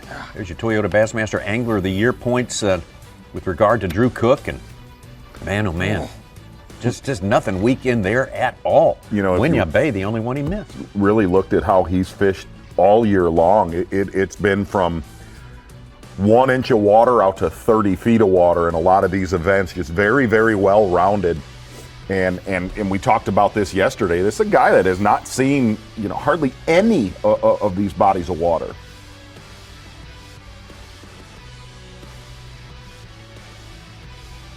And the troubles today aside, the slowness aside, he's put another good campaign together for Lake Tenkiller, which is a different animal from every place else that you guys have been this year. Yeah, it's so different. Guys like Drew, you know, a lot of these younger guys, they're just impressive with the knowledge they have of being able to do different things, you know, and that's what you have to do on our circuit to be successful. You have to be very versatile, and Drew has, you know, man, he's done a fabulous job, and my hat's off to him.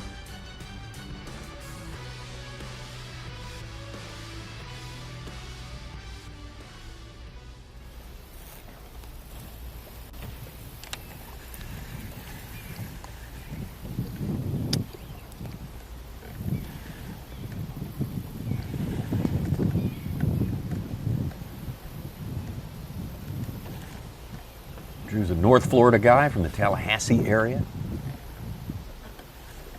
Lots of experience on Guntersville, which was going to come in handy for him. The Quincy Kid. The Quincy Kid. Likes himself some Eufaula as well, so he's probably happy about St. John's River and Eufaula being two of the first 4. You ever spent much time on Eufaula, Shane? I've never been to Eufaula in my life. I've been to, I went to Seminole one time back in the fall, but that's the only experience I have in that particular region.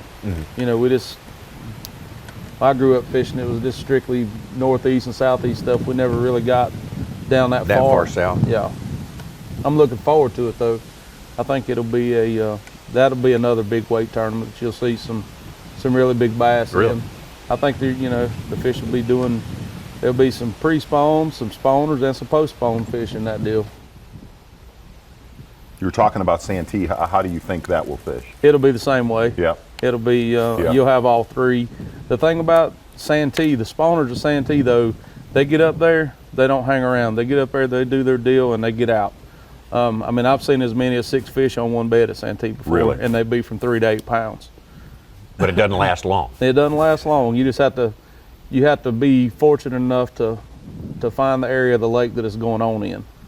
I guess that was 06. We were there, and that we were absolutely in the Magic Week. Right. Yes. Absolutely. The Magic 2 days. Yeah. Yes. Yeah.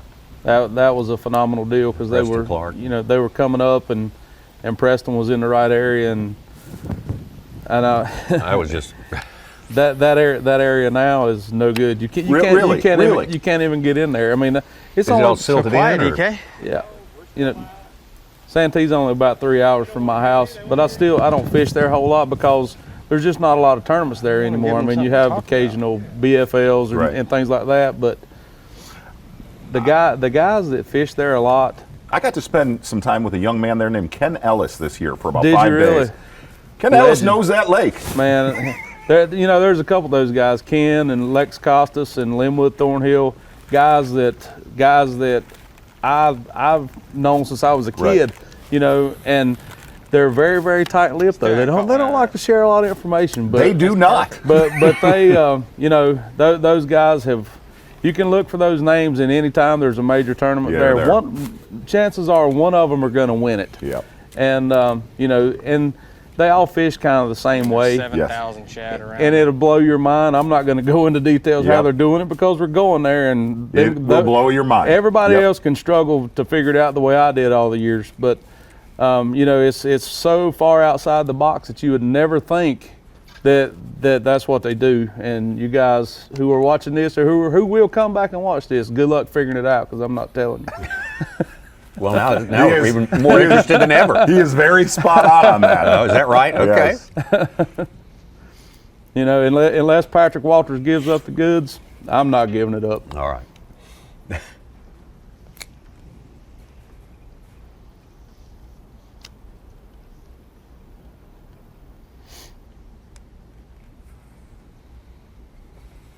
But, you know, there's quite a few guys from our area that, you know, that are fish on the elites now, and there's one that you haven't heard a whole lot about, but he's going to make some noise in that tournament, and that's Rob Dye. Really? Rob has probably more experience at Santee Cooper than the rest of the field. Is that right? Yeah, he had a place there for, you know, quite a few years. Luckily, he and I are roommates on the Elite Series, so hopefully we can put our heads together down there and make something happen, I hope.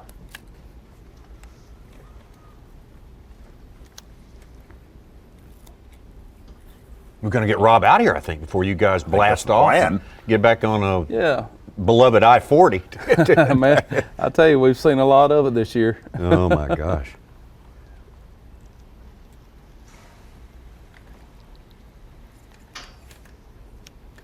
This thing gonna bite. Cross. My last cast. I was doing this blew up right on that point. You see it?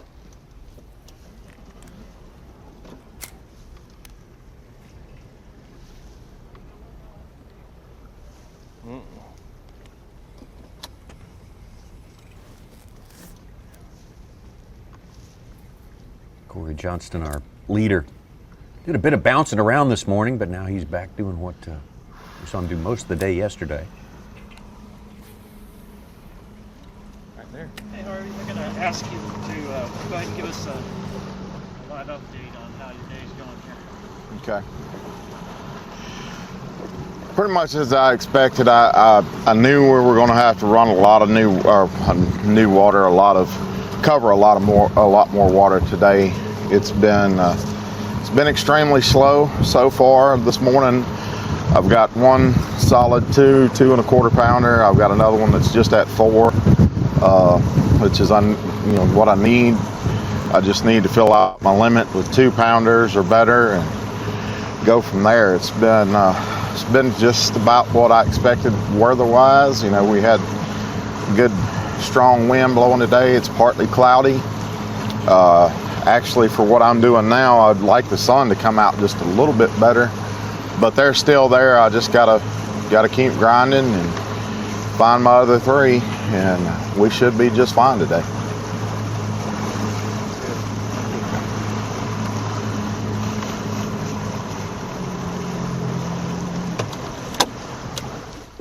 Harvey Horn, only 2 in the box, as he indicated there, but they are good ones. Good ones. They are quality.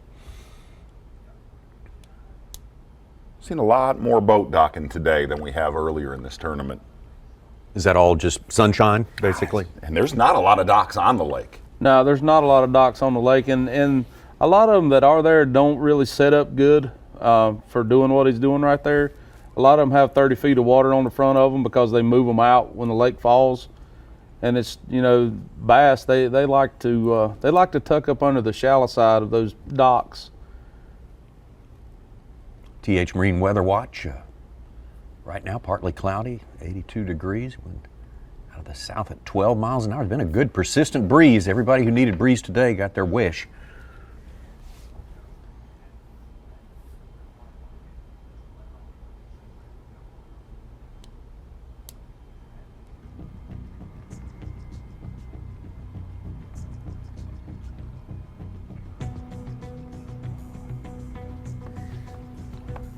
Stetson Blaylock's been fishing offshore the majority of the event. This one right here, he's lived on that little island. Got to see him there a whole bunch yesterday morning. This was just moments ago. That may be a good one there. I don't know what it is. If it's a smallmouth, it's probably not a keeper. Looky there. Looky there. Looky there. That may be 16 inches. Let's see.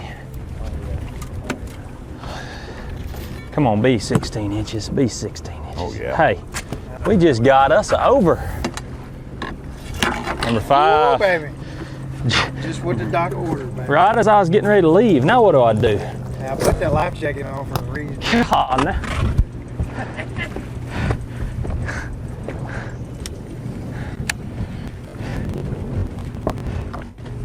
Jiminy Christmas, man.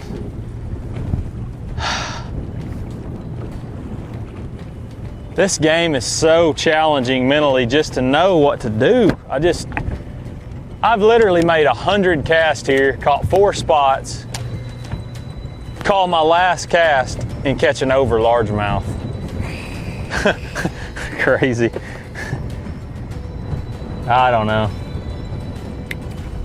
I love these kind of lakes though, where it's just weird. You don't know what to do. You just fish and all of a sudden you catch one and you're like, probably should not leave, and then you fish forever and don't catch one. You're like, I'll go over there. You just don't ever know. You just fish. I mean, I know there's more of those down there. That's the problem, is it's like, why does it take so long to catch one? Well, that was number 5 for Stetson. I had 4 fish, tiny ones in the boat right there, and that'll push him back in the top 10. Have we doubled our 16-inch and over today? Like, have we have more today than the last 2 days combined? I think so. Yeah, absolutely. Is that fair? At least among the anglers we're watching, yes. I would say, Keith Combs just caught another 2-pounder. He filled his limit. He's got the biggest bag of the day at 11 pounds, and he's up to 3rd place. Well, you said to watch Keith Combs today, and he sure was in a good mood when we talked to him this morning. Mm-hmm.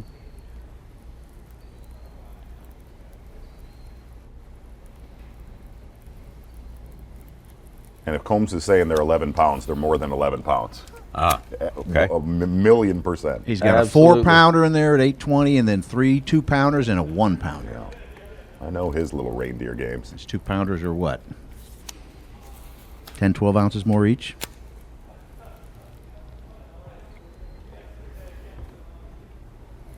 Watching our leader, Corey Johnston, as a few of the anglers starting to gain a little ground on him right here, and right there with him, our guy, Davey Height. Doing a little marina time right there. Davey, describe the scene for us there. And what do you see under these boat slips there? Well, I don't know if it's encouraging to see or discouraging to see when you get up on marinas and walk around and look down in the shadows. There are a lot of fish that just live there year round, and that's a big key why you see a lot of these guys gravitating to the marinas and to the boat docks right now. The bushes, that shallow water cover, that wood, the bushes, and even the isolated logs really was happening during practice, but as this tournament has progressed, it's gotten shallower and shallower. And if you can look right here, Ashley, towards the shoreline, you see those bushes for the most part are high and dry, or either they're just like in 3 inches of water, and obviously no fish around them. But here's something on a lake like this. There's always a population of fish that live in these marinas. They live under these boat docks. They spawn in those areas. They go back. It's something that you just know you can go, and there are fish there. And a big part of catching fish, obviously, is being around fish, but these fish are difficult to catch. They're difficult to get bite because they obviously get a lot of pressure now. For many years, so just last year, a high school tournament here was won. A lot of those fish were being caught on these marina docks. But Corey Johnson is doing a great job. Yesterday, it didn't happen for him as much under the boat docks because we had the clouds and the rain, but he's waited until this afternoon to come to these boat docks, and it is absolutely amazing. You don't see hundreds of them, but you see 3 and 4 pound smallmouth swimming in these marinas, and it's just real hard to trick them into biting during the daytime. I've talked to some locals. They have a lot of night tournaments here throughout the summer. They catch a lot of these bigger smallmouth at night around these marinas. Davey, that's one of the things that we've noticed. Almost, if you go off of the college event that was here, even other bodies of water in that region, when you're in these boat slips, you don't see many smallmouth caught off of these boat slips. They're always that better than average size largemouth. Yeah, it's surprising to me, but here's another thing. I saw a lot of big bluegill around these boat docks. It's surprising to me here. This is the first time I've been on this lake, but a lot of big bluegill around these boat docks. Shad, obviously, the shad come and spawn in around these things, and you have a couple different shad spawns during the summer, starting earlier in the spring, and then you have a second spawn later in the summer. So there's really no reason for these fish to leave, but it has shocked me. I've not seen any spotted bass under these marinas. I'm sure there's some, but I haven't personally seen anyone. I see a few largemouth, but a lot of big smallmouth. And Corey Johnson, here's one thing. if you think about the way this season has progressed, started out catching them at St. Johns River, had the misfortune there on the St. Lawrence River. We all know about that, no doubt about it. But talking to him yesterday afternoon, he said, I want to be within 10 points going into St. Clair. Haven't fished there much, but I feel confident. I know places like that. I want to be within 10 points, and he's certainly getting it done. He has been close. Him and Chris both have been close several times this year.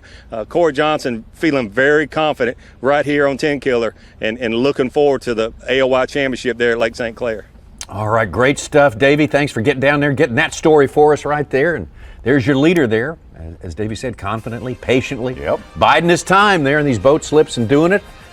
Certainly appreciate Davey out there. Shane Weinberger, we appreciate you being in here, man. Thank you. I'm glad to be here. Yeah. I hope you have a good drive, safe drive, travels on to home, and we will look forward to seeing you again next year and in action and get out there and get after it, especially at Santee Cooper. Santee. That's right. At Davey Heights' favorite lake right now, I believe, right now. So we got plenty more fishing to come. We're trying to get it down to 10 anglers on this day. We'll be back with more after this. Live coverage of the Cherokee Casino Tahlequah Bassmaster Elite at Lake Tenkiller will return after this short break. At the pinnacle of super high output, 4-stroke outboard performance, you'll find Yamaha VMAX SHO. Yamaha's game-changing SHO technology. From exhilarating V6 models to the sleek inline 4s, there's a VMAX SHO for everything from bass to bonefish. It's an extended family of 4-strokes engineered for lightweight, inspiring performance, and rock-solid reliability. Discover VMAX SHO and elevate your expectations. Wake the streets up.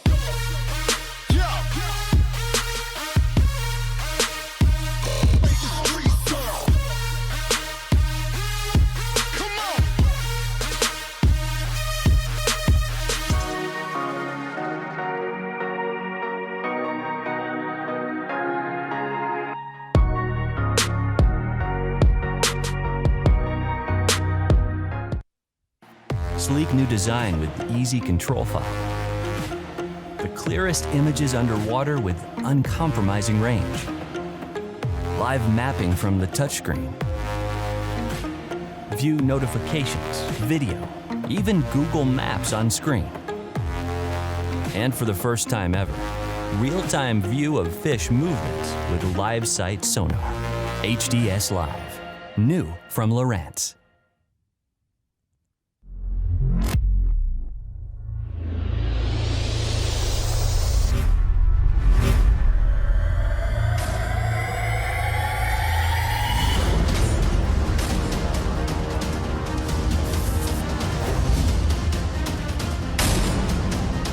The amount of vibration this dude puts off is second to none. You can fish it fast, you can fish it slow. It's the key bait to catch them once you find them. It imitates everything those bass are keyed in on.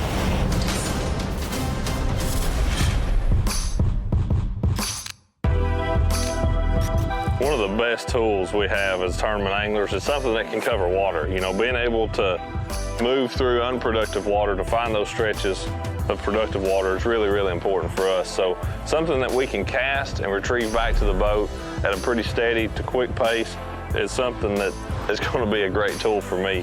And there's really not much better tool out there on the market right now than a bladed jig. This is the Terminator shuttering bait. There is no other vibrating swim jig on the market that moves near the water that this bait does. You know, there's a lot of different makers, a lot of different styles, but no one ever had one that I felt worked really good in the muddiest of water until I got my hands on these. That cup design is very, very different. Most bladed jigs have a real thin metal blade. This is actually a plastic material, and having that cup is what makes it a lot different from everything else. It catches the water and actually moves the blade, which makes the whole jig move side to side so much more. That's really important when those bass are feeding heavy. If you look at this thing in the water, you can see that the jig head actually hangs down below the blade. So the blade's working, it's catching the water, but having the jig head set down below it it's down there kind of doing its own separate thing. So they're working together separately. And the other thing about it is big fish. I mean, you know, you're fishing for numbers, but at the same time, a lot of times I've caught the biggest fish in my tournament on a bladed jig. And we've designed this to where it'll handle big fish. It's got a 5-aught custom VMC heavy-duty hook in it, and it's also got really strong components from the snap to the split ring that attaches the blade to the head. Every piece of it is geared towards catching big fish on. Man, that's a beautiful fish. She ate that shuttering bait right in the corner of the mouth, exactly how you want it. It's just got a really, really good thump to it, and I can seem to get more bites fishing it slow, like practically dragging it on the bottom, actually. The great part about this is it's heavy enough that I can make very targeted, low underhand casts, so it's not just an open water chunk and wind bait. You know, just try to make the most accurate cast you can, and then when you get near the target, I like giving it a little snap here and there. Just seems like the more erratic your retrieve is, especially when you're fishing around visible cover like this. When we were working on the shuttering bait, I wanted to pick out several different colors that really fit my style of fishing, and we were able to do that. We've got 9 colors in it and 2 sizes, 3/8 and a 1/2 ounce. And dialing these colors in was something that was a lot of fun because we actually have the ability to match the blade to the bait. That's something that with most bladed jigs, you know, you just don't have that ability. With the shuttering bait, we did. We can dye that, or we can make it a matte finish as we did on like some of the black ones to where it doesn't have the flash when we don't want it. And the neat thing about this too as an angler, if you want to customize it, you can take that blade off and put it on one of the other jigs if you so choose. Couple features on the shuttering bait. Number 1 is a trailer keeper. You always fish this bait with some type of a trailer. Having a trailer keeper on there extends the life of that bait, and it makes more of your cast productive because your trailer is going to stay in place where it needs to be. I mean, an all-around great head design. That comes through cover extremely well. A lot of the other baits that are like this, it's real hard to throw around brush like we're doing, but this one just deflects off everything. You just don't get snagged as often. You go back in there and you just think you can't get a bite. This is one of those baits that'll get you a bite or two. That unique custom design cup lip catches and moves so much water that the amount of vibration this dude puts off is second to none.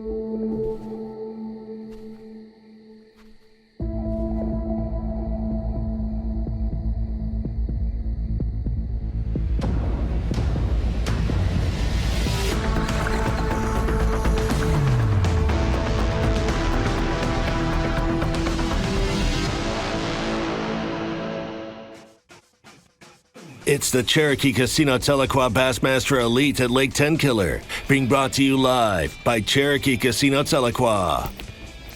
35 anglers out there today. I don't know if it's more room to run around or just a little bit better day conditions-wise. They're turning up the heat a little bit today. Day number 3 as we get our way closer and closer to weigh-in time. That's coming up at 4:10 p.m. Eastern Time right here on Bassmaster.com.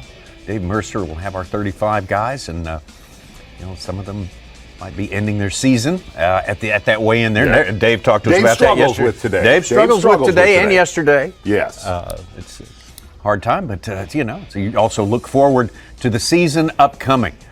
We got a big wrap-up to our season for the 50 anglers who have qualified for Toyota Bassmaster Angler of the Year Championship, and that starts a week from tomorrow, September 29th through October 1st. 3 days of fishing. We'll have it all for you, as per usual, right here on Bassmaster Live.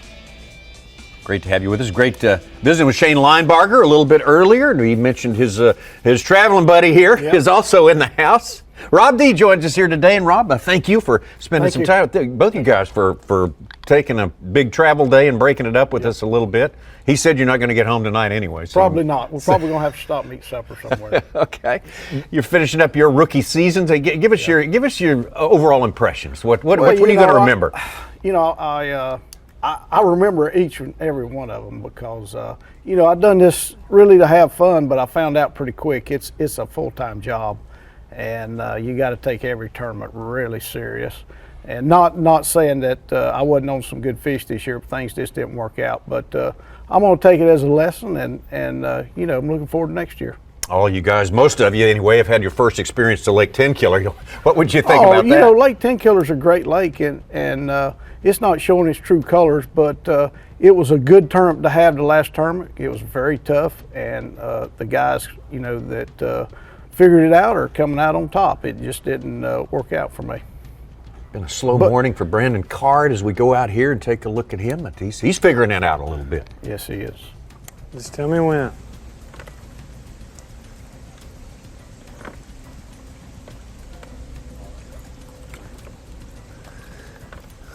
Well, the morning was pretty uneventful.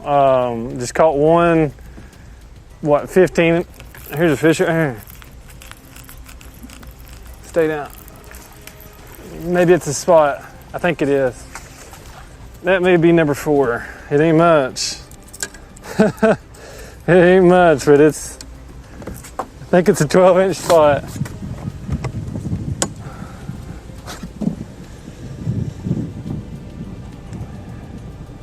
Yep. Well, we need to get rid of this one. But it's number 4.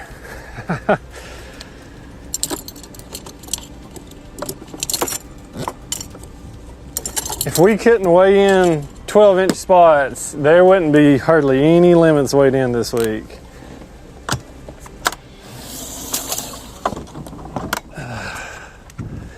Well, as I was saying,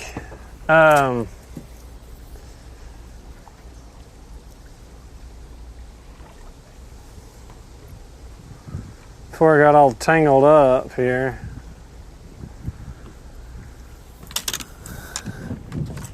So my creek pattern that I've caught most of my weight out of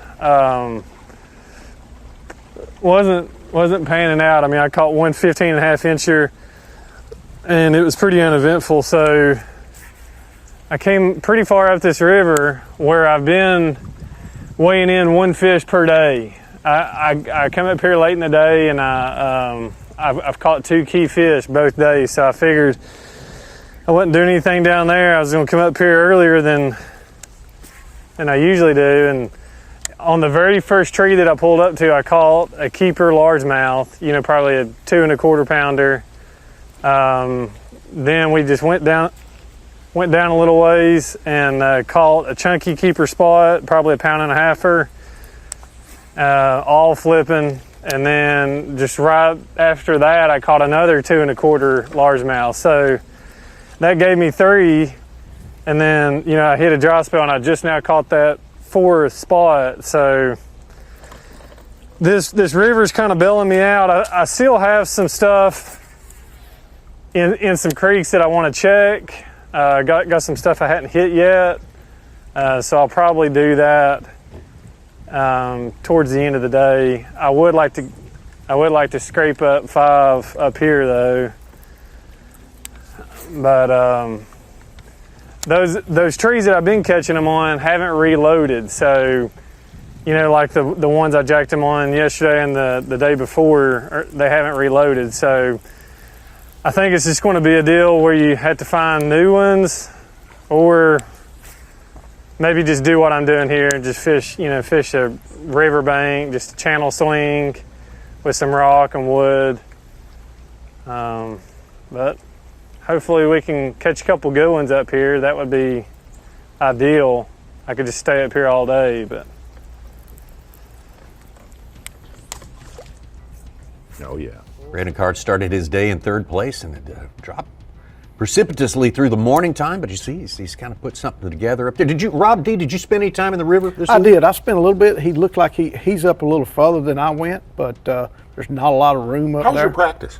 It was pretty good. You know, it was tough, but I was catching a few fish. And, you know, I'm staying with a couple other guys, and we kind of compared notes, and we knew it was going to be a low weight tournament before it even started. But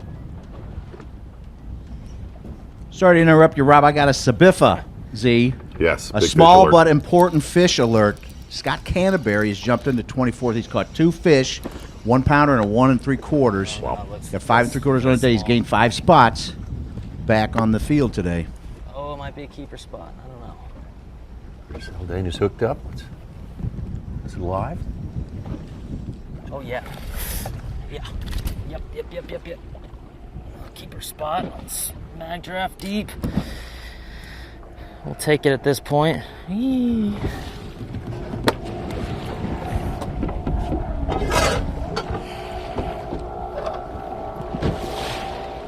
Oh. Come on, squirt. All right. Oh, that's that big smallie.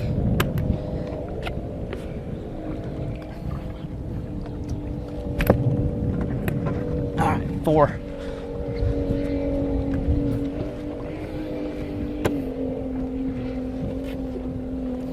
Nice.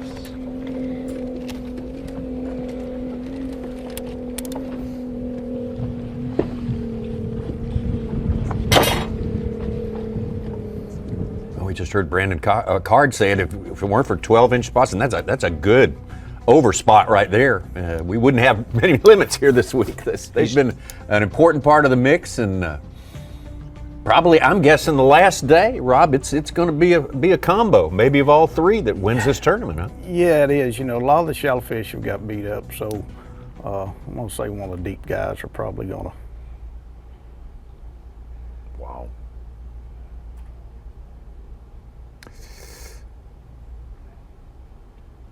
Stetson Blaylock, we know. Can't hear him right now, but that could be a good one for him. There is a square bill bite kind of transpiring. To see Keith Combs doing that, having a great day. Davy's looking for him right now. Blaylock has 2 1-pounders. He'd love to get rid of. Wow, it's a long one. Hey. Hey.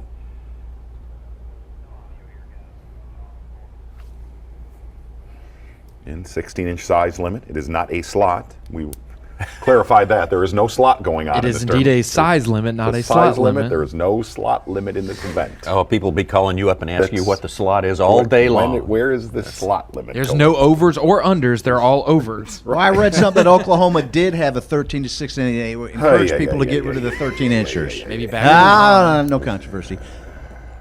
Top 10 bass track just lit up. Hunter Shryock called out. He's up to 10 pounds and 10 ounces, and Card got to 3rd place with that fish. And now we'll see what Hunter's Blaylock up in the does. top 10 now. Shryock, yeah, he's 6th. He said it. His bigger bites were coming later in the day, doing really the exact same thing.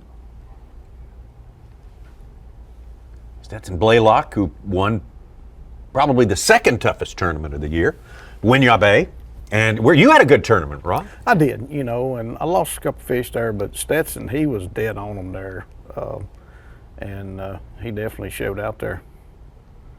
He stayed in one little place and cleaned them out in there. That was pretty admirable. He's a heck of a fisherman. What have you learned on how to, with limited time practicing, what did you learn most about maximizing your practice time? You know, you got to use every minute of it. You don't come in at 6 o'clock, you know, unless it's early in the year. The later in the year, the tournaments, you know, we can practice some of them till 8 o'clock. And you got to utilize those extra couple hours to stay till dark. Stay till dark and fish hard, really fish hard. Get back out to Frank Talley, started in our top 10 today. A little up and down for Frank today. He's currently outside our top 10. He's 1 shy of a limit.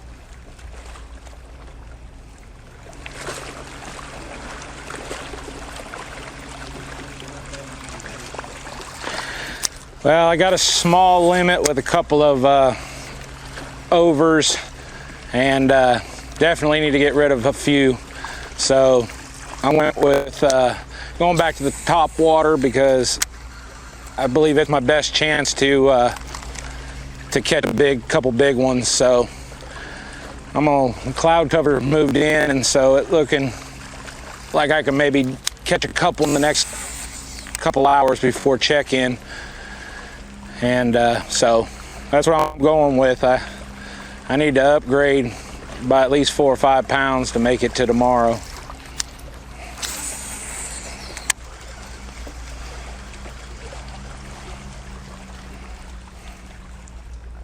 Oh, Frank, having a good event, good week here at a tough fishery.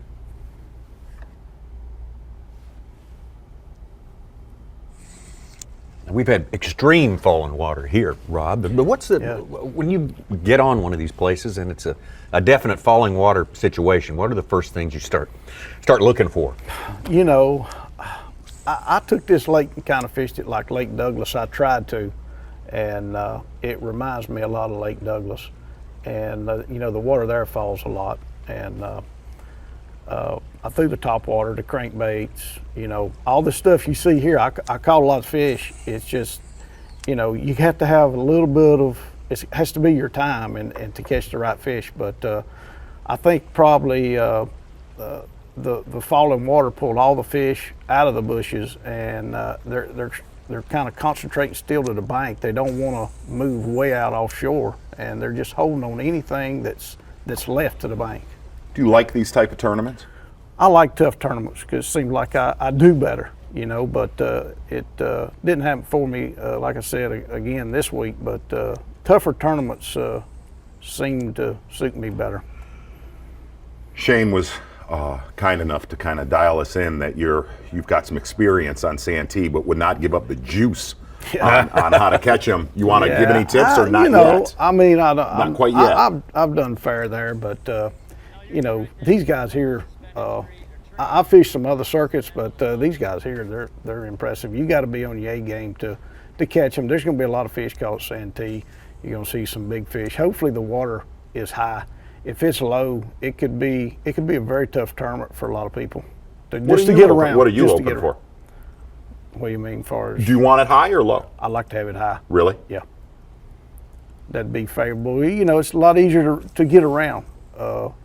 It's a lot of stumps there. Yeah. You know, I mean, forks is hard to get around, but I'm sure it's the same way. If it's low, it makes it very difficult to maneuver. Rob, got some good news about your running buddy Todd Otten. 3-pounder, cool. 11 pounds on the day. He's up to 6th place from 16th. He's only got 4 fish, though. Good for him. Do you know how Todd's catching them? He's using top water. Is he really? Mm-hmm.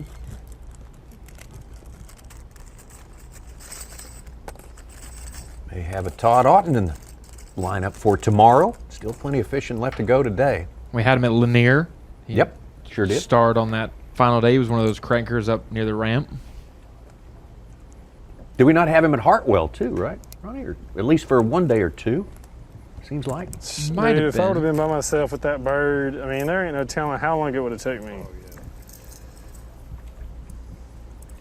Especially if you're not familiar, you know, with birds. At least you duck hunted and stuff. See, I wouldn't have known to grab its neck.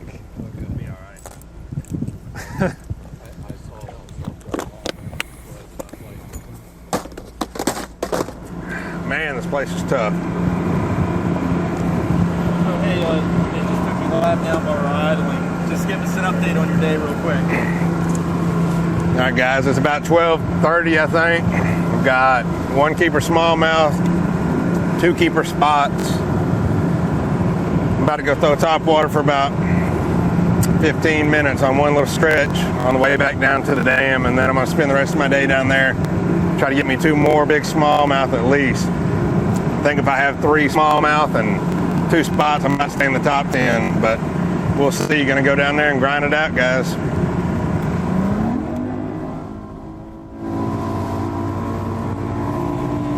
We live to see about 3 pounds outside the top 10 right now. As it stands, you probably need more than 3 pounds to wind up there at the end of this day. Calmonte with a 1-pounder. He's got 4 fish. He's up to 3rd place with 9 and change today. Our top 5 are within 2 pounds of each other. Calmonte determined to make this tournament pay. He said, you know, win this tournament, win $100,000. That covers a lot of sins right there.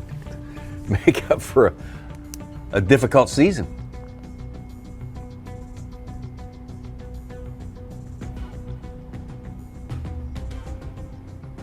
Back out to Brandon Card. I think we missed a bird incident somehow that he was talking about a minute ago.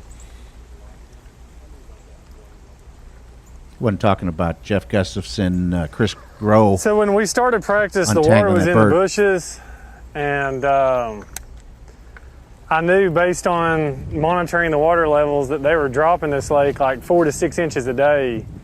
So I found the fish in the bushes that first morning, and I just started thinking, like, there ain't no sense in fishing bushes right now because come tournament time, they're going to be high and dry. So I started looking for isolated logs and stuff, like out away from the bushes, especially in those flat areas like the backs of the creeks. That's something I like to do back home. Just go to the very backs of the creeks and look for logs sitting out in the middle. And so that's what I did. Like one of the first ones in practice that I fished, I caught a 4-pounder. And so I thought, all right, I'm just gonna go around marking logs and stick-ups and stuff. And that's what I did, and I had real high hopes, but honestly, that first day I fished a bunch of them, and I only had like several that were producing fish. So, you know, at least I caught some pretty nice fish off of those, but it definitely wasn't something that I could go, you know, hit every little piece of wood that I had marked and catch them. It was maybe 1 out of 10 you would get a bite, or 1 out of 15 of them you would get a bite. So, you know, this morning I tried to focus on the high percentage ones, you know, the ones that have been producing, and I just don't think that they're reloading because, you know, we only caught one 15.5 incher, and other than that, it was pretty slow going. So, yeah, this falling water is definitely threw a lot of people a curveball. You know, at least I was kind of planning for it, but even my best logs and stuff, I think are getting a little bit too shallow now. So just got to run new water and try to find some new ones.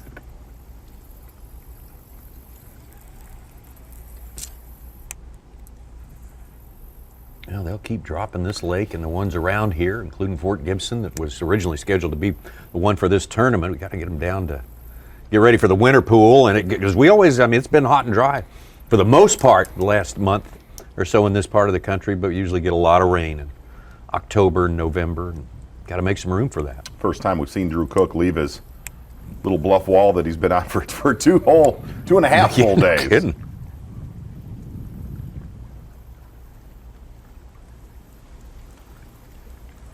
Now, Rob D. Shane said he wouldn't have done anything different probably if he had to do it all over again. Would you? I might have been a little more patient, you know.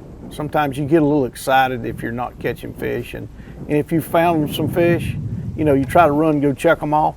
You know, I think it's important when you tournament fish, you just have to stay really calm, and when you do make a decision, try to make a good one. Were you just after largemouth? No, whatever, you know, largemouth, smallmouth. I weighed in a smallmouth the first day, about 3 pounds. And, you know, I was throwing the, you know, crankbait, shaky head. Caught a lot of fish on shaky head the first day because it was really calm, you know. But caught some fish on square bill, but just not the right fish. Do a lot of running around? Yeah, you know, run some pockets, you know, and throw in the top water, and God, those 14, 15-inch fish, they would just choke a top water. I mean, it was unreal. They would have it in the back of their throat, but Everything you didn't want was yeah, all over. you know, you would pray for a 12-inch spot and you would catch a 14-inch largemouth. I don't know why you would ever do that except for on this lake, but you were like, please, not another 14-incher. Had you fished any of these lakes or any of the Ozark lakes? I have. I fished Table Rock. I fished Rock. last year in the championship there, and had a slow first day, had a good second day.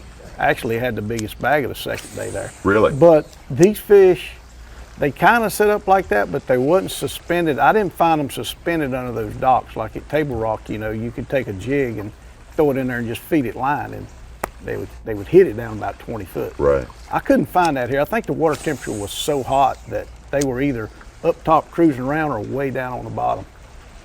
So the docks didn't really, I caught some off docks, but it didn't come in play for me. Kyle Monty just filled his limit with another 1-pounder, but that pulls him within an ounce of Corey Johnston. He's got 5 for 10 and change, with his last 2 keepers being of the spotted bass variety, just pounders.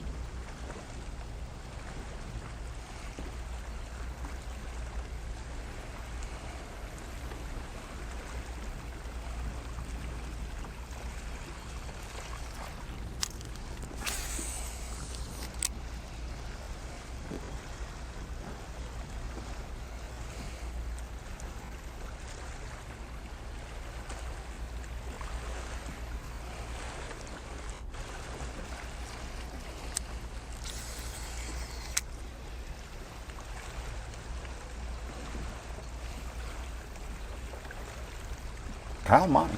Yeah. Living off one deep spot in this tournament. 50 yards long, you said? 50, just about something 50 like to that? 100 yards long. Don't need a big lake for that. Kyle Monty. Oh my God, dude.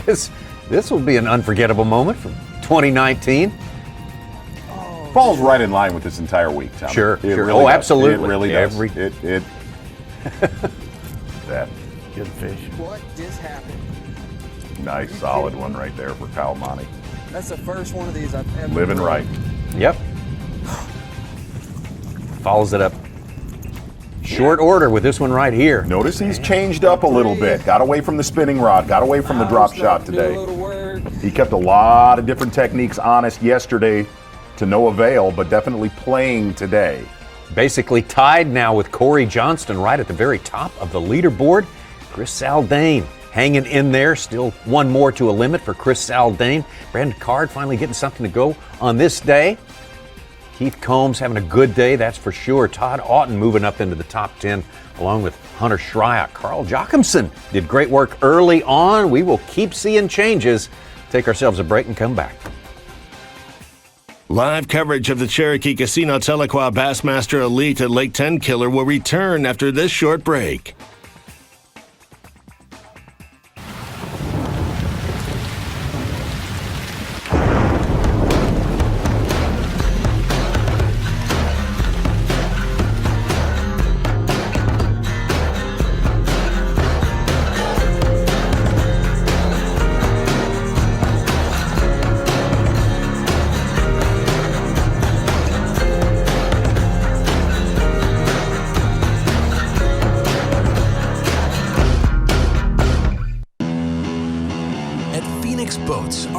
For fishing is obvious, whether it's a pro event or fishing with our family and friends. We truly love the sport of fishing. That's why our goal is to make every single Phoenix boat that goes out the door the best fishing platform it can be in both design and construction. We love to fish as much as anyone, and we believe it shows in every boat we build. Phoenix Boats, built by anglers for anglers. At the pinnacle of super high output, 4-stroke outboard performance, you'll find Yamaha V.A.S.S SHO, Yamaha's game-changing SHO technology. From exhilarating V6 models to the sleek inline 4s, there's a V.A.S.S SHO for everything from bass to bonefish. It's an extended family of 4-strokes engineered for lightweight, inspiring performance, and rock-solid reliability. Discover V.A.S.S SHO and elevate your expectations. Mother Nature is my playground. And when I hit the trail, I drive hard. And Mother Nature, she hits back even harder. Line-X protects my vehicle inside and out. Guaranteed to withstand even the harshest of elements. I've learned that anything worth protecting is worth overprotecting. Because when protection matters most, I Linex it. Visit Linex.com today.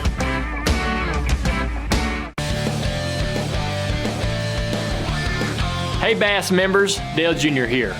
As an avid outdoorsman, it is great to see that Nationwide supports conservation efforts to preserve fisheries and waterways. Did you know that you can get a special discount on auto, boat insurance, and more with Nationwide? Call this number or go to nationwide.com/bass to learn more. Nationwide is on your side. Bassmaster Fantasy Fishing is back, and it's time for you to get in on the action. Sign up for free and pick your 5-man team to compete against your friends and thousands of bass fans from around the country. How will you stack up against the best? The grand prize winner will receive a 2019 Nitro Z18 boat with Mercury motor worth over $32,000. The 11 weekly winners will each receive a $2,500 Bass Pro Shops gift card and another $500 if you're a Bass member. Sign up and pick your team today at BassmasterFantasy.com. You sons of fishes. Ain't enough fish on this lake for 2 clubs. Really? Well, we see plenty of fish live with Panoptics. Yep. Dang, we should get Panoptics. Maybe we'll just take yours. What's going on here? You boys have license? Yes, sir. Nope.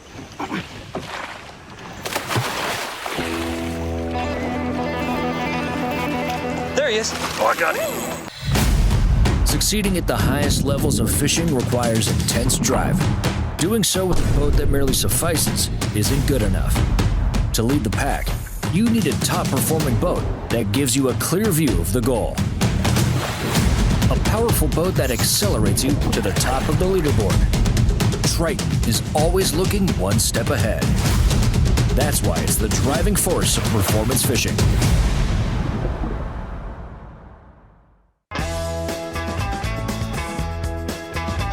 Cherokee Casino Tahlequah is now open. More entertainment, dining, and convention options at the new Cherokee Casino property. With over 525 of today's most exciting electronic games, a 144-seat restaurant loaded with all your favorites, a brand new grab-and-go cafe, rockin' live music venue, plus a full-service bar and complimentary non-alcoholic beverages. The game is better than ever at the new Cherokee Casino Tahlequah, now open 3307 South 7 Clans Avenue. It doesn't matter what you fish, you need the right bait. Berkley Power Bait. Now in 54 proven shapes. From craws and creatures to worms, grubs, swim baits, and more. And 85 sizes. And all are infused with that deadly Power Bait flavor. Fish bite and won't let go. Giving you up to 18 times longer to set the hook. And that means you catch more fish. Yeah, it's time for a bigger tackle box. Berkley. Catch more fish. That's how you start the 2019 Bassmaster Elite Series. Woo!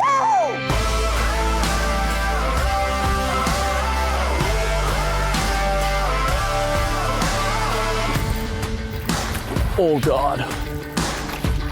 Yes! That is some meat from Lake Fork, baby. Yeah! Yes! Yeah! Woo! Look at that! You're mine! Yes! Baby, we legit now. Clock's right. Yeah! That's the biggest fish I caught all week. How about that for a Lake Lanier spot?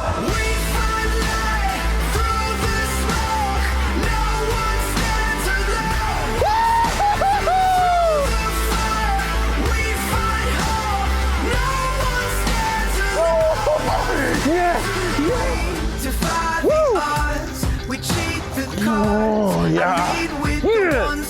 Holy crap. That's a toad.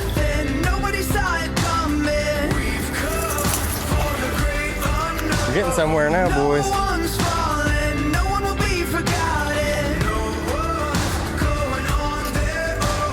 Yes! Yes!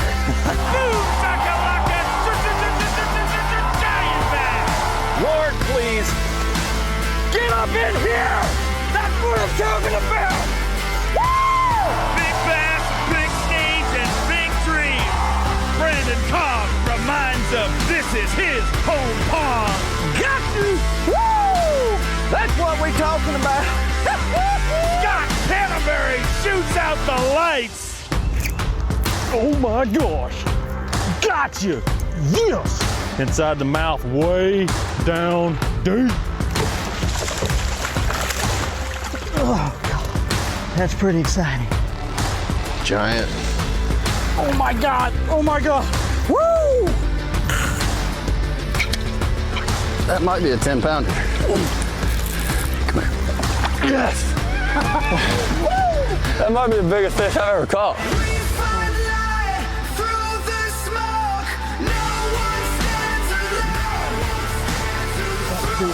Oh God, that's a giant. Stay on there. Oh my gosh. No, no, no. Yeah. Yeah. Giant. Oh my God, it's a 5, a 6. Holy crap. Come here. Come here. Touch, baby. Yeah. Golly. That's a giant. That's a giant. Boom, shakalaka, giant bass. Now we talking. That's a bass right there. Keep catching them like that, we can do fine, just fine. Yes, sir. That's a stud, dude. Oh God. Stay. Yeah! How bad is he? Give me a hug. That's a big one. Yes. I'm out doing Seth's hug from yesterday. Oh my God. Yes. That's how you make up ground right there. Oh my gosh. Yes. Are you freaking kidding me? Yes, sir. Let's win this thing on smallmouth. No, no, no, no, no. No, you don't. No, you don't. Giant, dude. That's what you want on day 3. What a way to end the day, man. Yes! Boom! Get you a load of that, Bass Nation.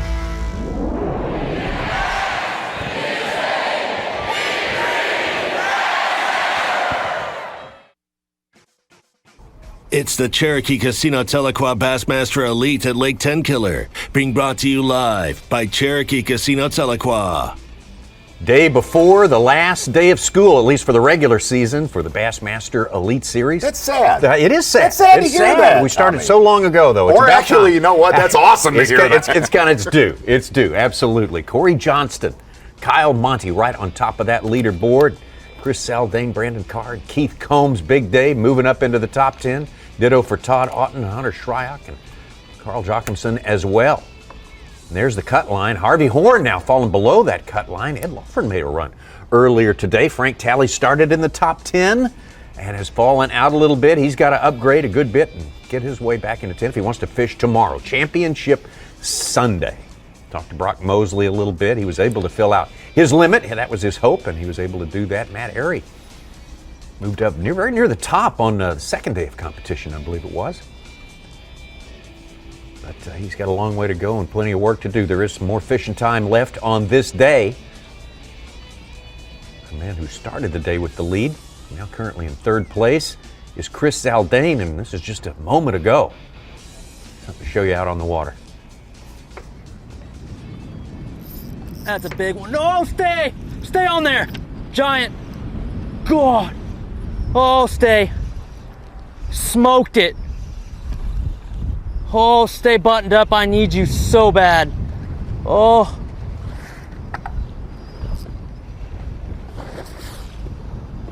Smoked it. Come on, stay on there.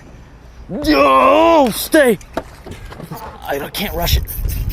Oh.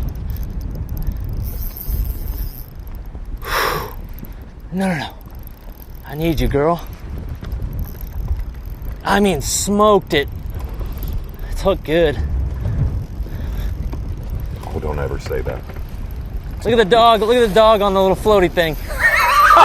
Oh my gosh. Stay. Oh boy. Will you do that once on your show this year? Absolutely. Not yet. Almost.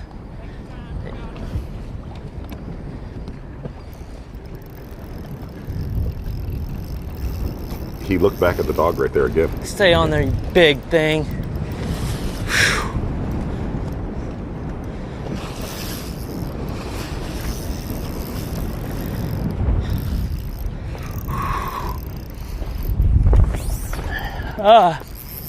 No. No, stay.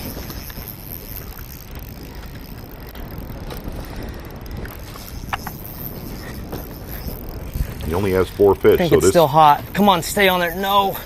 fish could go to his entire bottom line. Dude. Hey. Big one. Stay on there, please. Whew.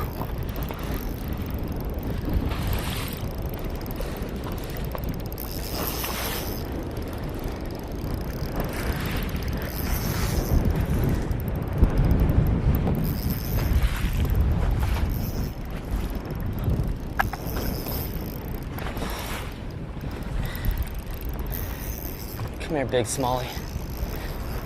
Come here. Come here, come here, come here, come here. No, don't do that! Ah! No, no, no, no, come on, please. Oh, please stop that. Just come on in. No, no, no, no, no. Gosh. Okay, come here. Come here, come here. Now's the time. Come here. No, no, no, no. Oh! Come here, come here. Yeah! Woo! Ha ha ha!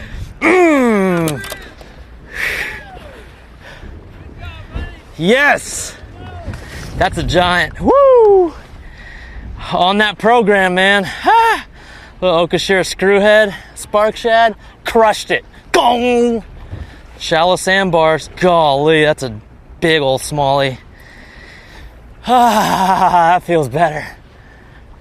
It's game on from here on till 3. It was not coming off. God! Yes! Yes! That's it, baby. That's it. Big old giant one. That's a new spot. Same pattern, new spot. Yes, that's a big one.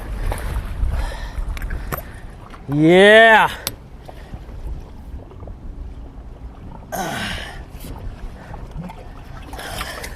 Got twinsies. Yes. Okay. Sweet. All right, I got some work to do. Yeah. That was awesome. Well, they're having a time. They are getting having a time. Thank you, guys. Yes, needed that one. It's a big one. Mm-hmm. That's awesome. Thank you, thank you, thank you. I mean, like, crushed it. Look, there's a dog on the little floaty thing. Oh, Zachers! That's a new spot. I found that on Google Maps last night.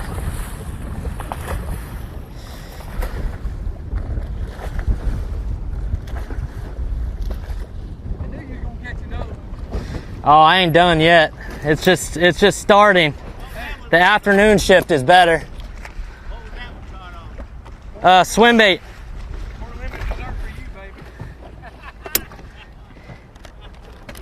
Dude, I was just about to zoom into that over there before he hooked up, and he hooked up. I was like, oh, thank God. Heck yeah, Wesley. 3-pounder. Woo. Look at the dog, dude. That's awesome. Yeah. Wow. 2 spots. Oh, good stuff. That's fun right there, Rob. Doing something different than the rest of the leaders, man. That's been his MO, as much as he can possibly manage it all year long. Chris Zaldain. Went in as a 311. He's got 11 1/4 on the day, 36.4 total. Back in the lead by 2 pounds, 14 ounces. That's strong right there. He's got it dialed in. Yep, yep.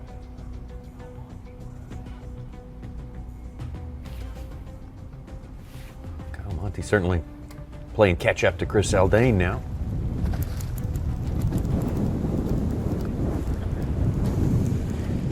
So we just filled out our limit with 2 spotted bass. I came over to the place where I caught my biggest the first day, but fished it yesterday and didn't have anything. This morning started off pretty slow on the drop shot and crankbait and stuff like we've been doing, but I tied on this hard hit last night And I threw a football jig there yesterday and didn't have any bites, but I made an adjustment and went to a bait that doesn't have a lot of action because I threw this in practice, but I threw like a crawl style bait on it. I was throwing the spicy beaver on it and had some small fish on it, but from what I've seen before, when they're not on a bait that's got a lot of action, I go to just a straight tail. This is a Magnum trick worm, and I caught 3 really nice ones on it and had one more good bite that I missed. And what I'm doing now is I was trying to fill the limit out one, and I'm also letting that spot rest. I mean, I've sat on it all day other than this move right here. I just feel like it's a winning spot. I mean, it's got the right quality that's just a little bit bigger than, you know, your average bag right now. So everything's got to go right, but it's a good feeling knowing where you can get one of those 16-inchers. So I'm gonna go back there here shortly. I'm fishing a similar pattern here that I found over there today. I went up a little bit shallower and found a hard spot, and I just grabbed this right here. It's not quite as shallow as that back there, but it's a hard spot inside of the sandbar, and just trying to duplicate it. But this time of year, I mean, that's hard to do. I think that area is just holding the fish right now. As far as finding a pattern and running it, I haven't really found that this week. I was fully expecting to junk fish 100%. I started out the first day kind of junk fishing and caught one that I weighed in, but now I'm kind of, I guess, somewhat dialed in. I don't like using that term, but I know what I want to do, and I know where I want to do it.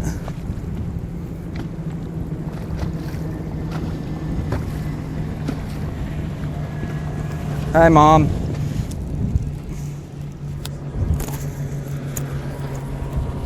Got to get that in there.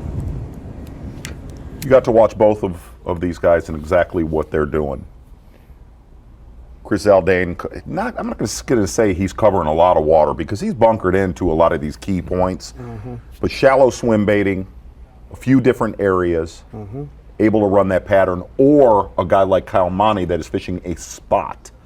Who do you look at going into Championship Sunday? They're both going to be tough. It seems like Kyle might, you know, he's got a special spot down there. That looks delicious. I'm going to have to go with Kyle, I think, just from what I've seen. And he seems pretty confident. And what he says, not that Zaldain definitely couldn't pull off the win because he's an excellent fisherman, but I'm going to say Kyle. But, you know, the way these guys, you know, there's not a lot of people fishing way offshore, you know, and it seems like Kyle's out there a little bit further maybe than most people. But these points, like Zaldain's fishing, they've been getting a lot of pressure. So I don't know, you know, if they pull the water a little more, if he gets some current tomorrow, they might be on them pretty good. Again, tomorrow Zaldain said he's very, very reliant upon wind, which we've had yesterday and today. Tomorrow, the wind, now we're supposed to have low ceilings tomorrow. Potential storms later in the day, I believe Such said. Little less possibly after our weigh-in, though. We just had, we lost signal on Kyle Monty, and he landed a 3-pound 6-ouncer. He's 9 ounces back of Zaldain with 35.11 total, big bag. You knew that's why you said. That's why you're the only one that knew that. Little one messed it up. Carl upgraded too. He's got a 210 in there. He's up to 12.10 on the day, 4th place. It's happening.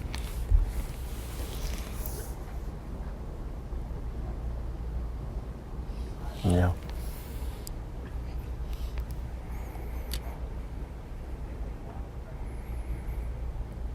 Rob, I know you're a North Carolina guy. Are you the typical or stereotype North Carolina, like crankbaiter? Crankbait. Lives and dies with the crankbait? I love a jig too. We fish a lot of docks, but you know, these seems like I said, these docks here out here in Oklahoma, they're most of the time over deeper water, and you can catch some suspended fish in them. But Corey Johnston hooked up. This is going to be a mess. Boy, it has been every time. Oh, got him hooked in the sun. Got it. I don't know if he'll come or not. E16.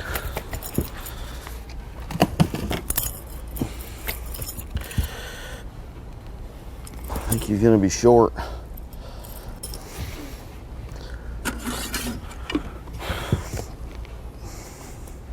It's a fat one though.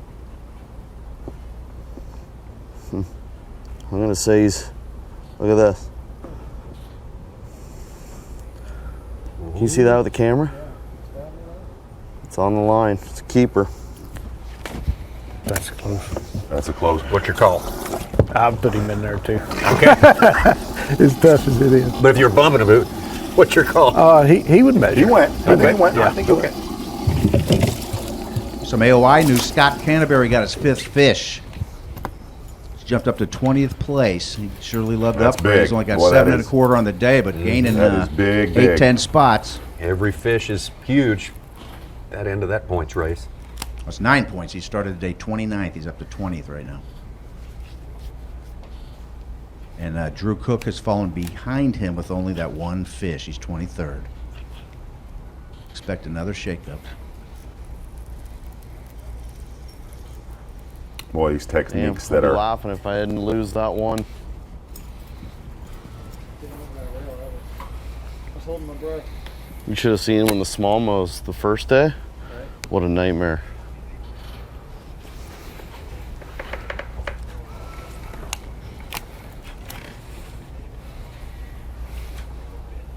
Okay. Just got word, Tommy, the weigh-in is 5 p.m. Eastern, 4 Central. They got to drive to Tahlequah. That's right. Cherokee 4 Casino. Central. At the Yes. casino. Eastern. It's at the casino. At the casino at Cherokee Casino, Tahlequah. Beautiful. You've seen the pictures of it. Coming up, and Rob, man, been great having you with us Absolutely. today, and Yeah. Shane, you and Appreciate it. Shane, and you went out and did some videos with Ronnie Yes, we Moore, did. right? So Yes, we did. what will we look? What are those going to be about when we see them on It's going to be some Bassmaster.com? fall techniques and then some scent. We talked about a little bit of scent, you know, and how it works. So hopefully they'll be out here pretty quick. All right. Beautiful. Got the weigh-in coming up at 5 o'clock Eastern Time, 4 Central. Is that right? I'm going to get it right before we finish this You're correct, week. sir. I don't 5 know. Eastern. I have All right, no 5 idea. Eastern. There's Dave Mercer. I don't know. Dave Mercer and Bill Lowen, guys, welcome. What do you got for us?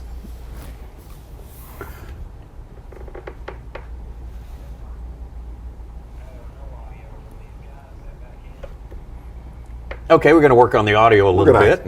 See, that's what this week's been like, Rob, right there. That's exact. Now we're getting back to where we were at yesterday. Yeah, it's starting to feel like yesterday, which is not necessarily a good thing. Buffet going on. While they work on the audio, let me ask you this, Rob. We talked about, and of course, you and Shane both said we look at next year's lineup, and of course, both of you talked to Santee Cooper all the way. After that, what's going to be the one you're looking forward to the most? Eufaula is going to be a good tournament. I think we're going, possibly a little late for both of those tournaments for the fish to really be, full-blood spawn. But I think Eufaula is going to be an excellent tournament, and we hadn't been there for a while. What do you say will be the biggest? Take the Texas tournament aside. What will be the biggest weight tournament? Eufaula. Eufaula. It'll be Really? It'll be 90s.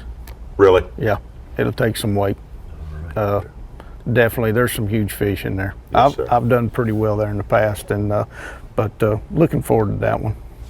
As you get ready for next season, the 2020 season, what are you going to work on building up? What are you going to try to beef up on a little bit? I'm going to work on some tackle and try to get more organized, and maybe just try to stay more focused going into next year. And you can only fish so hard. It's got to be. You can't make it happen, but I've really enjoyed it this year. We've been to some great lakes, and it's been a learning experience for me. And like I say, I'm going to go into 2020 and just put this year behind me. There you go. I mean, I'm not happy about this. Oh boy, hot mic. Yeah. Always a treat. That's always a real treat, as you and I've learned. Yes, that's right. That's right. Oh yeah, through the years, off and on, constantly. Some of our really finer commentary when that happens. Yeah, some of our funniest stuff happens when it shouldn't go out. Yeah, at the expense of others. I think the fans enjoy everything like that. Tommy, can we give it another try? Just you go back to Dave. As I like Bill to say, Lowen. let's tighten up. Yeah, you're Plug right. it in. We can always use a little tightening up, tuning up as we go. All right, guys, now we're ready. Bill Lowen, Dave Mercer. Guys, thank you for hanging in there. Thank you for getting it fixed, and we want to hear what you have to say. Thank you very much. Sorry I'm a little thrown off. This is the weirdest hit ever. Bill will confirm there is a weird heckler like the hey shooter guy is around here. And he walked up to me a minute ago and he told me that my voice sounds very high in real life, not near as good as it does on television, and I look skinnier on TV. So he kind of throwing me off. I don't know how to. I'm with Bill Lowen. Okay, let me try to talk better. But Bill Lowen, this is a weird day and a weird tournament. From the start with everything that has been thrown at this event from day number 1. Yeah, it's definitely a weird one. You know what I mean? I always say I like tough events, but this one was truly tough. I think the waters fell about 3 foot since the first day of practice, and it's been up all year long. So these fish are kind of, they don't know what's going on. You know what I mean? And as you can see, a lot of the leaders are fishing out deep, and that's naturally where they should be. And a guy like me that plays that shallow water game, this is like the kiss of death for him. You're standing here watching the screen. What are you seeing that's are you seeing anything you missed or that you downplayed? It didn't expect it to be as big a player. Yeah, I think I downplayed these little flat points a lot more than I should have, and I know better than that. You know what I mean? I've been on Table Rock and Bull Shoals and things like that that fish exactly like this, and it's just one of those things you miss. When practice started, them fish were in the bushes, and you couldn't get a lot of bites, but you'd get some big bites, and that was the game that I was going to play. And as the water fell away, my game went away, and I tried to adjust with it, and it just didn't happen. Chris Zaldain hooked up live. Let's watch this.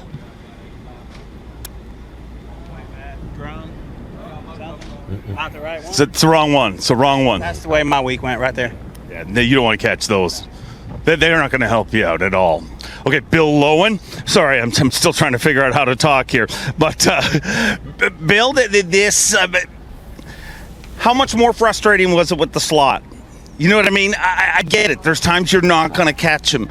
But you guys are attuned to catching 15-inch fish. I bet you caught a lot of 15 inchers this week that you immediately let go. I'm sure you heard me on stage say the lake's not showing what it's with capabilities, because I probably caught at least 20, 15 and 3/4 inch fish yesterday. Ones that you got to lay on the board. And anywhere else in the country, that's a keeper fish. And I always say I can 12-pound you to death, and that was, I've been able to catch a ton of fish like that every day. And yesterday I had a keeper spot that I'd clipped his gill, and he was bleeding really bad. And I knew if I kept him, he'd have died. Well, now looking back on it, if I'd have kept him, and even though if he would have died, I'd have still made the 35 cut, so 32 cut. But that's just goes, the lake's fish. So don't think just because the weights are low that it's not a good fishery. It truly is. Just with that slot, it makes it tough. Well, Bill, I look forward to seeing how Lake St. Clair works out for you. I'm looking forward to going up there and getting out of this heat. Yes, me and you both. Guys, back to you in the Such, Ronnie, Tommy, Z, happy semifinal Saturday. Thank you. Same to you, Dave Mercer. Dave's yes, sir, big Dave, job I is appreciate that. Yet to come. Exactly. Going to be throwing down with the weigh-in at the Cherokee Tahlequah Casino there. So get ready for that if you're in the area. That's where it's going to be. That's where the expo is. Rob Dye, thanks for stopping in with us today. Good job and good luck 2020. Thank you. Get ready for that and so forth. And Shane Linebarger, nice enough to come by, stop, chat with us, help us figure out what's going on in this tournament. A big day, though. Third day has been full of excitement comparatively hey, Tom. to a lot of the other days. You know what? We've been all over the map throughout this entire tournament, and it is fair to say, yeah, exactly. Okay, gotcha. Hey, Rob, do you know what time it is? Feels like lunchtime. Exactly right. Well, I'm going to tell you before we get to lunch, my friend. Oh, look at that, Zachers. Exactly right. Tommy Sanders. We have had several candidates so far today for the Power Pole replay of the day, but Chris Zaldain, you have been spot on shallow water points, isolated boulders with, and here's the thing, doing it with a bait we have not seen anybody else throw this entire week. Maybe it could be the bait of the week, but you are today the Power Pole replay.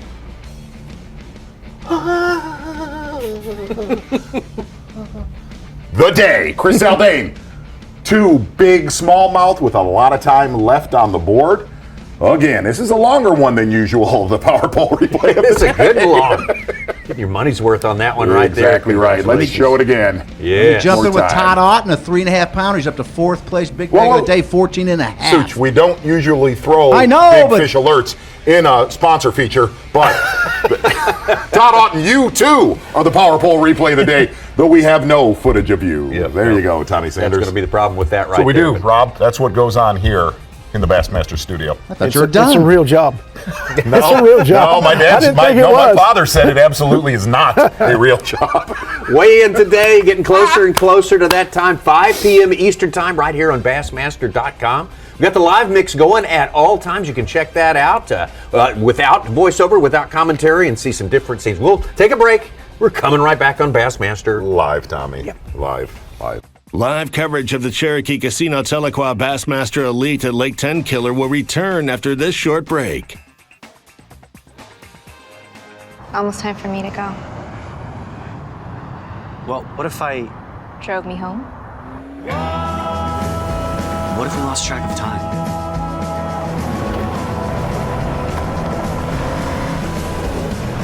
What if we took a leap of faith? What if you... Missed my flight next week? The all-new RAV4. Toyota. Let's go places.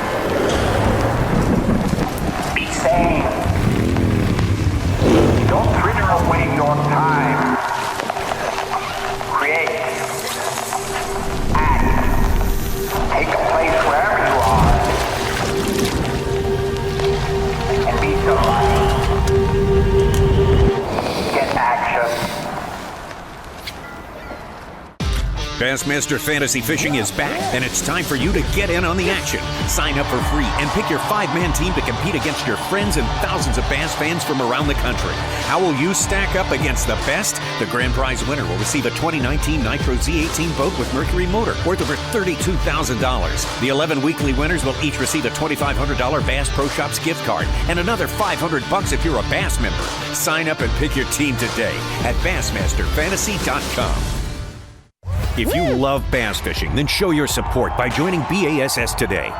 With your membership, you'll receive every issue of Bassmaster magazine, plus $50 in free gear, including a membership tackle bag, B.A.S.S cap, plus more. Click now on this video to join today. Sleek new design with easy control file.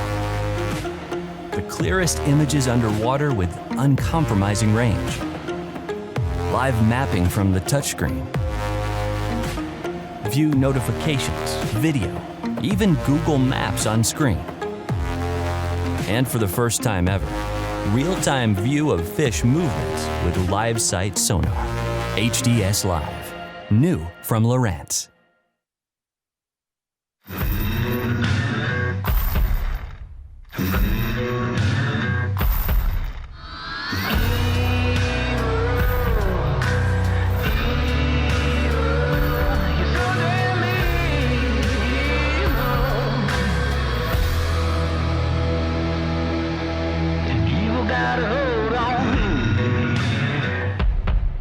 It's just crazy. I'm still in shock. It just was meant to be for me this week.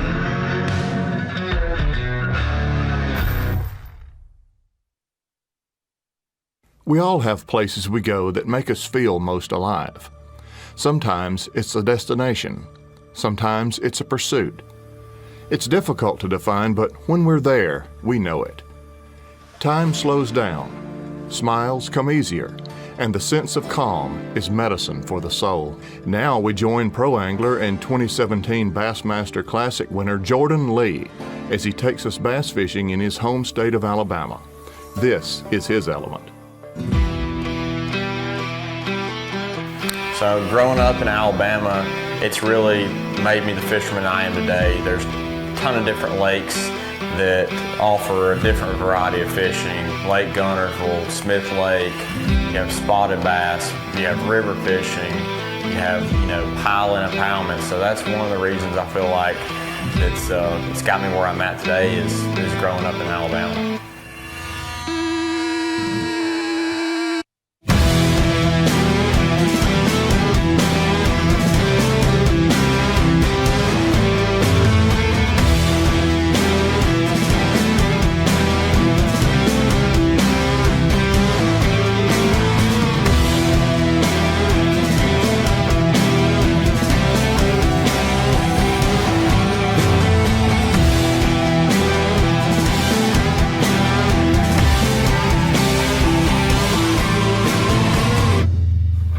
I started tournament fishing when I was early on in high school, 9th, 10th grade, and I started out of a John boat, a 99 horsepower on a little lake called Lake Atoma and near my hometown in Coleman, Alabama. And that's really where I learned how to, read the water and learn different techniques. And I built off that lake, kind of carried that to Guntersville, where I really got into the tournament scene there. That's really when I knew that, hey, this is something I want to do for a living. In my high school years is when that all went down. College fishing was definitely a big step for me and a big part of why I'm here today. And there was a lot of opportunities that College Bass and that Bassmaster really opened up for the younger generation, and it was something that I took advantage of. And when I won the College Classic bracket, it really opened up a lot of doors for me. And qualifying for the Classic was a dream of mine. It's something that every angler dreams of, is fishing the Bassmaster Classic. And 3 years later, after fishing the Elite Series, and I was fortunate enough to win the Bassmaster Classic in 2017, and that was really the highlight of my career, and that's the highlight of any angler's career. So it's definitely been a dream come true.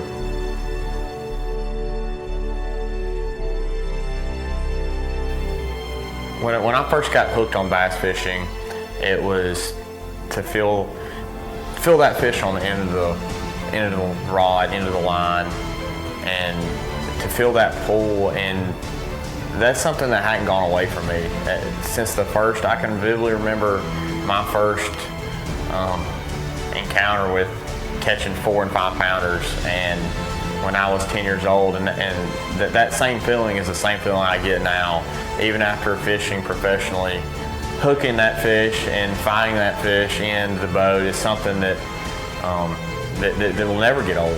And the tournament fishing aspect of it is, it brings out the competition. I'm competing against the fish, day in and day out. There's always something to learn, and that's what I love about it. That's why fishing is my element. Though they are often very different, each of us shares our own unique connection with the outdoors, a passion that drives us, defines us, and centers us. It's where we're most at home. It's where we're in our element.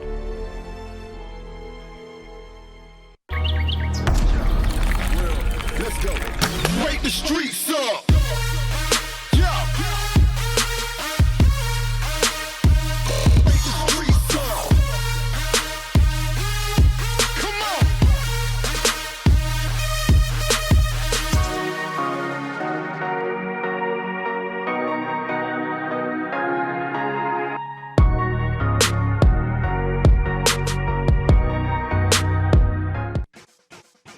It's the Cherokee Casino Tahlequah Bassmaster Elite at Lake Tenkiller, being brought to you live by Cherokee Casino Tahlequah. We're back on Bassmaster Live with about 45 minutes worth of fishing that we're going to be able to bring you this afternoon, getting closer and closer to weigh-in time on day number 3, critical day. Could be the last day of school for some of these anglers, the ones that don't make it into the top 10, some of them, who won't be going to Toyota Bassmaster Angler of the Year, but guys in our top 10 will have a chance to fish tomorrow. That's the way it would stand if it were to end right now, but I think we're a long way from that. We can have a lot more movement. Have we had that big of a runaway in Rookie of the Year in several years? I mean, that is no. That is a routing right there. Yeah, Drew Cook is incredibly impressive. As we say, one of the greatest freshman campaigns ever in the history of the Bassmasters, really. Get on the water right now. Head back towards the dam. Mics are hot with Lee Livesey.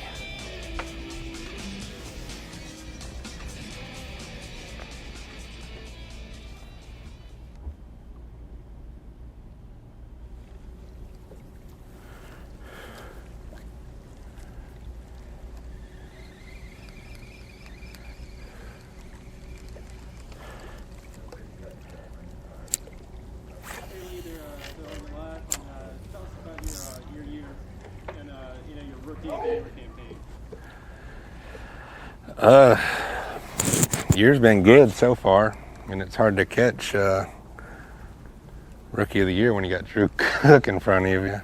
He's had a great year, so I'm fishing for second place in that. But the year's been great. I had a lot of opportunities that I didn't capitalize on like this, where I was in that top 10 third day and stuff just didn't go my way. But I'm real happy with the year. Looking forward to next year's schedule. It's going to be awesome with the lakes we have on the schedule. Just ready to finish this one up with 2 more big smallmouth and go to St. Clair and get ready for next year.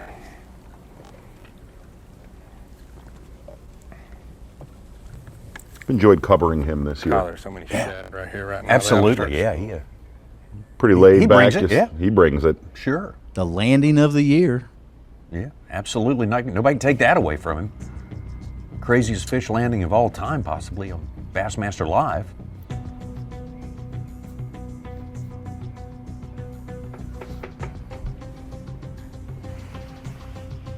We got a little bonus coverage. This is a catch. Kind of an important catch because it's one of our big-time players in Toyota Bassmaster Angler of the Year.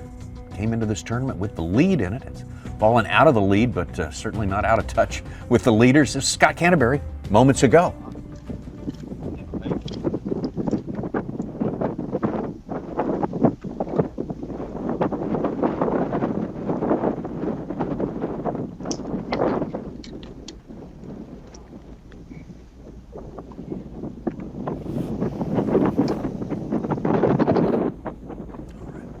And that was moments ago right there.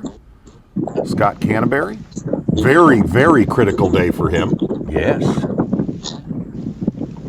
Hey, Scott, thanks for letting us visit for just a minute here. And it's a pretty important day for you. You unlike a lot of guys, you've got room at the top, room to grow in this tournament right there. And how well do you think you've done the job of taking advantage of that?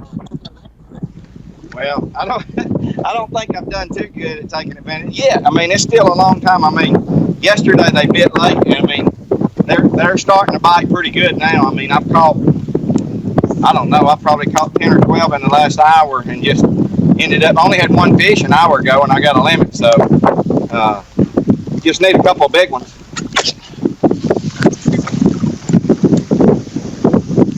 Just need a couple of big ones and I'll be all right. Scott, real quick, kind of dial us into what happens later in the day here for your bigger ones. Well, yesterday it didn't happen like this. I caught them offshore yesterday on the 2 places I found during breakfast out off the bank. And I caught some fish there today, but I mean, I'm going to go back to at least one of them later on in the day, probably both of them if I have time. But I mean, I really think my chances are better at catching a 4 or 5 pounder just flipping a jig all day and trying to put it in front of a big one. It's just, I mean, I hadn't had a really good bite since the water came down. I mean, out of the bushes, I was flipping bushes, and that was my practice. It was pretty happy to be where I'm at after my practice, because I mean, I was fishing in the bushes, and that was my plan, is to stay in the bushes, and they drove all the water out of them, and I couldn't get bit the first day. I caught some on a buzzbait around the bushes, but that was it. I mean, so I had to change game plans and try to figure it out on the go, and I mean, it's been okay, but I sure would like to move up 8 or 10 spots. Well, Scott, thank you so much for visiting with us. That wind's getting up pretty good now. It's getting a little hard to hear Scott Canterbury out there, and he's got some expectations of catching a couple of big ones here. If he does that, he says, man, I'm going to be in good shape. And talk about a guy that's been in good shape from start to finish this year with one tiny little hiccup at Lake Ford. Another one looking at that, very, very eerily similar to guys like Drew Cook, Chris Zaldain, where you're surprised he hasn't put one away. Yeah. You know what I mean? Just a model of consistency right there.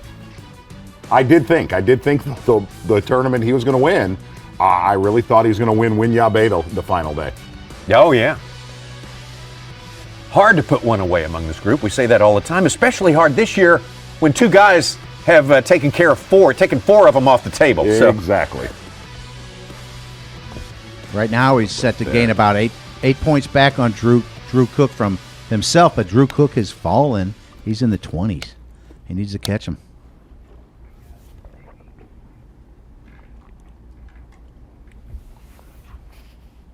Davey Height out on the water, too.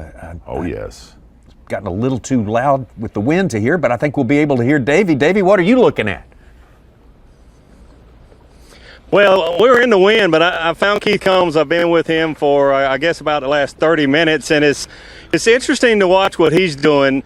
You know, you've heard me, Tommy, and Z, and everybody that's ever listened to Bassmaster Live. I love fishing in the wind. But here's some sneaky stuff, so to speak, and I really think that's what Keith Combs is doing. He's in some wind. You really can't find any slick water, but he's staying out of the more windy shores, the ones that are obvious that most anglers want it, most tournament anglers that are in the know, so to speak, look for that wind. And we're kind of around a corner now where we're in more than we probably have been since we've been with Keith Combs. But on a small body of water like this, after 3 days of practice and now the third day of the tournament, 6 days of pressure on a small body of water, you start looking for things different than other guys. I talked this morning about maybe not where the largest population of fish are, but the ones that can bite. Well, Keith Combs is fishing stretches of banks that aren't in this main wind. They're protected somewhat, and they're not getting pressured. So those fish that have maybe been sitting there all day long, and you go to the obvious windy places, guys are just rotating through them. There's a local tournament here today. It's not a ton of boats out here, but enough for this size body of water after 6 days of pressure from these anglers that I really think it's a very smart move for Keith Combs. He's covering a lot of water, covering a ton of water. I mean, he looks like he's in Whoville right now. I'm just telling you. But he is fishing stretches of bank that no other anglers, not the tournament anglers that are in this elite event, but also not the local anglers either, because anglers are just so educated now about the obvious places. And when you're on a small body of water with a lot of pressure, sometimes the banks that aren't, the ones that don't look as good, the ones that don't have all the wind, are the ones that you need to target, just because those banks have not been pressured. Well, obviously that's a pretty clever gambit. Davey Heidi's got one of the best limits out there today. He's done a lot of moving out there today, has Keith Combs, and I would you agree that that's a good sound way to change things up and differentiate yourself from everyone? I certainly do. And, you know, Keith Combs is in his element when he's got a crankbait in his hand. Everyone knows that. He is covering a lot of water, and he's got 11 pounds with one small spot in there. I mean, he catches one more 16-incher or over, he's going to have one of the better bags of the day. And I would definitely think that the bite has been better in the afternoon, especially yesterday. We saw guys that had very little weight, and in the last hour they caught a few fish. I would definitely think that Keith Combs is going to catch that other fish that's over 16 inches. Davey, what we're looking at right here, there obviously was a bite yesterday late in the day with 16-inch fish and over, but comparatively today, just all around has been twice as good as the last 2 days of fishing.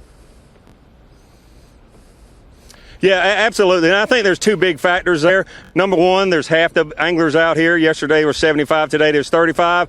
And then the other thing, as these guys, you remember, most of these anglers have never been on this body of water. Every day they're able to get out here and learn more about it, learn certain key stretches, learn little sections of good rock. Keith Combs just a few minutes ago was on a stretch. It looked absolutely like nothing, but under the water there was just a couple big boulders, and he caught like 8 or 9 fish. None of them were keepers that could help him, but he caught a lot of fish, and it just takes time to really learn this whole lake. And a guy like Keith Combs, Chris Zaldain, I mean, you name it, Corey Johnson, I mean, all these guys are learning more and more each and every day by being out here. Davey, we look at the top 10 as it stands right now. There's about a 7-pound difference between 10th place and first place. 2 of the last 3 events, anglers have come from as far back as 10th place in the pack. That's going to be a little bit hard to pull off on this one, isn't it? Yeah, absolutely. I mean, it's unusual for that to happen, but this is one of those places where I really don't see that happening tomorrow. We'll have to see how it all shakes out today to see if anyone in the top 7 or 8, but I really don't see the top 10 coming back. It'd be as unlikely as Notre Dame beating Georgia tonight. I mean, it's very rare that might happen. Oh, shot across the bow. Wow, yeah. And I got to say, I really agree with him. Yeah. David, thank you so much. Good stuff. So real. Go ahead, Dave. So Z, will you take Notre Dame +7, a friendly wager? I don't want to be an unnecessary name dropper, Davey, but that young quarterback from Georgia is quite a bass fisherman, and we had texted back and forth, and he's going to beat the brakes off of that team tonight. Absolutely, I agree with that. And one more quick tip, because my sons, they text me, they love football. And I know you're a Michigan State guy, your sons are there, but gosh, have y'all seen the Michigan score? Yeah. Absolutely. I would not even look at it. Now, I'm not a big Go Blue fan. I looked at that score. That game is, I'm going to tell you something. That head coach ought to be a little bit worried at the end of this season. That one's getting wild and woolly and out of control just a little bit. I'll be surprised if he makes it through the weekend. Davey, good stuff with a little football in the package as well. That's what you like on a Saturday. Tom, can I ask you a favor? Sir. Yes. Give me a final score of that game tonight, Georgia Notre Dame. 48-13. Dang. 31-28 Notre Dame. What? Whoa. What? I'm calling for an You SEC are shortfall. A real treat, Tommy Sanders. I like to be a contrarian. 48-13, Georgia. Okay. All right. Coming from South Bend, right? I'm going to tell you, you have not made many fans in our SEC territory, my friend. Hey. It's the year of the fan, Tommy. Well, evidently, you didn't get the email on that. I'm just trying to keep it real, Do you really think that? Do you really? No, I was just trying to make you mad. No, I don't care. No, I think this would be good. I think it could be a good game. I'm looking forward to sitting down with my shoes off, watching some football. Wings. Ooh. Hey, we're just going to creep it real right now and get back up the lake. Creeping it real? Bonus coverage with Keith Combs. Bonus coverage with Keith Combs. Again, interesting theory about what he's doing. Absolutely. If you listen to Davey Height when we had a little bit of cell service earlier today, too. We got to talk to Keith Combs, doing a lot of work with a square bell. I'm going to tell you the person in the top 10 that's a little spooky right now. We just had Shane Lineberger and Rob Dye here. Their partner in crime out there, Todd Auten. I'm going to tell you, better really, really watch that dude going into the last day. All quality fish in his that is a guy that can absolutely put this tournament away.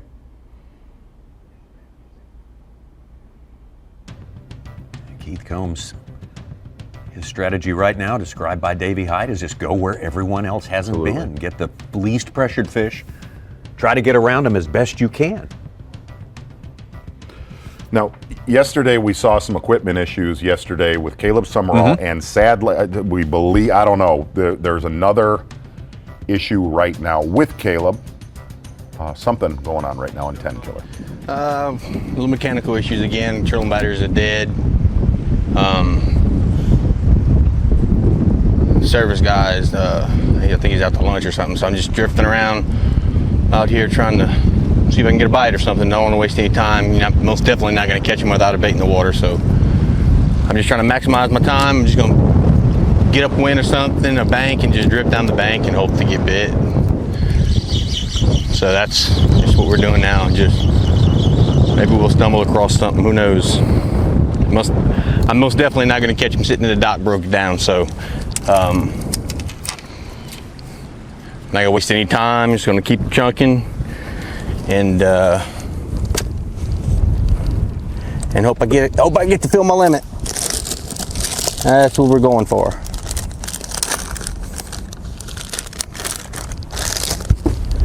We're gonna have to reset here in a minute. I'm already way off the bank.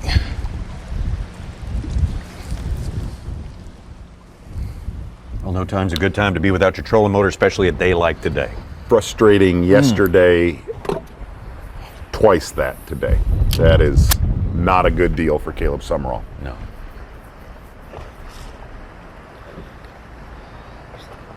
And for him, he's safely inside the cut line, 21st in AOY.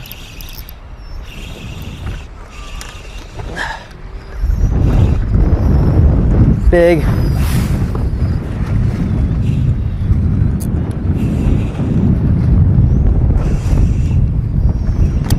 Oh, he ain't that big. Yeah. Non-keeper.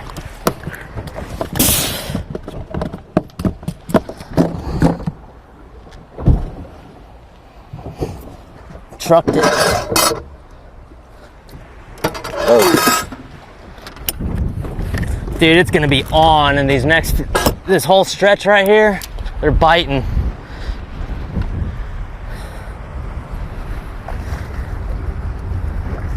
For an hour and a half. He is wound tight. Oh my God. He is, I mean. When he gets around these smallmouth, his absolutely. I think his adrenaline level doubles in his bloodstream. Look at that dog. We want to hang with him the rest of the day. You heard what he said. That late afternoon bite, they get dialed in on that swim bait. We're going to take ourselves a quick break. Get right back to Chris Zaldain. See if his prediction is correct. If it's really just getting started here for him. Did you really pick Notre Dame over Georgia? I did. Tom? Yes, I did. Let me say it again. You have been a treat this entire week to work with. Sorry, I'm not here to make football friends. You understand? Evidently, you're not. The Cherokee Casino Tahlequah Bassmaster Elite at Lake Tenkiller is brought to you by Nitro Boats, Power Pole, Skeeter Boats, Triton Boats, Talon, and by Yamaha.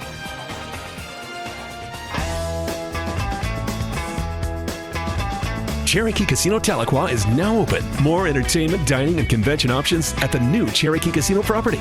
With over 525 of today's most exciting electronic games, a 144-seat restaurant loaded with all your favorites, a brand new grab-and-go cafe, rock and live music venue, plus a full-service bar and complimentary non-alcoholic beverages. The game is better than ever at the new Cherokee Casino Tahlequah, now open 3307 South 7 Clans Avenue. Almost time for me to go. Well, what if I... Drove me home? What if we lost track of time?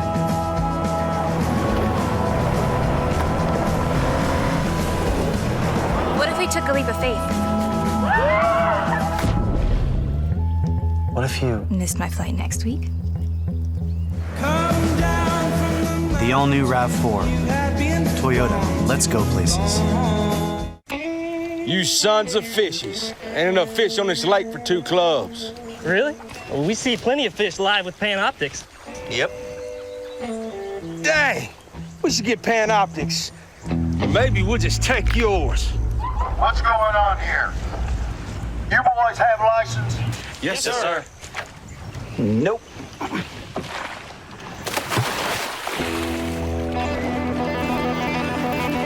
There he is. Oh, I got him.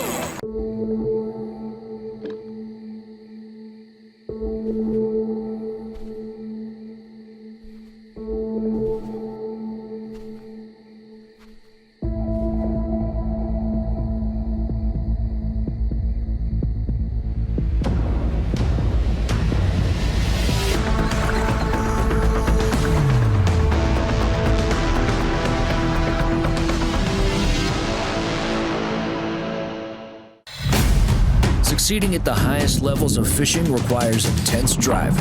Doing so with a boat that merely suffices isn't good enough.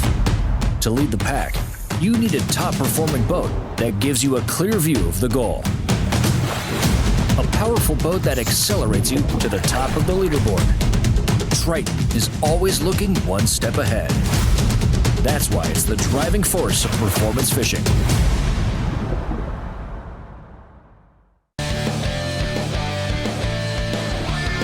Hey Bass members, Dale Jr. here. As an avid outdoorsman, it is great to see that Nationwide supports conservation efforts to preserve fisheries and waterways. Did you know that you can get a special discount on auto, boat insurance, and more with Nationwide? Call this number or go to nationwide.com/bass to learn more. Nationwide is on your side.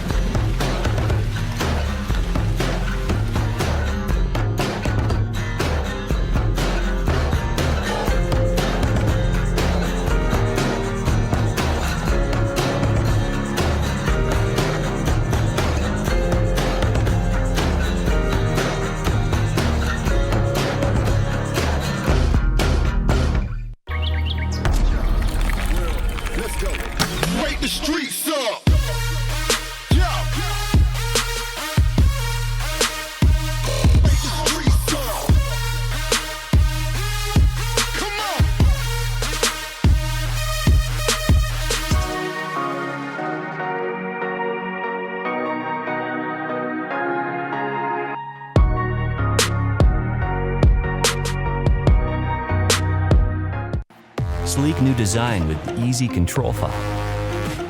The clearest images underwater with uncompromising range. Live mapping from the touchscreen.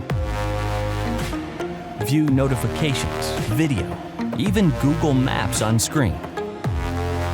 And for the first time ever, real-time view of fish movements with live sight sonar. HDS Live.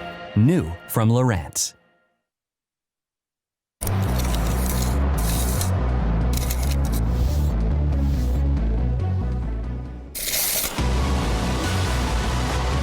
This reel allows you to cover more water, make more casts, giving you more opportunities to catch more fish.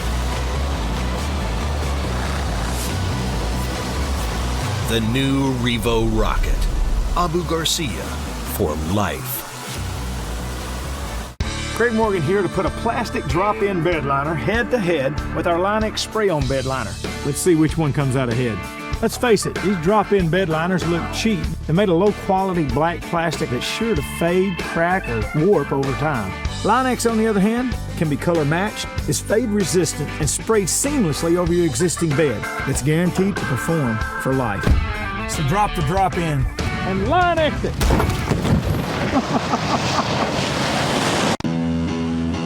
At Phoenix Boats, our passion for fishing is obvious. Whether it's a pro event or fishing with our family and friends, we truly love the sport of fishing. That's why our goal is to make every single Phoenix boat that goes out the door the best fishing platform it can be in both design and construction. We love to fish as much as anyone, and we believe it shows in every boat we build. Phoenix Boats, built by anglers for anglers. Do things. Be sane. Don't fritter away your time. Create. Act. Take a place wherever you are.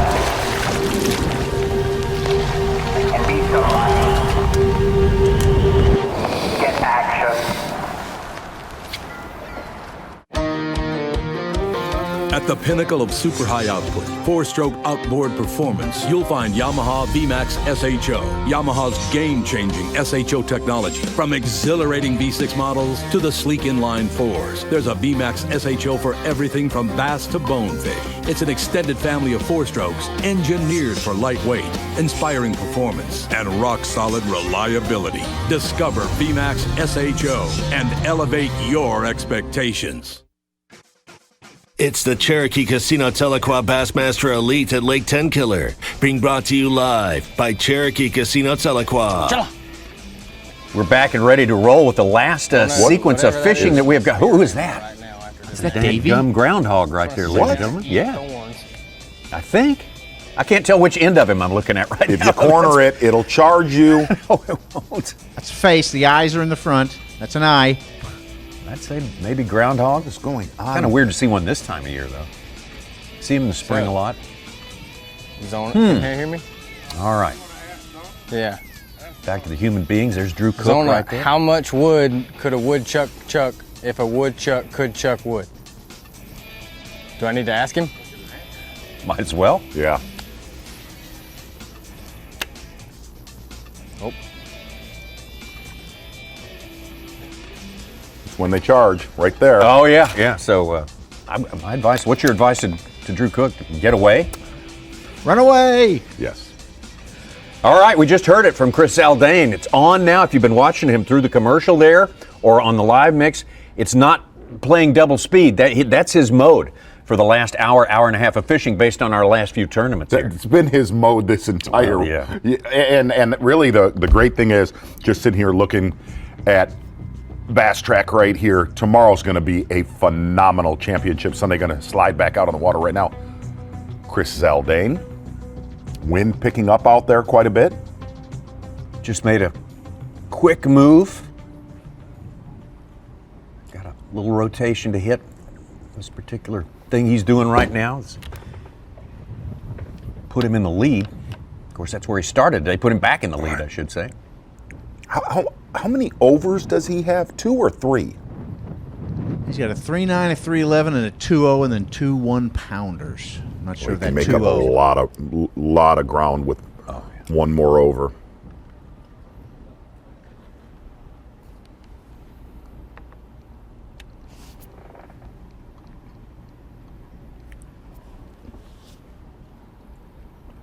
Tough day for Drew Cook today, all day long.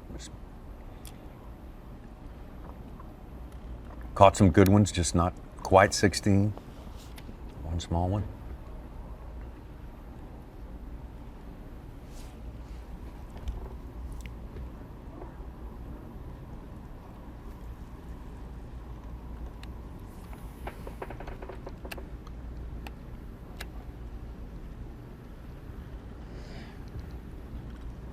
It's fair. There is potential with that top 10 tomorrow going into Championship Sunday that you are going to see 8 to 10 totally different techniques on this lake.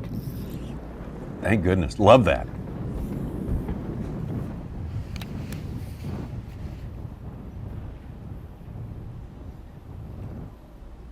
Man, I don't know how big that was. Didn't move.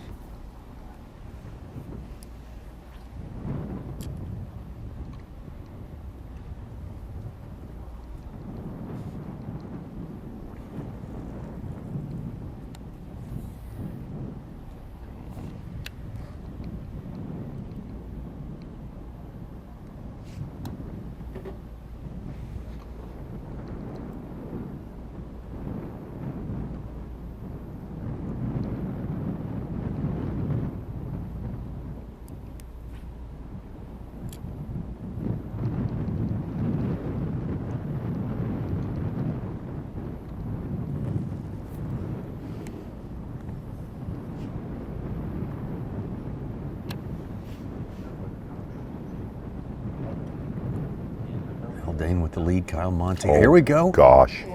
Oh. Dirty rascal.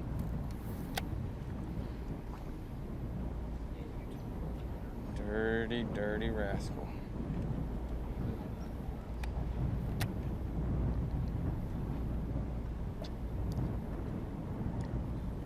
Zaldain in the lead, just ounces ahead of Kyle Monte, who was really reeled it back in today.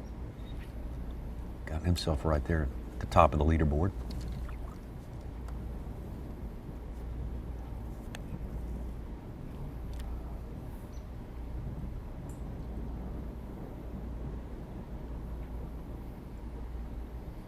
One thing we were talking about is the top 50 cut for AOY, and we talked about the 3 guys battling for that. Jesse Tacarante was 49th, Ed Loughran's 53rd, and Steve Kennedy's 56th. All could do it today. Jesse Tacarante, the only bad thing that could happen to him is if he went from 23 in this tournament, 23rd, to 30th, he would fall below Jay Yellis, who's not fishing. He's 30th right now, Ronnie. So on his own, if he fell below him, he's in 50th and susceptible to just a slight move. And he's 30th right now. So he is literally, if he stays here or in the bottom 5 positions below him, he'll fish his way out of it, basically.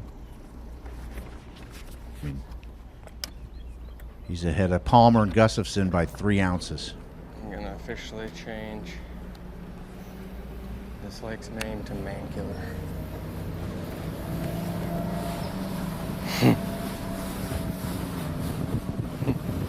Yeah, because he would fall down, be tied with Yellis at 499, but Loughran's all the way up in the top 20. Loughran gaining 10 spots, him losing 10 spots. He would be the wrong side of that 3-person shuffle.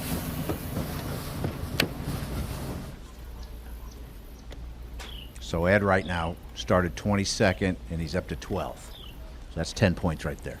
Which would get him bumping Yellis out. Not Tacarante, though, but adding in Tacarante's spot, if it stayed true at 30th, he would drop below both of them.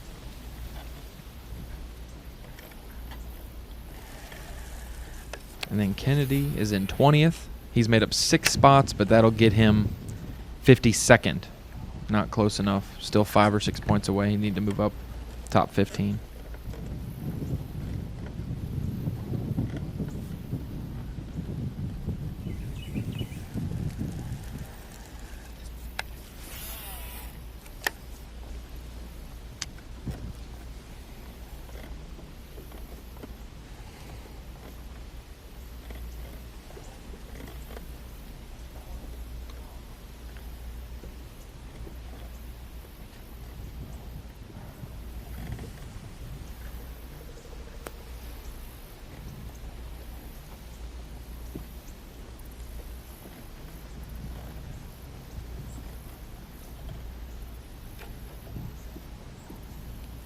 TH Marine Weather Watch for you right there. We talked about we got going today. Here's the forecast for tomorrow. The high about the same, about 83 degrees. A little cooler tonight. Scattered thunderstorms around tomorrow, lower ceiling, and the wind, and instead of being from the south, it's going to come in from the northwest and not quite as strong. 6 miles an hour is the prediction. That's going to be a critical variable for Zaldain tomorrow, no doubt. The wind, you mean? Yes. Yeah. Bonus coverage, Hunter Schratt having a great day today. Sure is.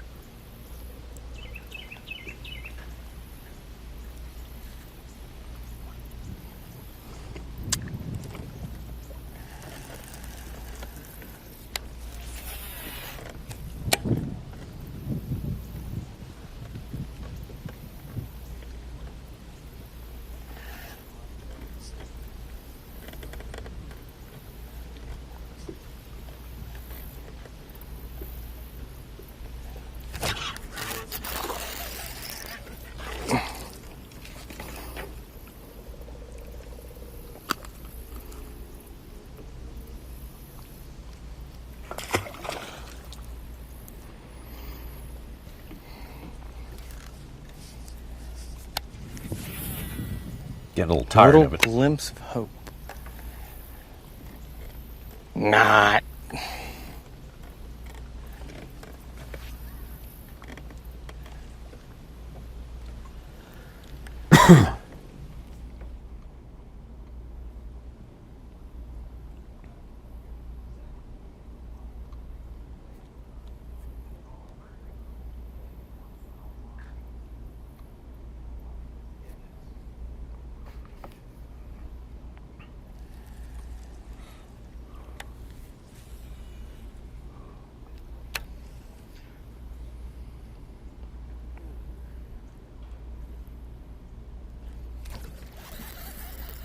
What that was all about.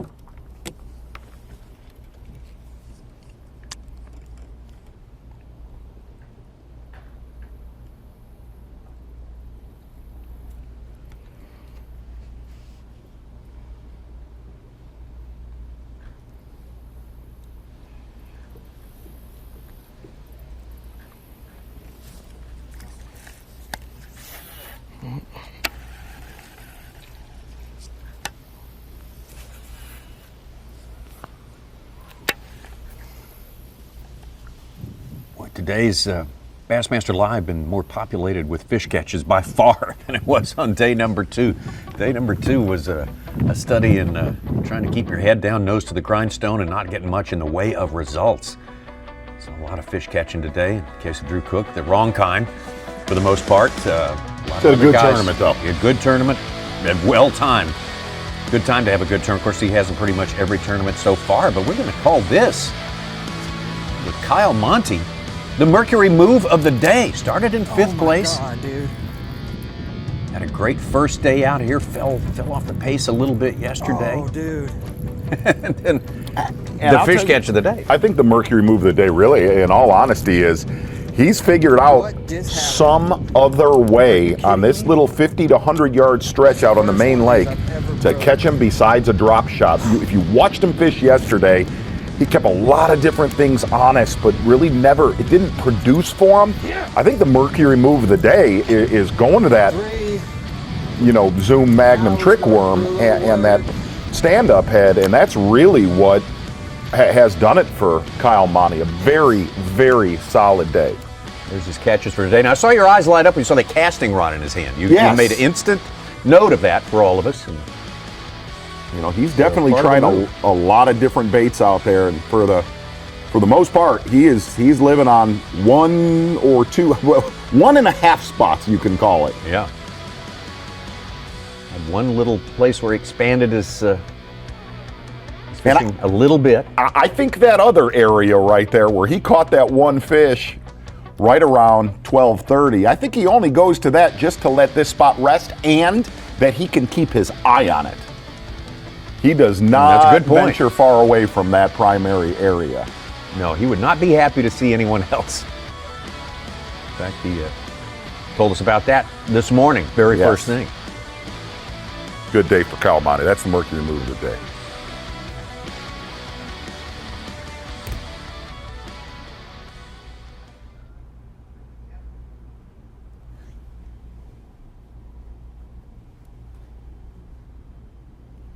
Harvey Horn made a bit of a move from where we last encountered him. Harvey trying to fish his way back into the top 10. Started in the top 10 and kind of kept pace for a while. Gosh, he's 14 ounces out of it right now.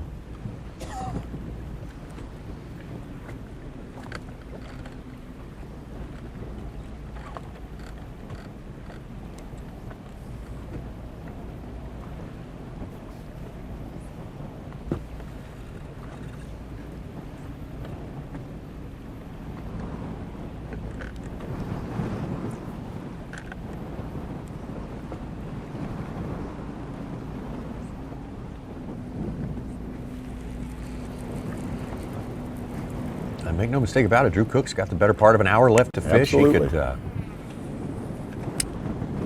put 3 good ones in there and go places.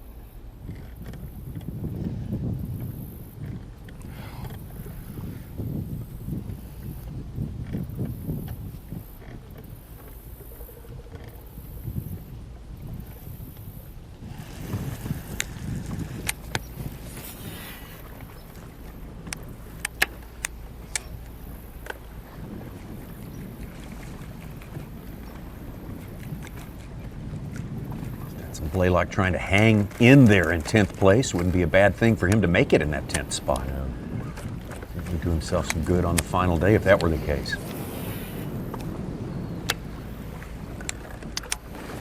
Let's go.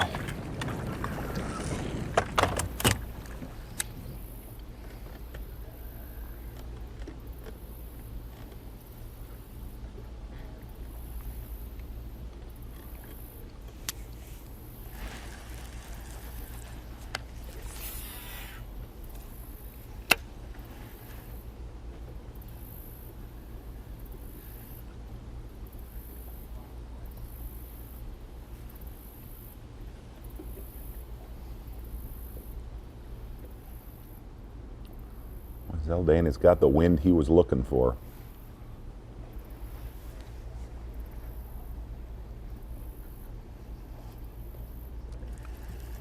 Carl Jacobson's at it again at 2 pounds 6 ounces, up to 14 on the day, and 6th place.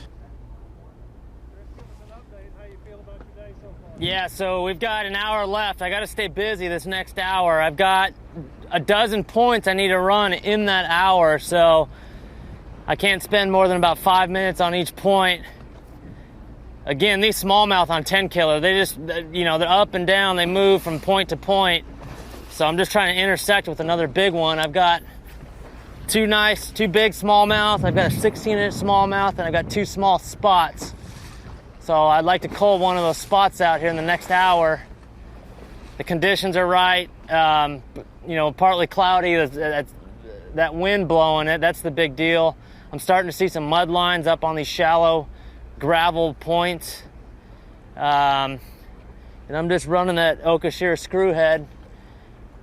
1/8 ounce, just keeping it up. It's funny, I tried a bunch of, I tried the crankbaits, I tried the, the bug. They don't want it on the bottom. It's got to be at eye level or above. When it's calm, you could get them to bite up top water, but, when it's turbulent like this, this is the only thing they'll bite. So, over the next hour or so, I'm just going to keep running and gunning these points here, and hopefully we can get one more cull. Or 2. It happens quick. Well, there you go. Got to stay busy this last hour. He's been busy all day long, as Chris Zaldain gets like a man on a mission when he finds out a little something that's could be the game winner, could be the lockdown win. He does not hold back the horses in pursuit of that goal. Definitely found it earlier, Tommy Sanders, and we're going to do it. We're going to give it to you, Chris Zaldain. You are the power pole replay of the day. You really look at Chris Zaldain's technique, doing something. Here's the one thing I'm confident in saying about Lake Tenkiller smallmouth. These fish are very weary, very conditioned. This lake gets a ton of there he is. What's the dog on the floaty thing? Cute as a button. Cute as button. Was that Zachers? That was close to a Zachers. Not quite as cool as Zachers, but looking at Chris Zaldain right here, you are the power pole replay of the day. You have figured something out on this lake that I am sure, especially that jig head. These fish probably see a bunch of little swim baits. That jig head he's using, no doubt, has played a major factor. One of the reasons why keeps it up in the water column. Chris Zaldain, you are the power pole replay of the entire day. Yes. Did you notice something about his smallmouth too? They're built good. Oh yeah, built out. You saw a lot of 17-inch smallmouth on stage with Dave Mercer this week that were just rails. Those fish that he are catching, absolutely, those fish are healthy, man. He are catching. That's right. So it's a new language. It is a new language, and a nice one too. Okay, one more hour left to fish for these guys. Chris Zaldain on top. Just look at those weights, ahead man. Of Kyle Monty looking pretty good. They have upped the game today, up and down the leaderboard. Brandon Card, good on him for kind of pulling this day back together. Corey Johnston, been strong from the start. There's the guys trying to get in. Stetson Blaylock trying to hang in there in 10th place. And Brandon Lester. Yeah, Brandon Lester moving up into there. Hunter Shryock making a big move inside, and Keith Combs as well. Carl Jacobson, as a matter of fact, the top 5 of the top 10. Come hang with the guys. Come hang with Mercer out at the weigh-in. Yeah, if you're in eastern Oklahoma, you're an hour away. Hey, the weigh-in doesn't start until 4 local time, 5 p.m. Eastern time. Definitely want to hang around for that, Bassmaster.com, and during the course of that weigh-in, we will find out who our 12 are. We're going to fish for the final regular season trophy of the year here on Tenkiller. 3 or 4 of the top 6 in AOY are going to be fishing tomorrow. Probably it's going to keep it just as tight going to St. Clair. It stays how it is. Scott Canterbury's going to regain the AOI lead. He's going to regain it. Zaldain may be right behind him, 4 or 5 points. And don't forget, a week from tomorrow, on Sunday, we start Toyota Bassmaster Angler of the Year tournament action. 3 days of fishing. I'm going to be St. Clair, you're going to be on the water. I'll be. Well, if it's blowing, I won't be. Okay, it's conditional. Easy jumping the gun, Tom. Everything's conditional. Everything depends on conditions. Hey, we are going to have one of the most interesting championship Sundays tomorrow of the entire season. We're going to start for you regular time, 8 o'clock Eastern time, right here tomorrow for 6 hours on Bassmaster. Easy on that whole out on the water thing. Okay, I overstepped. We'll see you tomorrow.